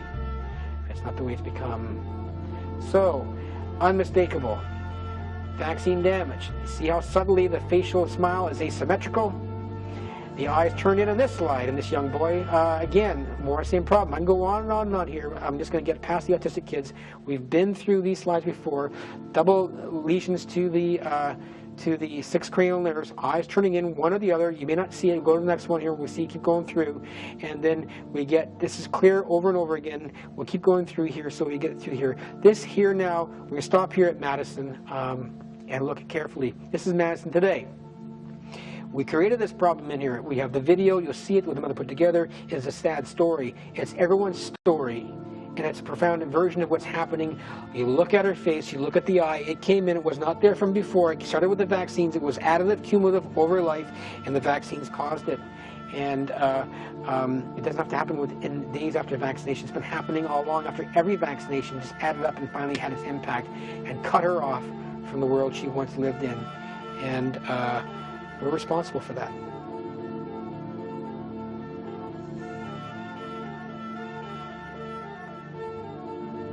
Now this is frightening. This blows it out to the magnitude of the problem, ladies and gentlemen. This young boy is from Toronto, Canada. He does not have autism. He has a specific learning disability. He has a problem with language production, and he needs speech and language extra care in the school system. While the parents have to fight tooth and nail with the school board to get the help he needs in order to acquire his language. Look at the eye. This is specific learning disability. Specific learning disability is now 1 child in 6. This comes from statistics from California, which has the best statistics ever in the child development services. 1 child in 6 with a specific learning disability.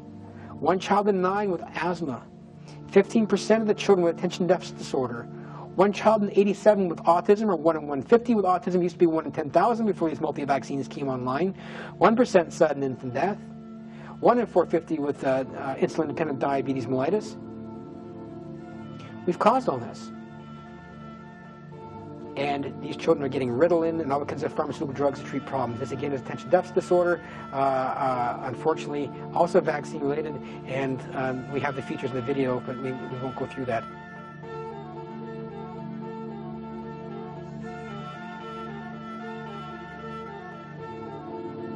This slide here is very, very, very important. This is what we call Mobius syndrome. Mobius syndrome, we thought, was a genetic problem, neurological, because children are born this way, eyes turned in, corner of the mouth down. It happens when the mother's systemic blood pressure drops around the time of giving birth. And when you drop the mother's systemic blood pressure, the blood pressure to the infants also is not proper enough, and they're not getting oxygen. It's not sludging in the blood, it's lack of blood flow, which is the end result the same. And these children are born, eye turned in, corner of the mouth dropped down, and sometimes both eyes are turned in. And this again shows you that this is a blood flow problem. There can be multiple triggers to it, and 44% of these children with Mobius syndrome, they don't know what causes Mobius syndrome. Well, it's a blood flow problem. It can come from infectious diseases or otherwise, or low blood flow. These 44% of these children have autism. Many of them have schizophrenia as well, because schizophrenia and autism are on the same continuum in causation. It's the same disease in physiology and function, different triggers, but the low blood flow is leading to the different problems. If you hit a brain, the journal used to be called the Journal of Childhood Autism and Journal of Autism and Childhood Schizophrenia. We separated them out because schizophrenia patients have delusions, hallucinations, auditory and visual hallucinations, and many autistic children do not. Schizophrenia people, individuals have, people with schizophrenia, I apologize, have their language intact. The autistic children do not. So we separate them based on the symptoms. We're basically just describing the same process with different continuum of disease and manifestation depending on when in development you hit the brain. Hit the brain in the first 5 years of life before language is locked down, you mess up language. Hit it after the language areas are locked down and hardwired by 5 years of age, well, language can be spared. But the process will lead to other problems that the brain's different at those different times. Alzheimer's disease, schizophrenia, autism, Asperger's, attention deficit disorder, specific learning disabilities. The whole continuum exists in the same continuum of causation. And we're describing different symptoms with clinical labels as if they exist in and of themselves, when really we're describing a continuum of pathology across neurodevelopment in response to multiple triggers that the end result in a common mechanism in physiology contributes to it all. Clear as day, Mobius syndrome. Born this way. Eye turned in, mouth down. That's neurological damage. And even the nerves may not even develop during prenatal life, because when the blood supply is being derailed, then you have no oxygenation required to lay down the tissue, and we figure, well, these problems emerge because there's a genetic problem or because failure to develop certain organs and structures. Structures and organs and tissues will not develop without oxygen, and oxygen needs blood flow to get to where it's got to go. And finally, this last slide on Mobius, I want to say this one last thing. The child in the middle, both eyes turned in. Had this child was in the mother's womb when this happened to them, mother's blood pressure dropped, either by infectious disease or drop in blood pressure. The bottom line flow was impaired to the brainstem, which is why both eyes are turned in. 6 nerves may not be fully developed because there wasn't proper blood supply. But this child survived and lives to this day this way. However, had this happened to this child after they were born, because both eyes are turned in, this child would be dead now from sudden infant death, because both eyes turning in are right beside the areas for controlled respiration. They would stop breathing.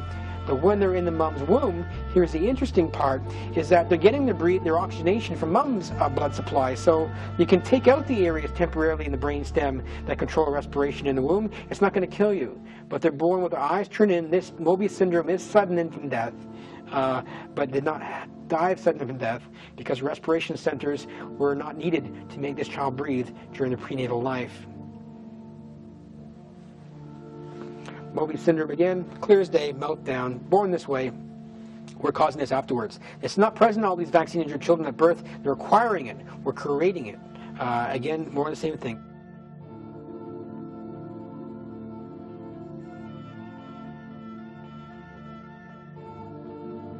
Now this, one slide, really bangs across the true magnitude of what we've done. This young boy has congenital rubella syndrome. That means mother was exposed to German measles, rubella, in the first trimester of pregnancy, was born this way, eyes turned in, corner of the mouth down, and this was before the vaccine era. This is back in the 1960s. And this young boy died. We got a chance to look at his brain and find out exactly where the lesion was that caused these symptoms, the dropping mouth and the eyes turned in. But the bottom line is, this was no mercury, this was no aluminum, this was no MMR, DTP, this is just the bug itself. Because the problem in physiology by mass and zeta are two different means that work together or in isolation that contribute to the leading of sludging of the human blood. Infectious diseases did have this mechanism, but it also has it by the zeta, and these two mechanisms alone can create these problems, and did create these problems before vaccines came online, which means they can still have these problems today, not just from vaccines. Vaccines have become the most prevalent cause of these problems because we mandated everybody has to have it in high frequency and high dose. But with more than 150 different separate foreign antigens in the body by the time the children are 5 years of age, beginning with the hours of birth, in high frequency and high numbers, with no rhyme or reason. And some of the experts from the pharmacy side have said these children can get 10,000 vaccines by the time they're 5 years of age. That is utter insanity. But we can change it now.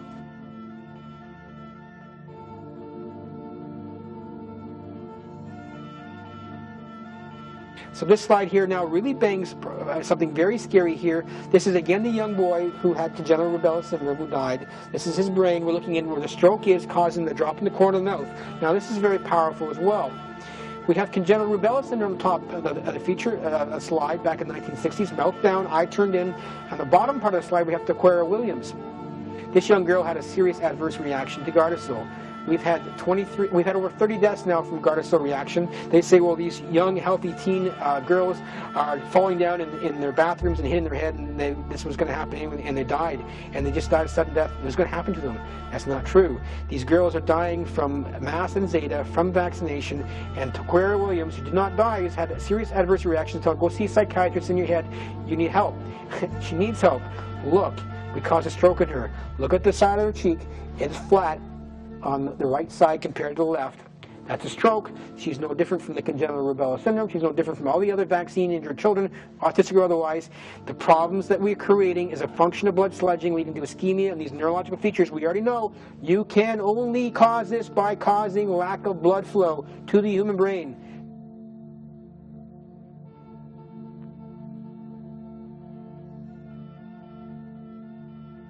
That's Gardasil, ladies and gentlemen. In Canada, we put $300 million of publicly funded advertising out there to go put this across the country after our Prime Minister's good friend Ken Bosenkool went to work as a lobbyist with Mark Frost.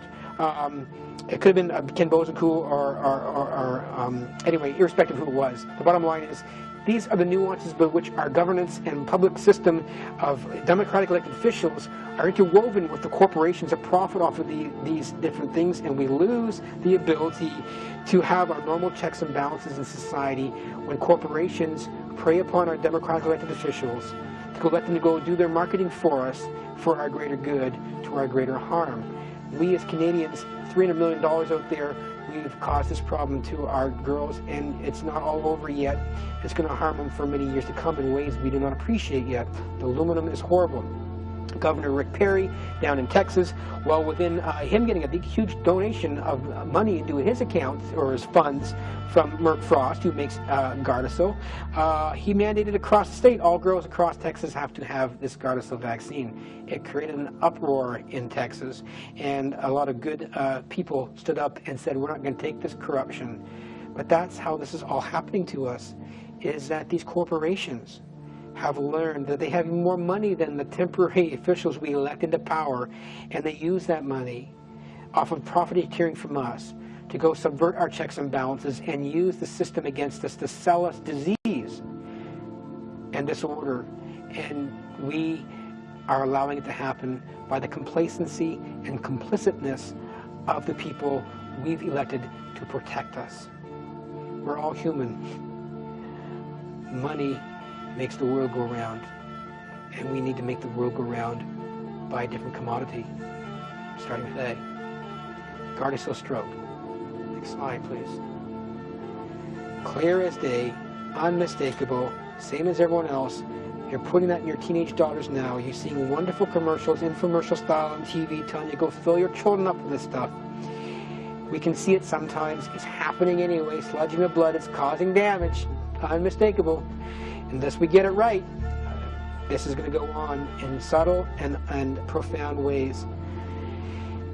These are just the statistics. Now, if you look carefully on the left-hand side of this slide, you'll see that Aquaria has a bruising in her arm. Unfortunately, because it's activating clotting, some of the platelets are being sucked up and consumed, so she actually has easy bruising, and this is called, medicine fancy terms, thrombocytopenia purpura. Basically, you have blue spots on your skin and low blood platelets because they're being consumed by being activated in the small microvessel trees. We don't know why, and we know it's a secondary cause from vaccination. And on top of that, look at this. Now she's bleeding at her fingertips. Like we said earlier, end vascular territories, nose, toes, fingers, ear tips. Well, these areas are end vascular territories, and when she's having damage there, the fingers can turn blue. She can have bleeding down there as well because all the factors involved in clotting are being consumed to other places, and these sort of symptoms can happen as well. The bottom line is a blood flow problem. Here we have a gentleman who has schizophrenia. He got an influenza vaccine. Not good. Look at the eyes, looking straight at you. He's looking normal. I'm asking him to look straight up in the air. He cannot look up. Both third nerves are now damaged. He cannot look straight up in the air. This is in the acute phases happening. It lasted for several hours. He had a acute decompensation from his schizophrenia as well. He was actually having further strokes. But when you catch him on the cameras and he's actually moving his eyes left and right, sure enough, you look at the left picture there, the right eye is getting out faster than the left eye. This is, these are neurological palsies. He's having this process going on right now. He's standing in the mic's mouth, getting ready to go back to where he's supposed to go, and he's walking around and everyone thinks everything's normal. He's stroking out his brain and other parts of his body. Influenza, bad thing.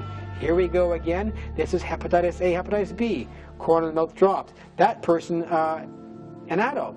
Now dementia. Dementia, the Alzheimer's type. Dementia is a change in cognition from a higher level to a low level, either acutely or stepwise deterioration. We're causing all this.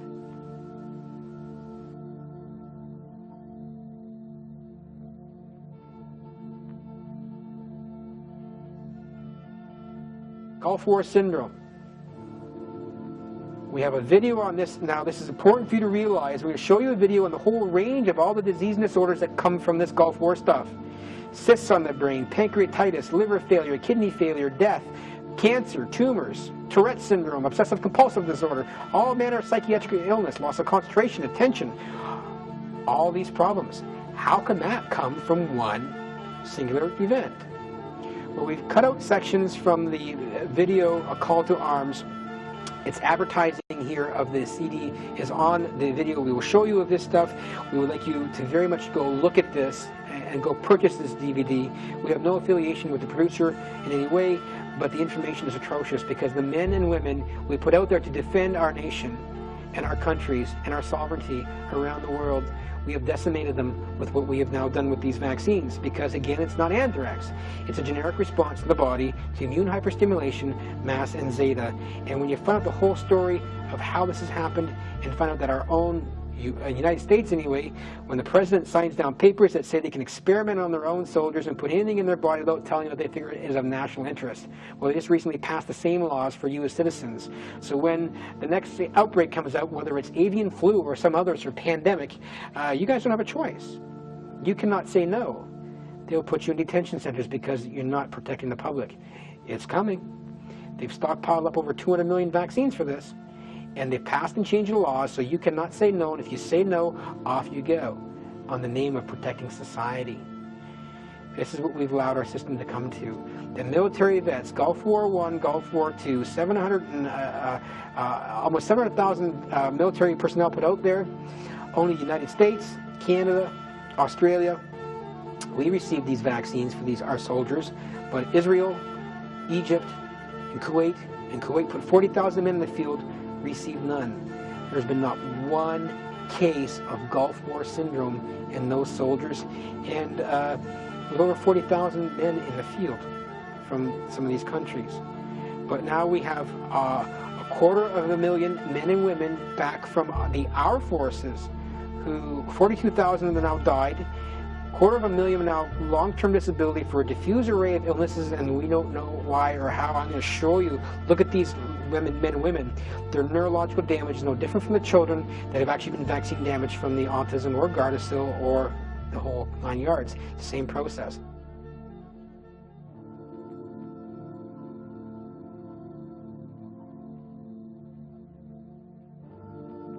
This is an important slide here, very, very important. This is what thalidomide did to children back when we were using thalidomide as a drug to get rid of morning sickness in women in the early terms of pregnancy. The children were born with no arms or no legs, and this was a huge problem. We thought thalidomide was damaging the actual tissue itself in fetal life. That's not true. Thalidomide, like a drugs, pharmaceutical products, and many of them are complex with aluminum anyway, they can impair blood flow, and they can impair the blood vessels to a certain extent, and in development in the fetus, if you're having something creating sludging in the blood, mass and zeta in the fetus, then these areas that have to grow, need to grow arms and legs. They're functioning laying down new blood supply. If you can't lay down the blood supply, the limbs do not grow, you're born with no arms, no legs. This was not the drug having some unknown property that impaired the development of these organs. This was the drug causing mass and zeta problem. Water is important as well, that led to these organs not developing. And how can I say that? Because now I'm going to show a slide of children given birth to from the women 18 months after receiving a series of 6 anthrax shots, which tells you a few things. One, here's an example.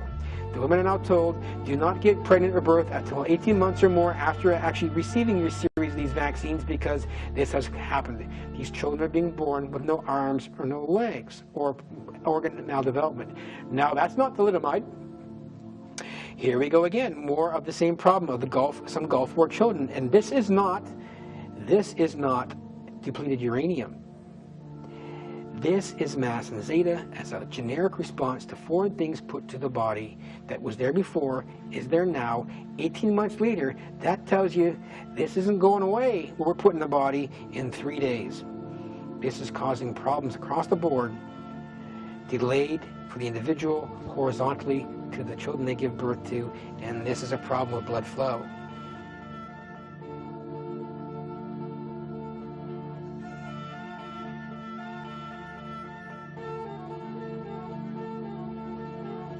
Now we're going to give you the video sequence for this young soldier, David Fay from Cincinnati. It's a horrible story.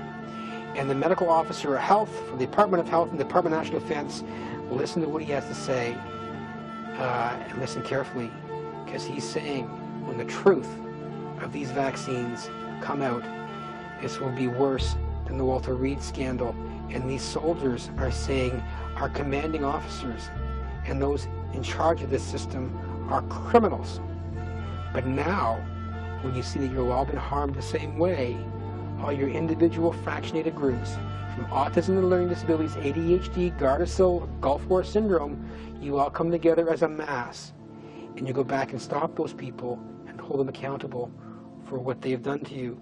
Again, I encourage you to purchase the movie DVD form, A Call to Arms, and you'll see its clips here, and we'll see what truly happens to our military vets, because what's happened to them is what's caused autism. And these are what they look at. On the one side, you see what David looked like. His face is nice, symmetrical, eyes are nice and normal, nasolabial folds are fine. And then now look at the slide with the pictures on, with the arrows on it. His corner of the mouth is down. That's a 7th cranial nerve lesion. He's had a stroke to his brain. No different from autistic children. His eye is turned in. That's a 6th cranial nerve lesion. That's another area of the brain, lack of blood supply. And it's turned in and up. That's a 4th cranial nerve lesion. He's got 3 separate neurological vascular lesions to his brain. We're not there before these vaccines, are there afterwards. He's got Gulf War syndrome, no different from autism, no different from ADHD, learning disabilities, dementia, same problem. We caused this problem. They say it's coincidental. This began within days of him getting an influenza vaccine, according to the records, if you can trust the records. Unmistakable. We'll just go through the slides. You look very carefully back and forth. You can see how subtle the asymmetries are. The eye is definitely turned in and up. This is not there before. He can't even look at himself in the face anymore. See for yourself. This is a common thing. Now this poor soldier here as well, he has a few problems going on here. We have him looking all the way to the left. And one slide again, you saw him in the video, you will see him in the video of what's going on with these Gulf War vets, that he's calling them criminal as well. The right cheek is a bit loss of bulk and tone. The eyes are not symmetrical, going up and down in the vertical gaze. And we'll go through a few more slides here and have a better look at him. And we go back there and we see that even his eyelids now are out of sync in terms of their blinking. You cannot see it. You watched the video, you saw it for yourself. You do not see that problem going on with your naked eye because it happens so fast. It happens so fast that you cannot appreciate it yourself with your own naked eye. Captured on film, and then you slow it down and you'll see it. First Lieutenant Jamie Martin shows clearly in his face, as you've seen in the video, as you're watching him speak to you directly on the camera, he is blinking, he is moving his face, he's moving his mouth, and everything from your perception of seeing him looks to be perfectly normal. However, when you put the cameras on him and you slow it down and play back in slow motion, you end up seeing that the eye blinks have become asynchronous, meaning that the one is going down and going up faster than the other. This happens faster than your ability to see it with your own naked eyes. It's not much different from you looking at a computer monitor and you see a solid screen. But if you put a camera to it and look at it back playing through the camera, because of the flicker frequency rates that you actually can now see the lines going across in the screen. This is what's going on with these neurological deficits as well.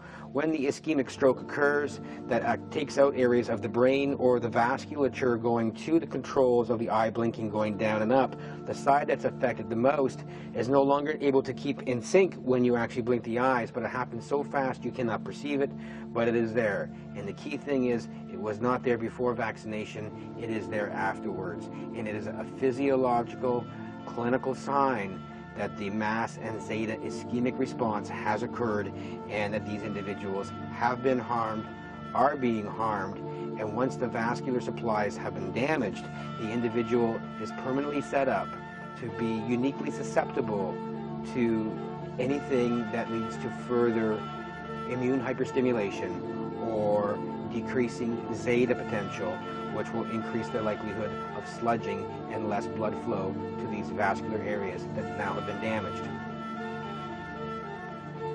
Looking at him again carefully here in this slide, you now see, if you look at the eyes carefully, you can see one eyelid is actually open up larger than the other on the right-hand side. But again, the left side of the face here, very subtly as well, you can see loss of bulk and tone in the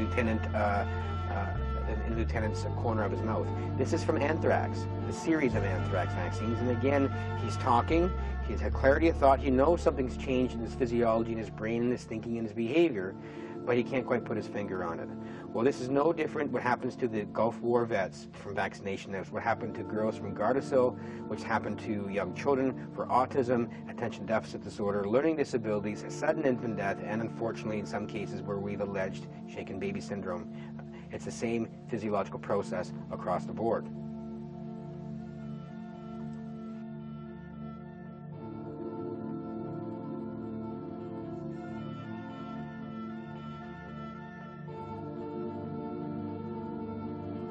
Signs do not have to be there. You can still have the damage going on throughout the body, all the microvascular trees, without these neurological signs that we see. And that is because these neurological signs are simply a window into a larger building of your whole body of this process happening. We actually just have the need to see it here now with our own eyes, looking at it the right way, to know that this process is occurring. And here's more of Rhonda again, very distressed, very distraught, basically realized something has happened to her. No one can tell her that there is anything. They say you have psychological problems, go see a psychiatrist.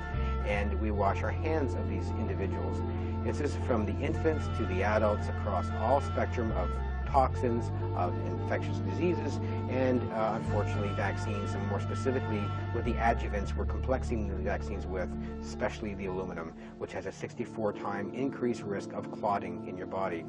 And that's why we use deodorant. We have deodorant complex with aluminum because aluminum causes things to coagulate, to clump, and it actually plugs up the perspiration pores in your armpits, and this is why we use that. And if you want to see this for yourself at home, if you just take a little glass of water and you put flour in that glass of water in a suspension, and you can pour in a bit of your favorite deodorant that has aluminum in it, and you'll watch the chunks of the flour slowly drop out of that suspension at the bottom of the glass. That's what's happening in your blood supply at the small microvessel levels. And that's profound for blood flow for areas of tissue that require constant rates of oxygen in order to maintain their life and their functionality. And these varied symptoms is what's actually been happening for everybody.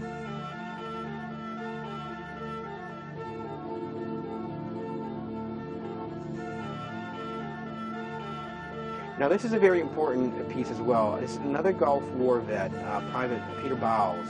Now you see he's lost his hair. This is after anthrax series of vaccines as well. But you see him in these series of slides here. He's grabbing his hand and holding it, squeezing it. So you go through the top slides here, he squeezes his hand and lets go. And you can see the hand all turn white. But when he lets go, it stays white in the area he squeezed. And the reason why it stays white that way, because the color variations in your skin, getting red or pink or in color or going white, is a function of the blood flow through it. So if you take your hand and you hold on your blood vessels really, really tight here and close your hand and open it, close it, you'll see that your hand becomes very, very white. That's because there's no blood supply going in there. But when you let go, in comes the blood supply, gets its color back. Mr. Bowles here, after the anthrax vaccine, squeezing his hand like this, he's showing you when he lets go that it stays white here across this area. All the microvessel, small blood vessel areas going to these areas have been burnt out. They've been, by the sludging process from the vaccinations, the lack of oxygen to these small blood vessels, these areas have been killed.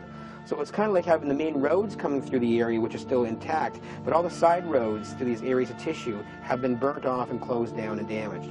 What we see happening here in the symptoms of his hand is the same process that's happening silently throughout the brain, the gastrointestinal tract, the kidneys, the liver, and the rest of the body as a function of an adverse response to these vaccines, which can be clinically silent or profound, up to including learning disabilities, cognitive problems, and death from sudden death. But this damage here is the same damage going on in the brain. These things you see in his hand in the bottom screen there, that's strokes to this vascular supply to his hand, leaving permanent lack of oxygen delivery to these areas. So this is the problem for all of these disorders, the function of these vaccines. This one more slide again with both him on both sides of me now.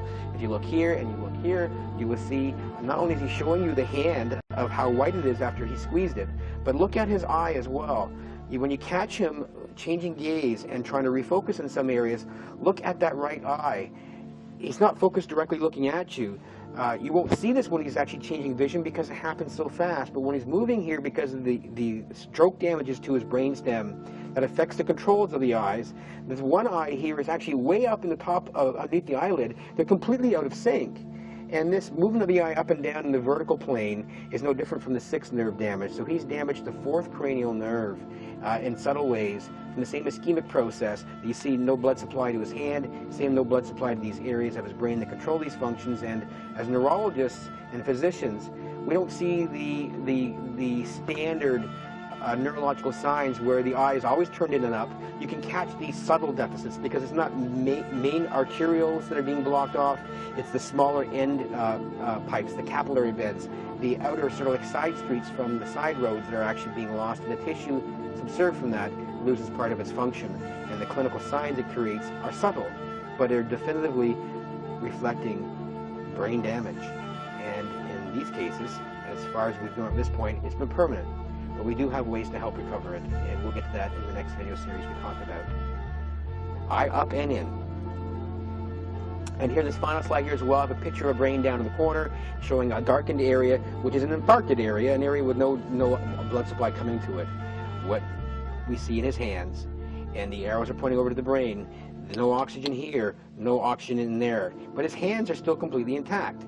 So you don't lose the tissue here, so we don't see damage in the CT scans, computerized tomography. We don't see damage in magnetic resonance imaging, and we don't see damage in angiograms or anything else. All the tools we have to non-invasively look at the functioning and structure of the brain are all completely 100% blind to this process. We do not see it.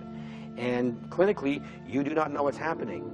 Without knowing the person is being harmed, without any symptoms that we know to say they're being harmed, we miss the whole process going on in the acute period of time and in the here and now, and unfortunately, serious consequences emerge from that.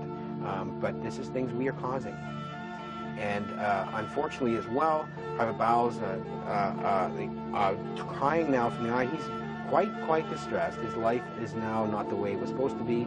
The vaccines we mandated he had to have in order to do his tour of duty has caused these problems for him. The same individuals are hurt by, everyone's hurt by the vaccines for children, by the same mechanism, but the diagnosis and disease disorders, to some degree, a bit of randomness to it, depending on the age you're harmed at, the time in development you actually have this damage happening to you, and more specifically, the randomness of what blood vessels actually get preferentially hurt the most at certain times in development. And in this particular case, he was also diagnosed with Tourette's syndrome. And that just goes to tell you as well, another neuropsychiatric disorder created by an environmental influence that creates no real observable clinical signs that we can see, but now you can see some of them. And it's vascularly based, it's ischemia, no oxygen based, and it creates very specific neurological deficits. And Tourette's syndrome is the loss of the ability to control motor movements, and you can have tics and you can have vocalizations. There we go again to another unknown cause of a very profound neurological disorder, Tourette's syndrome, same physiological basis as all of these other illnesses we're talking about, on a continuum as a common mechanism of injury in response to a variety of triggers. The bottom common line is this is sludging of the blood, and we can now control that.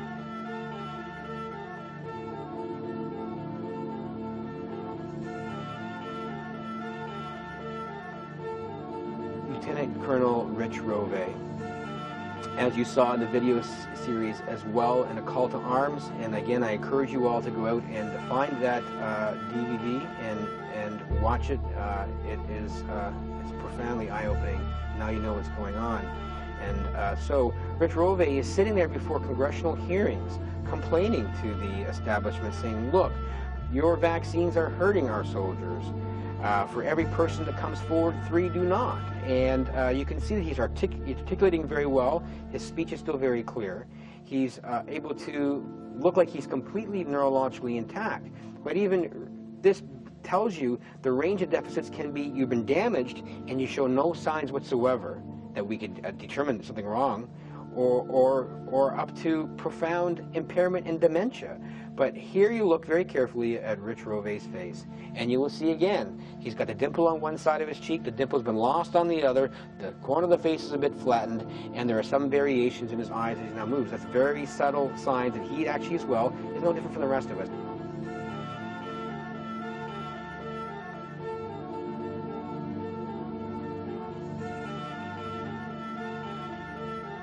Back once again to First Lieutenant Jamie Martin. Now this is important here as well. Look across these slides, and then again look at the eyelid there. So we're looking again at this time. If you switch it around here, the eye is closed, no problem, and open, no problem. Watching it on the video. However, slowing it down, and you see on the opening of the eyes, the one eyelid lags behind the other in the opening of the eye. There's always this lag. It happens so fast, you cannot consciously do this yourself, because it happens so fast. We now have the measurement timing for it of how it occurs. It's like a new reflex for neurological tools to examine a person's neurological integrity. We can tap hammers on your elbow or on your knee and watch your knee jerk, and you can't create that yourself. You can't fake it, and you can't fake this. You can open your eyes and try and do it there, but it takes too long. These effects are so fast that you can't volitionally, of your own free will, recreate this. So this is not faking it. You cannot malinger this, and it was not there before vaccines. It is there afterwards. It's a new neurological sign of neurological damage, and now it's time-locked to vaccination and toxins and infectious diseases to a certain extent. There you have it. And to make this point clear, we'll go through a few more slides here. I'm going to put them all together for you, and you can see how it all plays out together. I'm going to bring up again baby Gavin here. Gavin is the now 4.5 years of age. But Gavin is a young boy we saw earlier who he was born neurologically intact, and his mother got rubella vaccine 2 days postpartum, started breastfeeding, and his eyes started turning in, corner mouth went down. He now has moderate to severe autism, has limited language, and has all the classic behavioral symptoms of autism, many food intolerances, and has not been getting better with everything the family's been trying to do. And they've spent lots of money on all kinds of different opportunities of doing everything from chelation to behavioral therapies, to special diets, to supplements.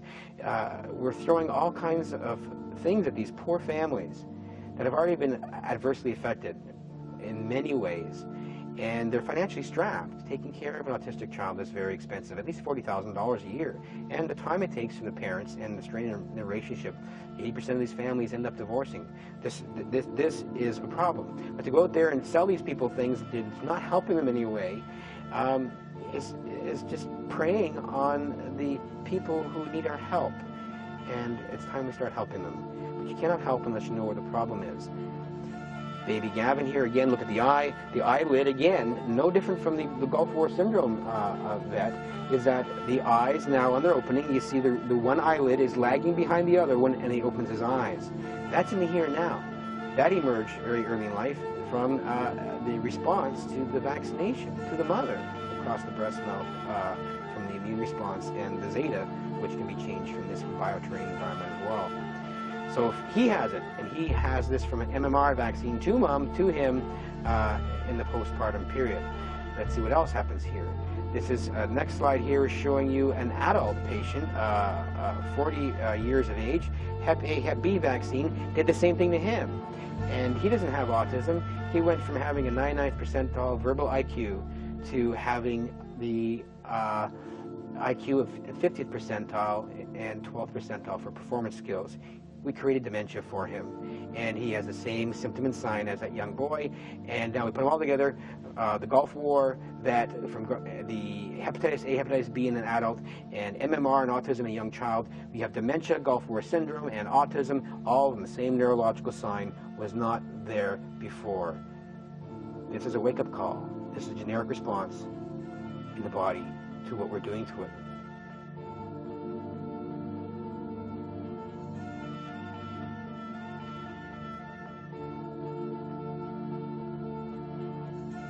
Stuck on a ledge, on a cliff, not being able to get up or get down.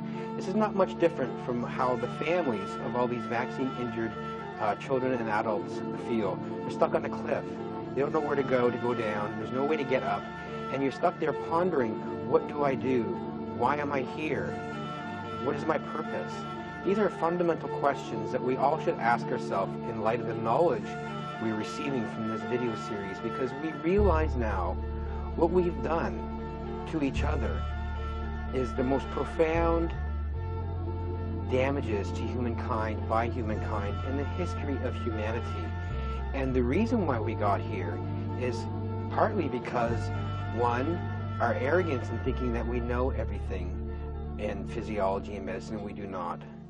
And two, by being here to advance our own selves, our own self-interest, to make money, to sell products, and to advance corporate lines, that commercialization has overtaken the fundamental human values of do unto others as you'd have others do unto you.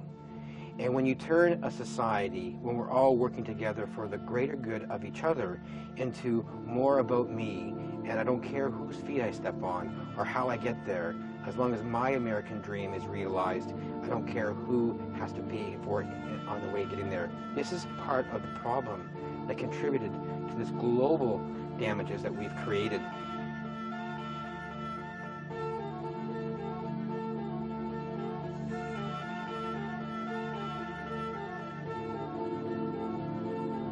Concern about water is very germane to one of the first things we need to do to help stop this problem of the blood clumping together and clotting together and coagulating. We have to disperse the particles in the water in response.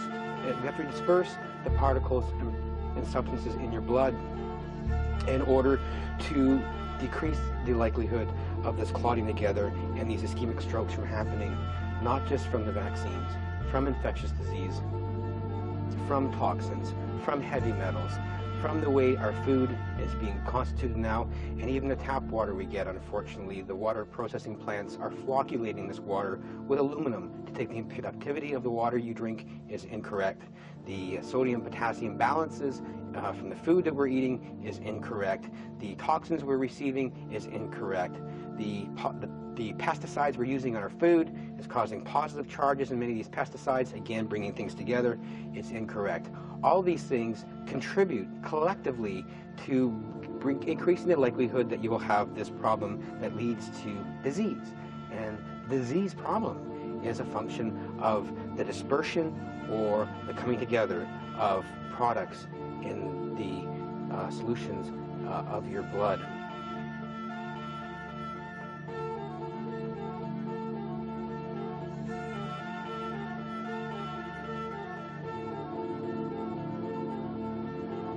Letting you know that there's more to life than sitting here and chasing that American dream. We're here for each other, and it's time we start working for each other for the greater good.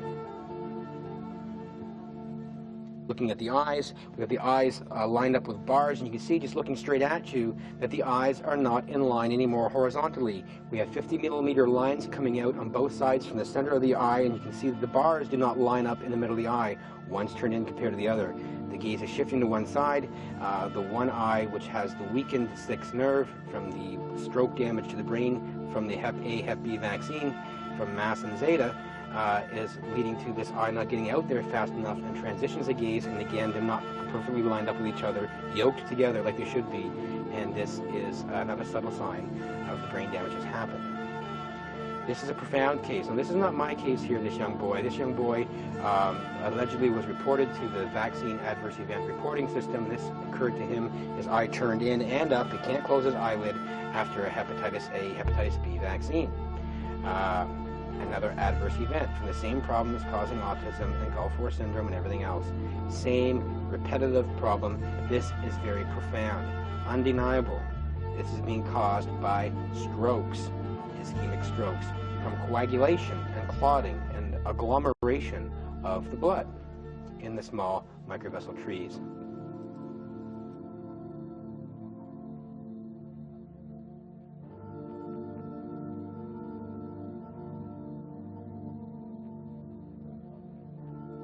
This young boy here as well, you see him looking from the side. His stomach is distended, again as a young baby. You can see the sixth nerve lesion with the eye turned in, and a bit on the seventh as well. But then now he has a leaky gut, and he has distension of the bowel, and he ends up going to see people who do work in autism and bowel disorders. And the distension in the stomach, we call it leaky gut syndrome in medicine.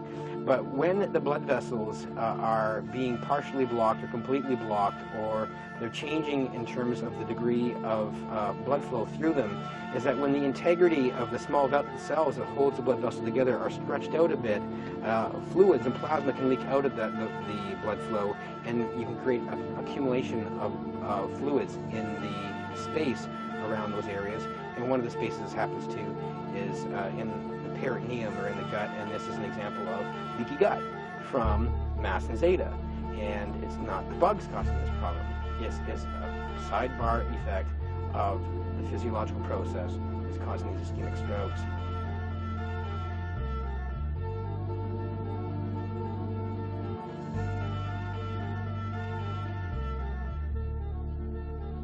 We come back to Gavin again here. Here's another sign that you can now see that actually something adverse is happening to the brain from these vaccines, is that when the eyes are looking straight at you and your transition gaze left to right, once you cause the ischemic stroke lesion to one of the nerves in the brain that controls the 6 nerves out here, where the eyes go out towards the right and out towards the left, that because this now has weak neural input to it, when you transition the gaze from one side to the other, because this eye here is under control of equal muscle control, pulling at both directions at the same time, when your eye moves from the extreme outward gaze in towards across the midline, because these muscles are not getting neural inputs in equal amounts, the inner nerve, the third cranial nerve, pulls the eye in faster, and so when you transition gaze very quickly, this eye that's been damaged to the 6th nerve comes in sooner, and we call it a slip, this is a new neurological sign as well.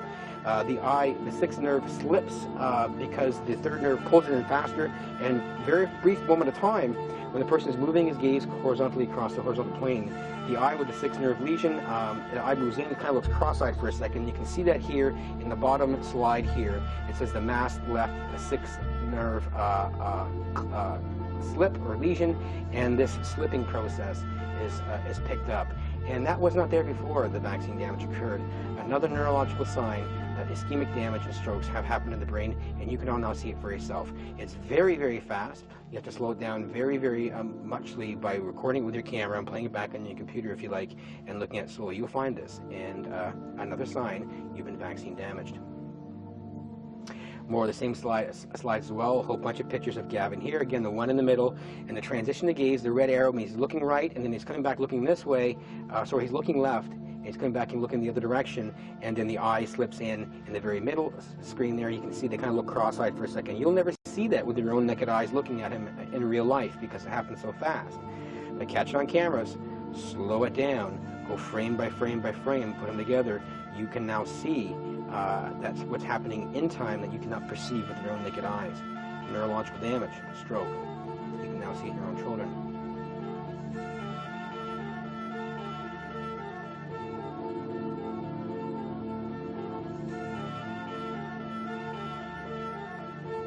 It's unmistakable. You cannot miss this.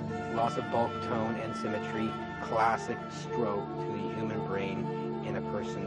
We say, Gardasil didn't do this to you. It's doing it to all of you in ways you don't even appreciate.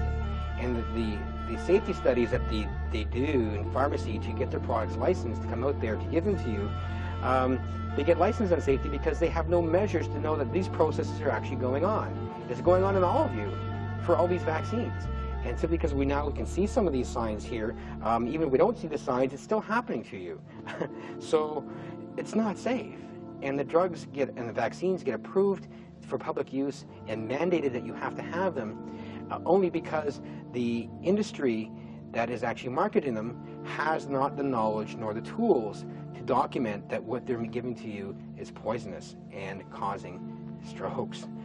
If you cannot measure it and you don't know what's there, then you can say it's all safe because you have no knowledge that what you're actually doing and seeing before your eyes is actually causing damage. And here to make this point very clearly. Now you can go out there and start Googling this stuff on the internet if you like. Just Google Gardasil and stroke and you'll find out that many of these girls are having stroke. And here is a slide from one of those articles on a young girl, Catherine, 20 years of age, who went to the hospital after Gardasil vaccine, and she had a stroke. She had she had paralysis in one part of her body, and she started vomiting uncontrollably. The doctor said, well, that must be flu, and they gave her medication to stop because she thinks she had a flu. But she definitively had a clinically documented stroke after Gardasil vaccine, and sometimes these strokes, which are silent, and they can become clinically apparent. And then we say, because they're not all clinically apparent, we say it's coincidental that this happened and Gardasil didn't cause it. Now you know differently. All these vaccines, all vaccines are causing this problem. And the aluminum in the vaccines, and the mercury was as well, had an additive effect of decreasing the dispersion qualities of the fluids in the body and bringing things together and clumping. And the clumping things cannot go through small pipe single file. They clog it up.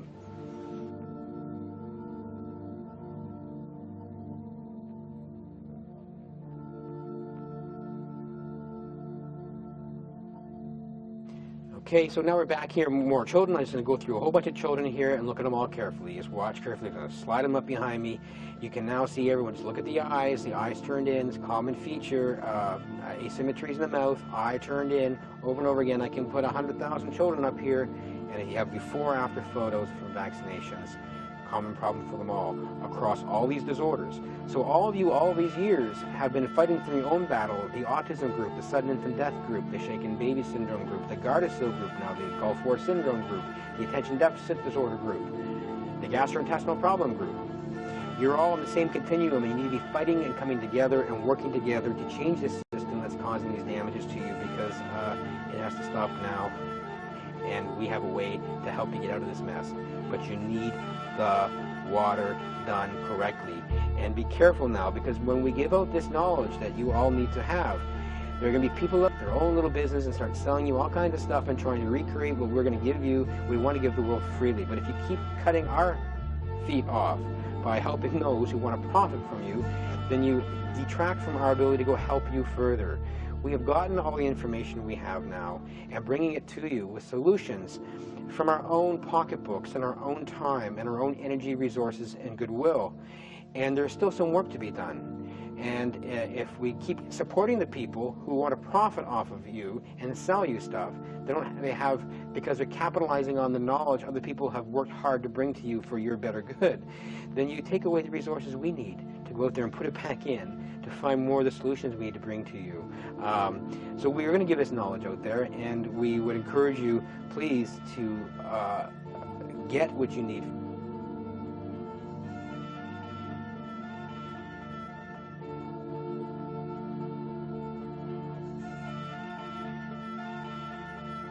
I'm going to go through a bunch of slides here as well. I'm just going to put them behind me very quickly.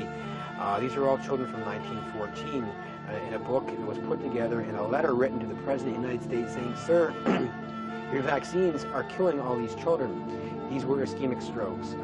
Vaccine E, tetanus, going way back 1914. All these children, healthy otherwise, dying within several days, a couple weeks of these vaccines. These are sudden deaths. This is ischemia. This is mast and zeta. And this is autism and Gardasil and Gulf War syndrome. Here we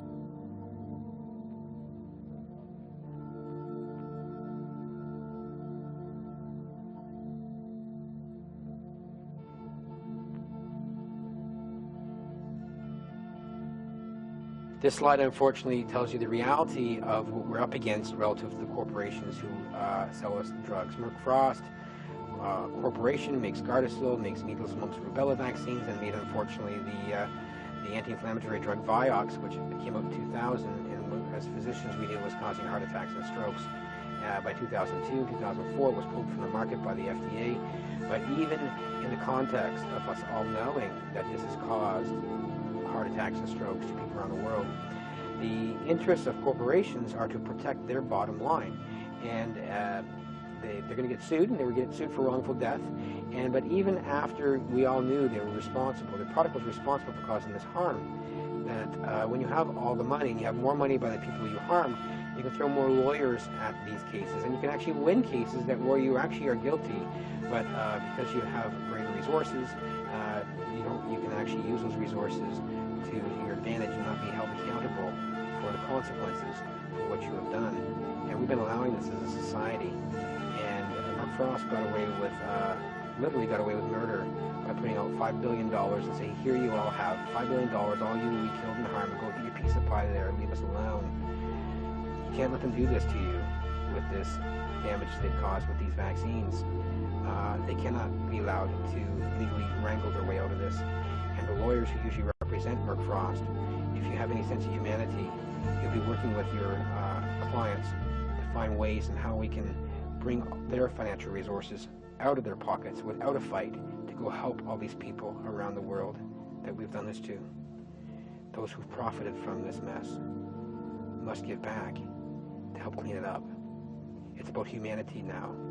It's about justice. And it's about doing what's right, not doing what's right for me or right for our corporation.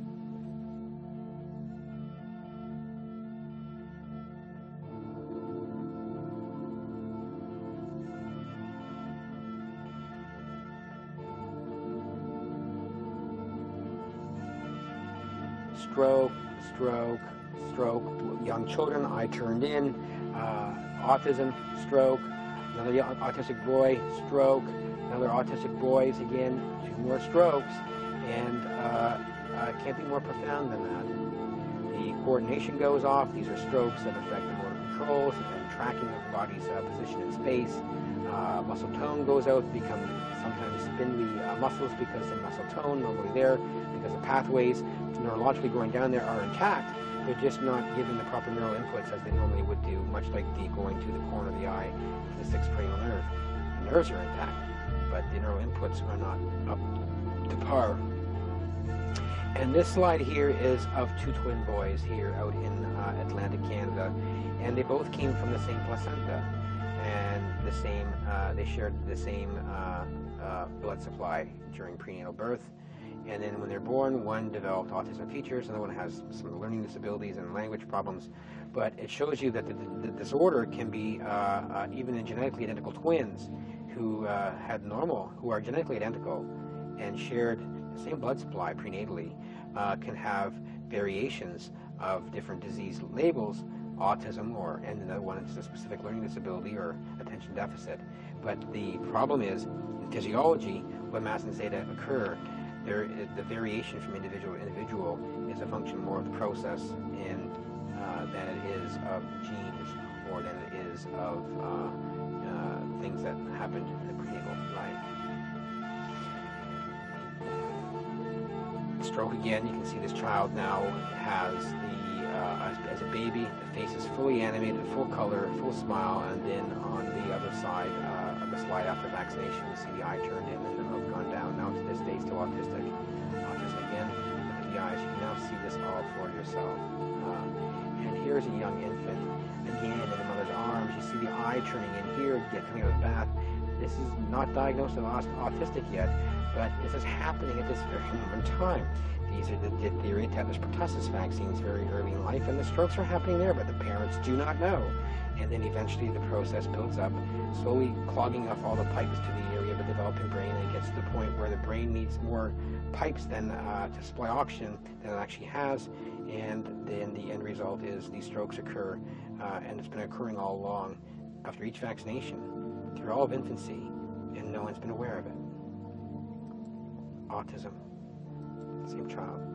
To this day, there it is. Mouth is open, corner mouth a bit down, right eye turned in. It all started with the first series of vaccines and got hit each time. And there's some randomness to it. Sometimes it will happen, sometimes it will not. That's why we can't find it in our population-based statistics, because it's a function of the quality of the blood at the time of these things happening to them. This young child, Phoenix, these are slides showing perfectly normal. He's even pointing to his eyes. They're perfectly symmetrical, smiling, symmetrical face, and then flattened out. And then the eye is turned in. He's got 6th and 7th nerve lesions here, and now severely autistic. And this is the vaccine again. There's a whole montage of people. This is a calamity, but we'll fix it. And now this slide is very, very important here, because what we're doing to the children, what we're doing to the adults with vaccines, we're also doing to all of our companion pets, because what happens in the human body relative to mass and zeta also happens in the horses, the dogs, the cats, the ferrets, and we're doing this to our animals as well. The slide behind me very clearly is a letter from Dr. Daniel O. Morris, Associate Professor and chief of dermatology at Penn State Veterinary Medicine. He had a dog there that he saw named Peaches, a spayed female rat terrier dog that after vaccination developed edema and ischemia, even at the injection site on repeat vaccinations. And they recognized it through a whole cadre of dermatologists who looked at this repetitively. And we see that at the site of injection, that the blood vessels are closed off. There is no oxygen being delivered to the tissue. It's validated and known in the scientific literature. And it's a complete contraindication. They refuse to give any more vaccines to this animal. And it's lack of blood supply. They said, well, it's probably a type 3 hypersensitivity response. That's what it looks like under a microscope, but there are no antibodies doing this. We don't really know what the process is, but it's happening. And what's happening here at the injection site is happening through the whole body. And we've been silent to it. And now you're able to recognize it's there. And we've been doing it to the dogs, cats, and animals. And this validates everything we're telling you, what you're seeing here. None of these vaccines are safe, as currently constituted, and delivered to you for anybody. Start with our water. That's the first step to recovery.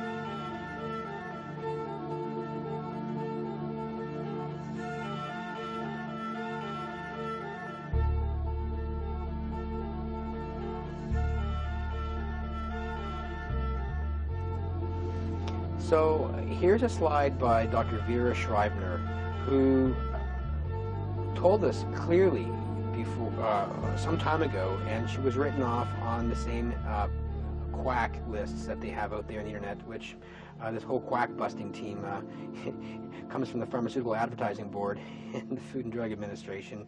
We actually have today the actual people who should be policed, the pharmaceutical industry, directing the Food and Drug Administration to go track down people who the pharmaceutical industry said, you know, they're quacks. You have the people who are being policed directing the police force to go police you, and this is a problem. This is a big problem. But anyway, Dr. Schreibner showed that after DTP vaccines, that the child and infant's degree of lack of breathing spells, apnea we call it, increased dramatically through something that they devised called a cot watch. So this is showing that these vaccines are causing some harm to these children. And she got written off as a quack. She's still to this day very vociferous, very articulate, written very many articles on the issue, and no one's listening. The reason why the children's breathing becomes irregular is because of the ischemic process from mast and zeta, which is impairing the brainstem areas responsible for automatic respiration. You have these pauses in breathing because the central drive for respiration is being impaired by lack of oxygenation by the mast zeta process, which is causing autism. And then she even put a graph together showing, look, here's the number of days after people get pertussis vaccine that they have sudden infant death syndrome. The numbers goes quite well correlated with time from vaccine to death. And again, this is going up 21 days afterwards, even 1 day after, even 3 or 7 days after. The bars here show you this. They've been saying all along it's coincidental. This is cause effect. This process, can we see it with the Gulf War vets, can last up to 18 months later and even affect an unborn child, born with no arms or legs. It's the ischemic process from mast and zeta, and it doesn't go away. Here is a pathological report from Orange County from baby M, and baby M became very sick and ill within 4 hours of getting DTP vaccine, MMR, and the parents brought him back to the doctor. They gave him Gardasil, they gave him Advil, said go home, 1 in a million chance to be something with the vaccination, and don't worry about it, and this is the common thing you get. So this can't be the vaccines. It doesn't happen. That this is just you're just having a flu or a bug or something coincidental.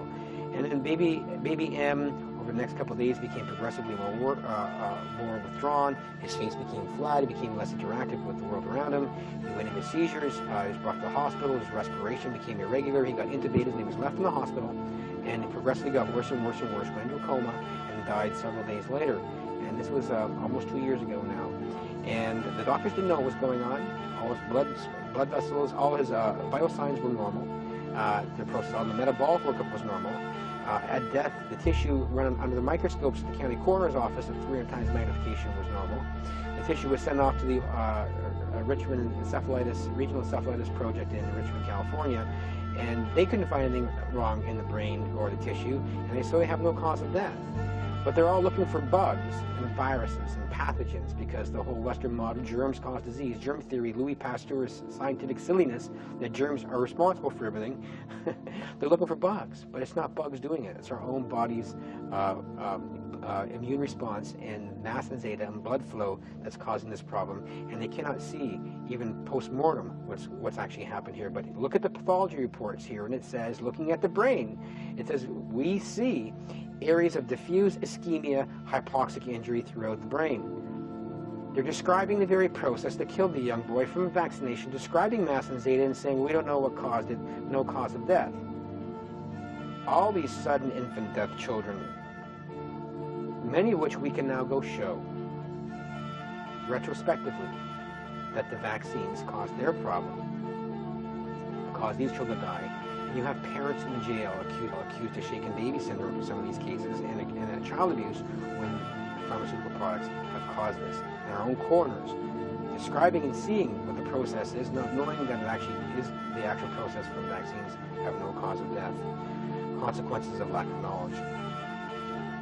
Even while baby M was actually in the hospital, cerebral perfusion scan was done because he was intubated. At this point, he would have died from the ischemic process because he stopped breathing. We call it sudden death that way. But now he's in the hospital, being breathed for by machine, going through the stages of where he would have died of sudden death. We got a chance to look at the brain in real time as to what's actually happening through the process of sudden death.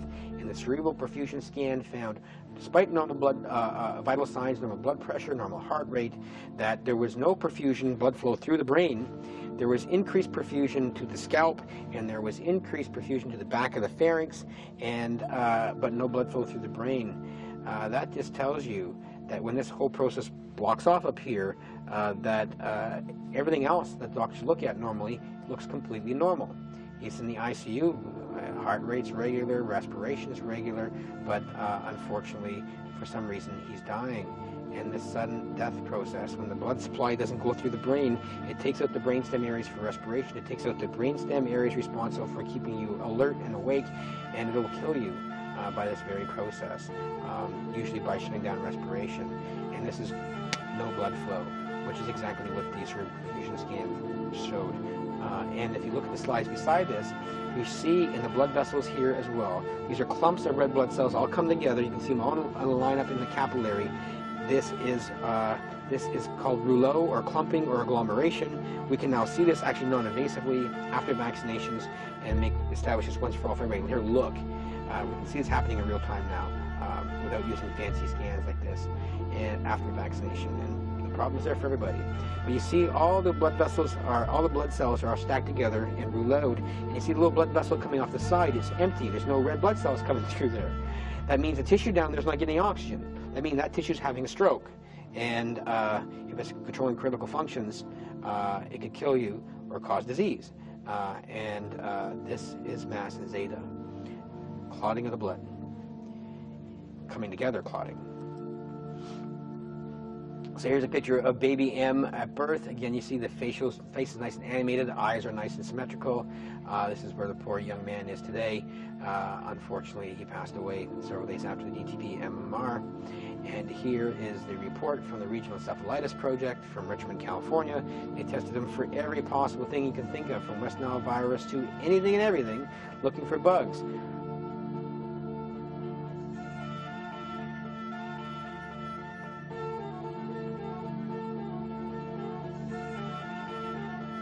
Bugs do not cause this problem. The whole Western-based germ theory model of disease is not correct since the time of Louis Pasteur. And it makes sense to think about it. If bugs are responsible for disease and germs are responsible for disease, which is the model we have in Western medicine, then someone should tell us, why does peanut butter sometimes kill people? Peanut butter is not a germ. Why does aluminum and chlorine and mercury, these are not germs, how do they cause harm and death? And these things are self-evident. However, if you accept the premise that germs cause disease, then it allows you to say, well, we have to give you vaccines to prevent you from having disease from germs, and sell you antibiotics. But if you do not know the cause in physiology, then you can sell all these crazy things out there. germs are not the end-all, be-all of disease. It's the physiological response to foreign things put in their body, and that basically means Louis Pasteur's model is wrong. That basically means Western-based medical practices and its premises are wrong, and that basically means we've never gotten down to what's causing disease in the human body, and we're telling you right here, Mass and Zeta, step one, let's fix the water and fix the bioterrain in your body, and we can now do that. And it's your choice.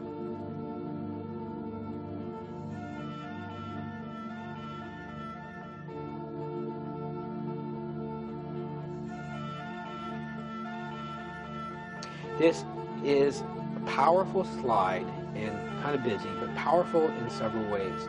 This again is looking at baby M. So 13 months of age, baby M got the DTP vaccine. There's a needle there, goes into his arm, and see how the eyes are going down sequentially, turning in, turning in, turning in, turning in. Days after vaccination, goes into coma and ends up in the hospital. But if you look over here where the eyes are turning in, you look over to the side here, you see these big yellow bars going down. This is a cut through the brain stem of the brain, and in there are the nerves that control the various eye movements. But you look where the arrows are going, right where the controls are for the 6 nerves on the outside of the eyes which are turning in. Right in that area is also the automatic respiration centers for breathe in, breathe out. If you are losing blood flow and oxygenation to these areas by this clumping of the blood, then as the eyes are turning in, you're also right beside the areas for respiration. You will stop breathing because you won't have the drive to breathe anymore, and you die of cardiorespiratory arrest. A healthy teenage girl, a healthy young boy, a healthy infant, this is what's causing sudden infant death. And baby M is an example of that. All the forensic data is there.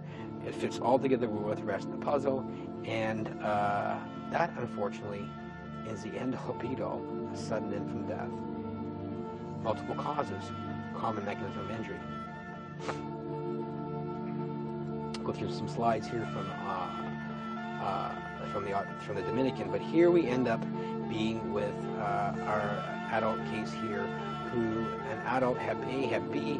Here's the black and white side shows the eyes being perfectly normal, symmetrical before vaccination. The bottom of the slide we threw a caricature up there to protect more of the identity, but again, the eyes turning in after the vaccine, and this case is before the federal circuit courts right now. They're going to try and deny all this evidence, say it's all coincidental. Only you can stop that.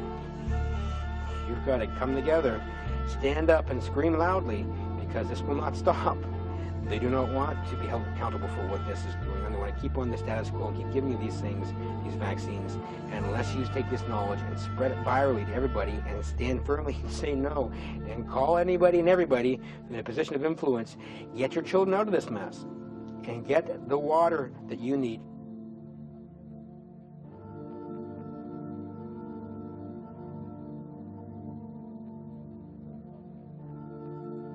Everything you're doing is blind, and it's random chance of success or random chance of failure, and you can target at the bullseye and hit the bullseye if you know what the bullseye is, and we now know what the bullseye is in terms of the here and now and how it's caused damage to the body. We'll fix all this.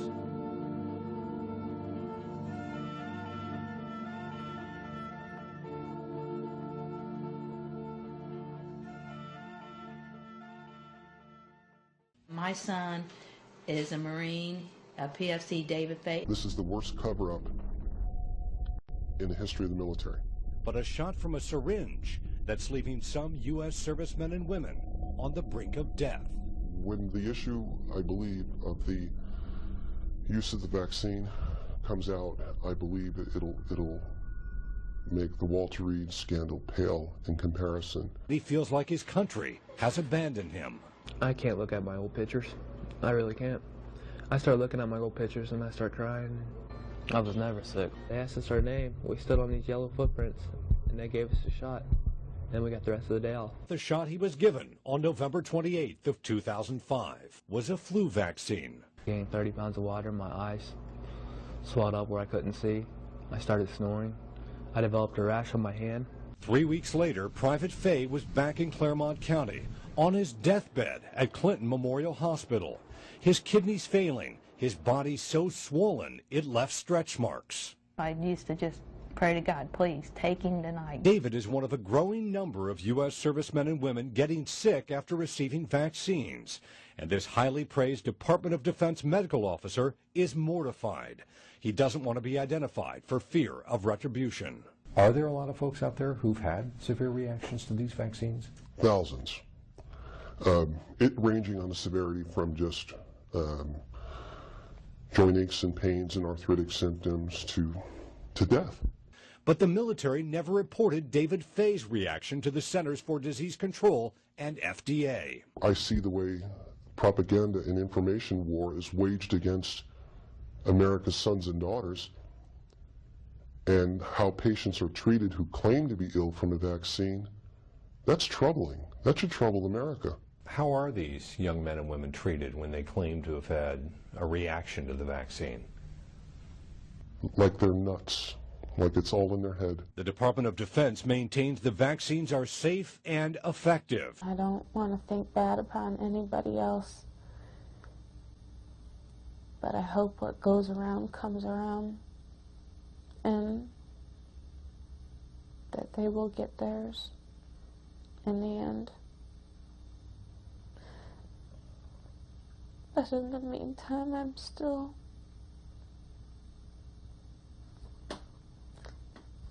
like this, and I won't know anything else. So very simply, there's a couple of principles that apply to zeta potential. High positive charge causes concentration, clumping, coagulation. Negative charge causes dispersion, holds things apart, and stops clumping and coagulation. So when the dust particles are held up in air and floating, they have a high negative charge that keeps them in suspension. Inside of your body, your blood is the same thing. The red blood cell carries the electrical charge that is light. It is the main carrier, but all amino acids, all proteins, all metals, and all minerals don't go into solution like sugar and water. They're held in suspension as minute colloids that start at a size of 1 micron and go down to as low as 6 angstroms. That is the lowest that we can measure. Andrew and I came together, I think, through an act of God about 6 weeks ago. I guess it's that, because about 6 weeks ago, I monitor a lot of things on a Google alert, and I happened to see this little thing that came through that says, Canadian doctor claims microvascular strokes are caused by coagulation. And this was Saturday night. I picked up the phone, I called his phone, found the number ultimately, and I called him on Sunday morning. We talked for 3.5 hours. He had the cases, he had the studies showing the results, but the problem has been there hasn't been a method of action to understand scientifically why this happened. Zeta potential happens to be that. We didn't understand an essential element of science. Colloidal chemistry, and this is what it is a very well documented science. But there are no longer any people in it that are doctors or health, and they're not taught it. And yet the doctors were the main researchers prior to World War II. This fell through the cracks. If you're not looking at the cause, and instead you're working on the symptoms, you can never get it right. So I'm going to turn it back over to Andrew to pick.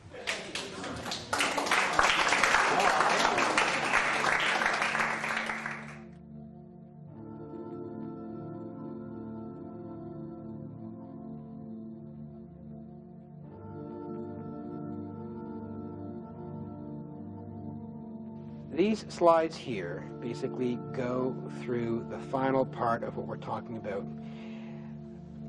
We'll go through the physics as well as why this is happening, and in the future, in the next DVD series, we'll explain to you why this is happening. We'll let you see it, how we can see with our own naked eyes. In fact, when we get ourselves in court for these people to defend these cases for you, I will ask any individual in that court, bring me any one of your own infants or grandchildren, put them here and give them a vaccine, and we'll show you, we'll live image it for you right here before the courts to see with their own eyes, see what's happening in the blood supply, what we're doing to every individual as a function of these vaccines.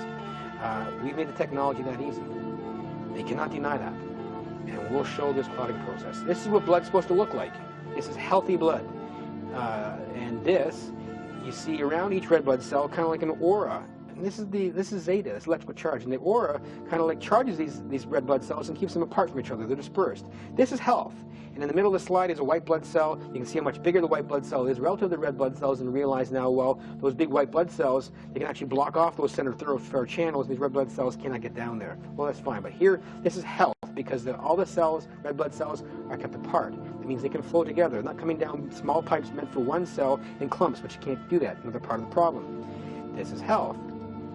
This is when they start to rouleau, when they start losing the zeta potential, the electrical charge around them. They no longer maintain dispersion. Like magnets sort of like losing the charge, you actually come together rather than repel each other, and you form these little sort of like agglomerations or clumps. And it changes the parameters of the blood flow in many ways, leading to hypoxias and strokes. But here, you can see, you can't get this number of cells clumped together down these small capillary channels because they're too big. And especially at points where the blood vessels come down and they take a turn, like pipes, if you will, like a 90-degree turn of a pipe, where you can get single cells down there, no problem. Try to get clumps, it won't go. It blocks that off.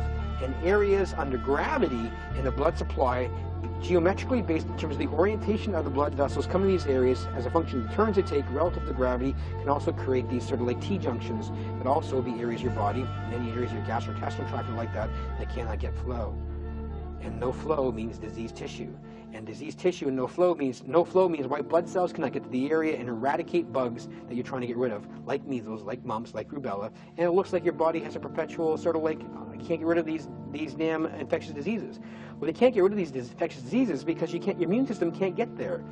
Your immune system in these sort of states becomes like soldiers behind the walls of a fortress. And they have to get out past their own moat, but the drawbridge has to drop down from get out there to go attack the enemy, the foreign invader. But if no one's going to drop the drawbridge, then you can have all of the soldiers that you want designed to go out there and take out that foreign invader. But if they can't get over there to go attack it, then the invader will set up shop and set up camp right in front of your fortress, and you can't do anything about it. But you have the soldiers who will take care of it. Can't get there, can't take them out. Rouleau and agglomeration is part of the problem. This is what it looks like. And this is not something you can tell in a peripheral blood supply sample, because we're looking out at the extreme of blood vessel areas. This is happening down the microcapillary levels, the 95% of the blood vessels where it's so tiny. These things block off these areas. They'll come through the other side. They get stuck there. You know, if you shower a bunch of golf balls up to the brain, they'll go down there, they get stuck. And you know, if you're going to go over here and record number of golf balls coming down, there will be no golf balls here because they never got past the blockages where they're supposed to be, and will be a loss. Well, we don't want to see a problem. We cannot see this. And all the things we're doing in medicine, we cannot see this going on. But we have ways now to see it live. And it's happening in many diseases. And again, here's now aggregation. This is not rouleau. You see how the red blood cells have come together. This is a charge problem. And we can fix it with a water problem. Here's a bunch of platelets in the middle. Even they can come together. And you see the same problem as well. The red blood cells, when they're dispersed apart from each other, that's a paragon of health. You're born that way. There are no white blood cells rolling along the inside blood vessel walls at birth. There are no red blood cells clumped together. That is health for humanity. And in the course of life, getting exposed to all these things, especially after these darn vaccines, this clumping together is happening. And it can be temporary, it can be transient, it can be waxing and waning, and it can be independent or in conjunction with other things we're doing in the environment that you're actually being exposed to. Infectious disease, or heavy metals, or chlorine, or fluoride, or aluminum, or mercury, or positively charged pesticides in our food. All of these things, or aluminum cans, all these things are important. And however, vaccine that's currently constituted is the camel, is the straw that broke the camel's back, and it can do it in and of itself without anything else. Platelet aggregation. Now here's something you're going to have to ask, and we'll get to in the next DVD series, is why did Western medicine make illegal dark field microscopy? This is a dark field microscopy slide. Light is shone on the microscope tangentially, and we can actually see more properties of live blood. We should be looking at live blood in the hospitals. We've seen this problem for everybody. The doctors can even look at it as well after they've vaccinated children in their doctor's offices. Look at the blood several hours afterward, before and after. Use dark field microscopy. Before it was nice and smooth. Everything was kept apart. It looked like this. Now it looks like this. It's coming together. That's what the vaccines are doing to everybody. This technology could have showed you. Why did they make that illegal? If you do not look for something, you will never find it. If you have something to hide, you don't want to show it. If you're responsible for causing harm, you don't want to be held guilty for it. If you're here to help each other, for humanity, for the greater good, then we have to look. Then we have to be accountable. Then we have to do for each other. And we have to do things differently. We will have another DVD series coming out shortly, which will describe and show you in real time this process happening and what we now need to do in our environment, in your foods, in your water, in our way to approach the control of infectious diseases in society to get you all better and to keep you better without putting foreign things in your body. There is a way. But I encourage you all right now, come to the BrainGuardMD.com site. We will provide for you the CPAN gels that you require and the water the way you need to have it to start the process of healing and preventing much disease. You are all fish out of water. We're going to put you back in the right water.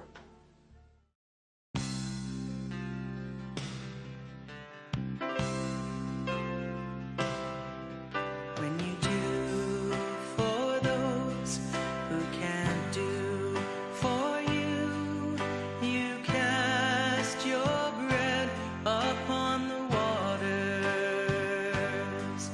and you will find after many days it all comes back to you. So give yourself away, cast out with hope for the harvest to come. Give yourself away, though you may never see how God works in mystery. So give yourself away. When you serve the ones that He holds most dear, you find the things you need. When you share the load, when you dry the tears, the power of grace is free. So give yourself away, cast out with hope for the harvest to come. Give yourself away, though you may never see how God works in mysteries. So give yourself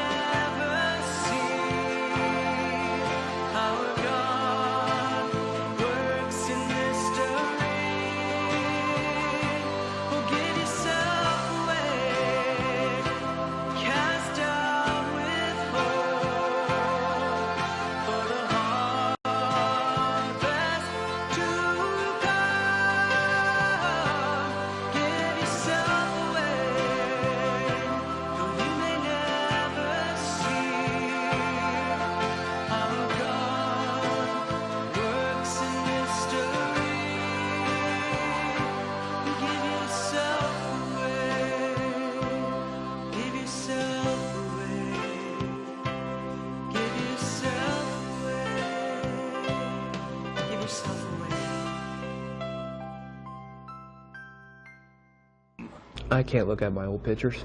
I really can't. I start looking at my old pictures and I start crying. Still do the ballroom dance, that they're still dancing on the subject and there's still information coming in and they still stick by their guns and they still say that there's nothing wrong with this vaccine. They're criminals. Just to get up and be without pain. I mean, just to get up every day and just be happy.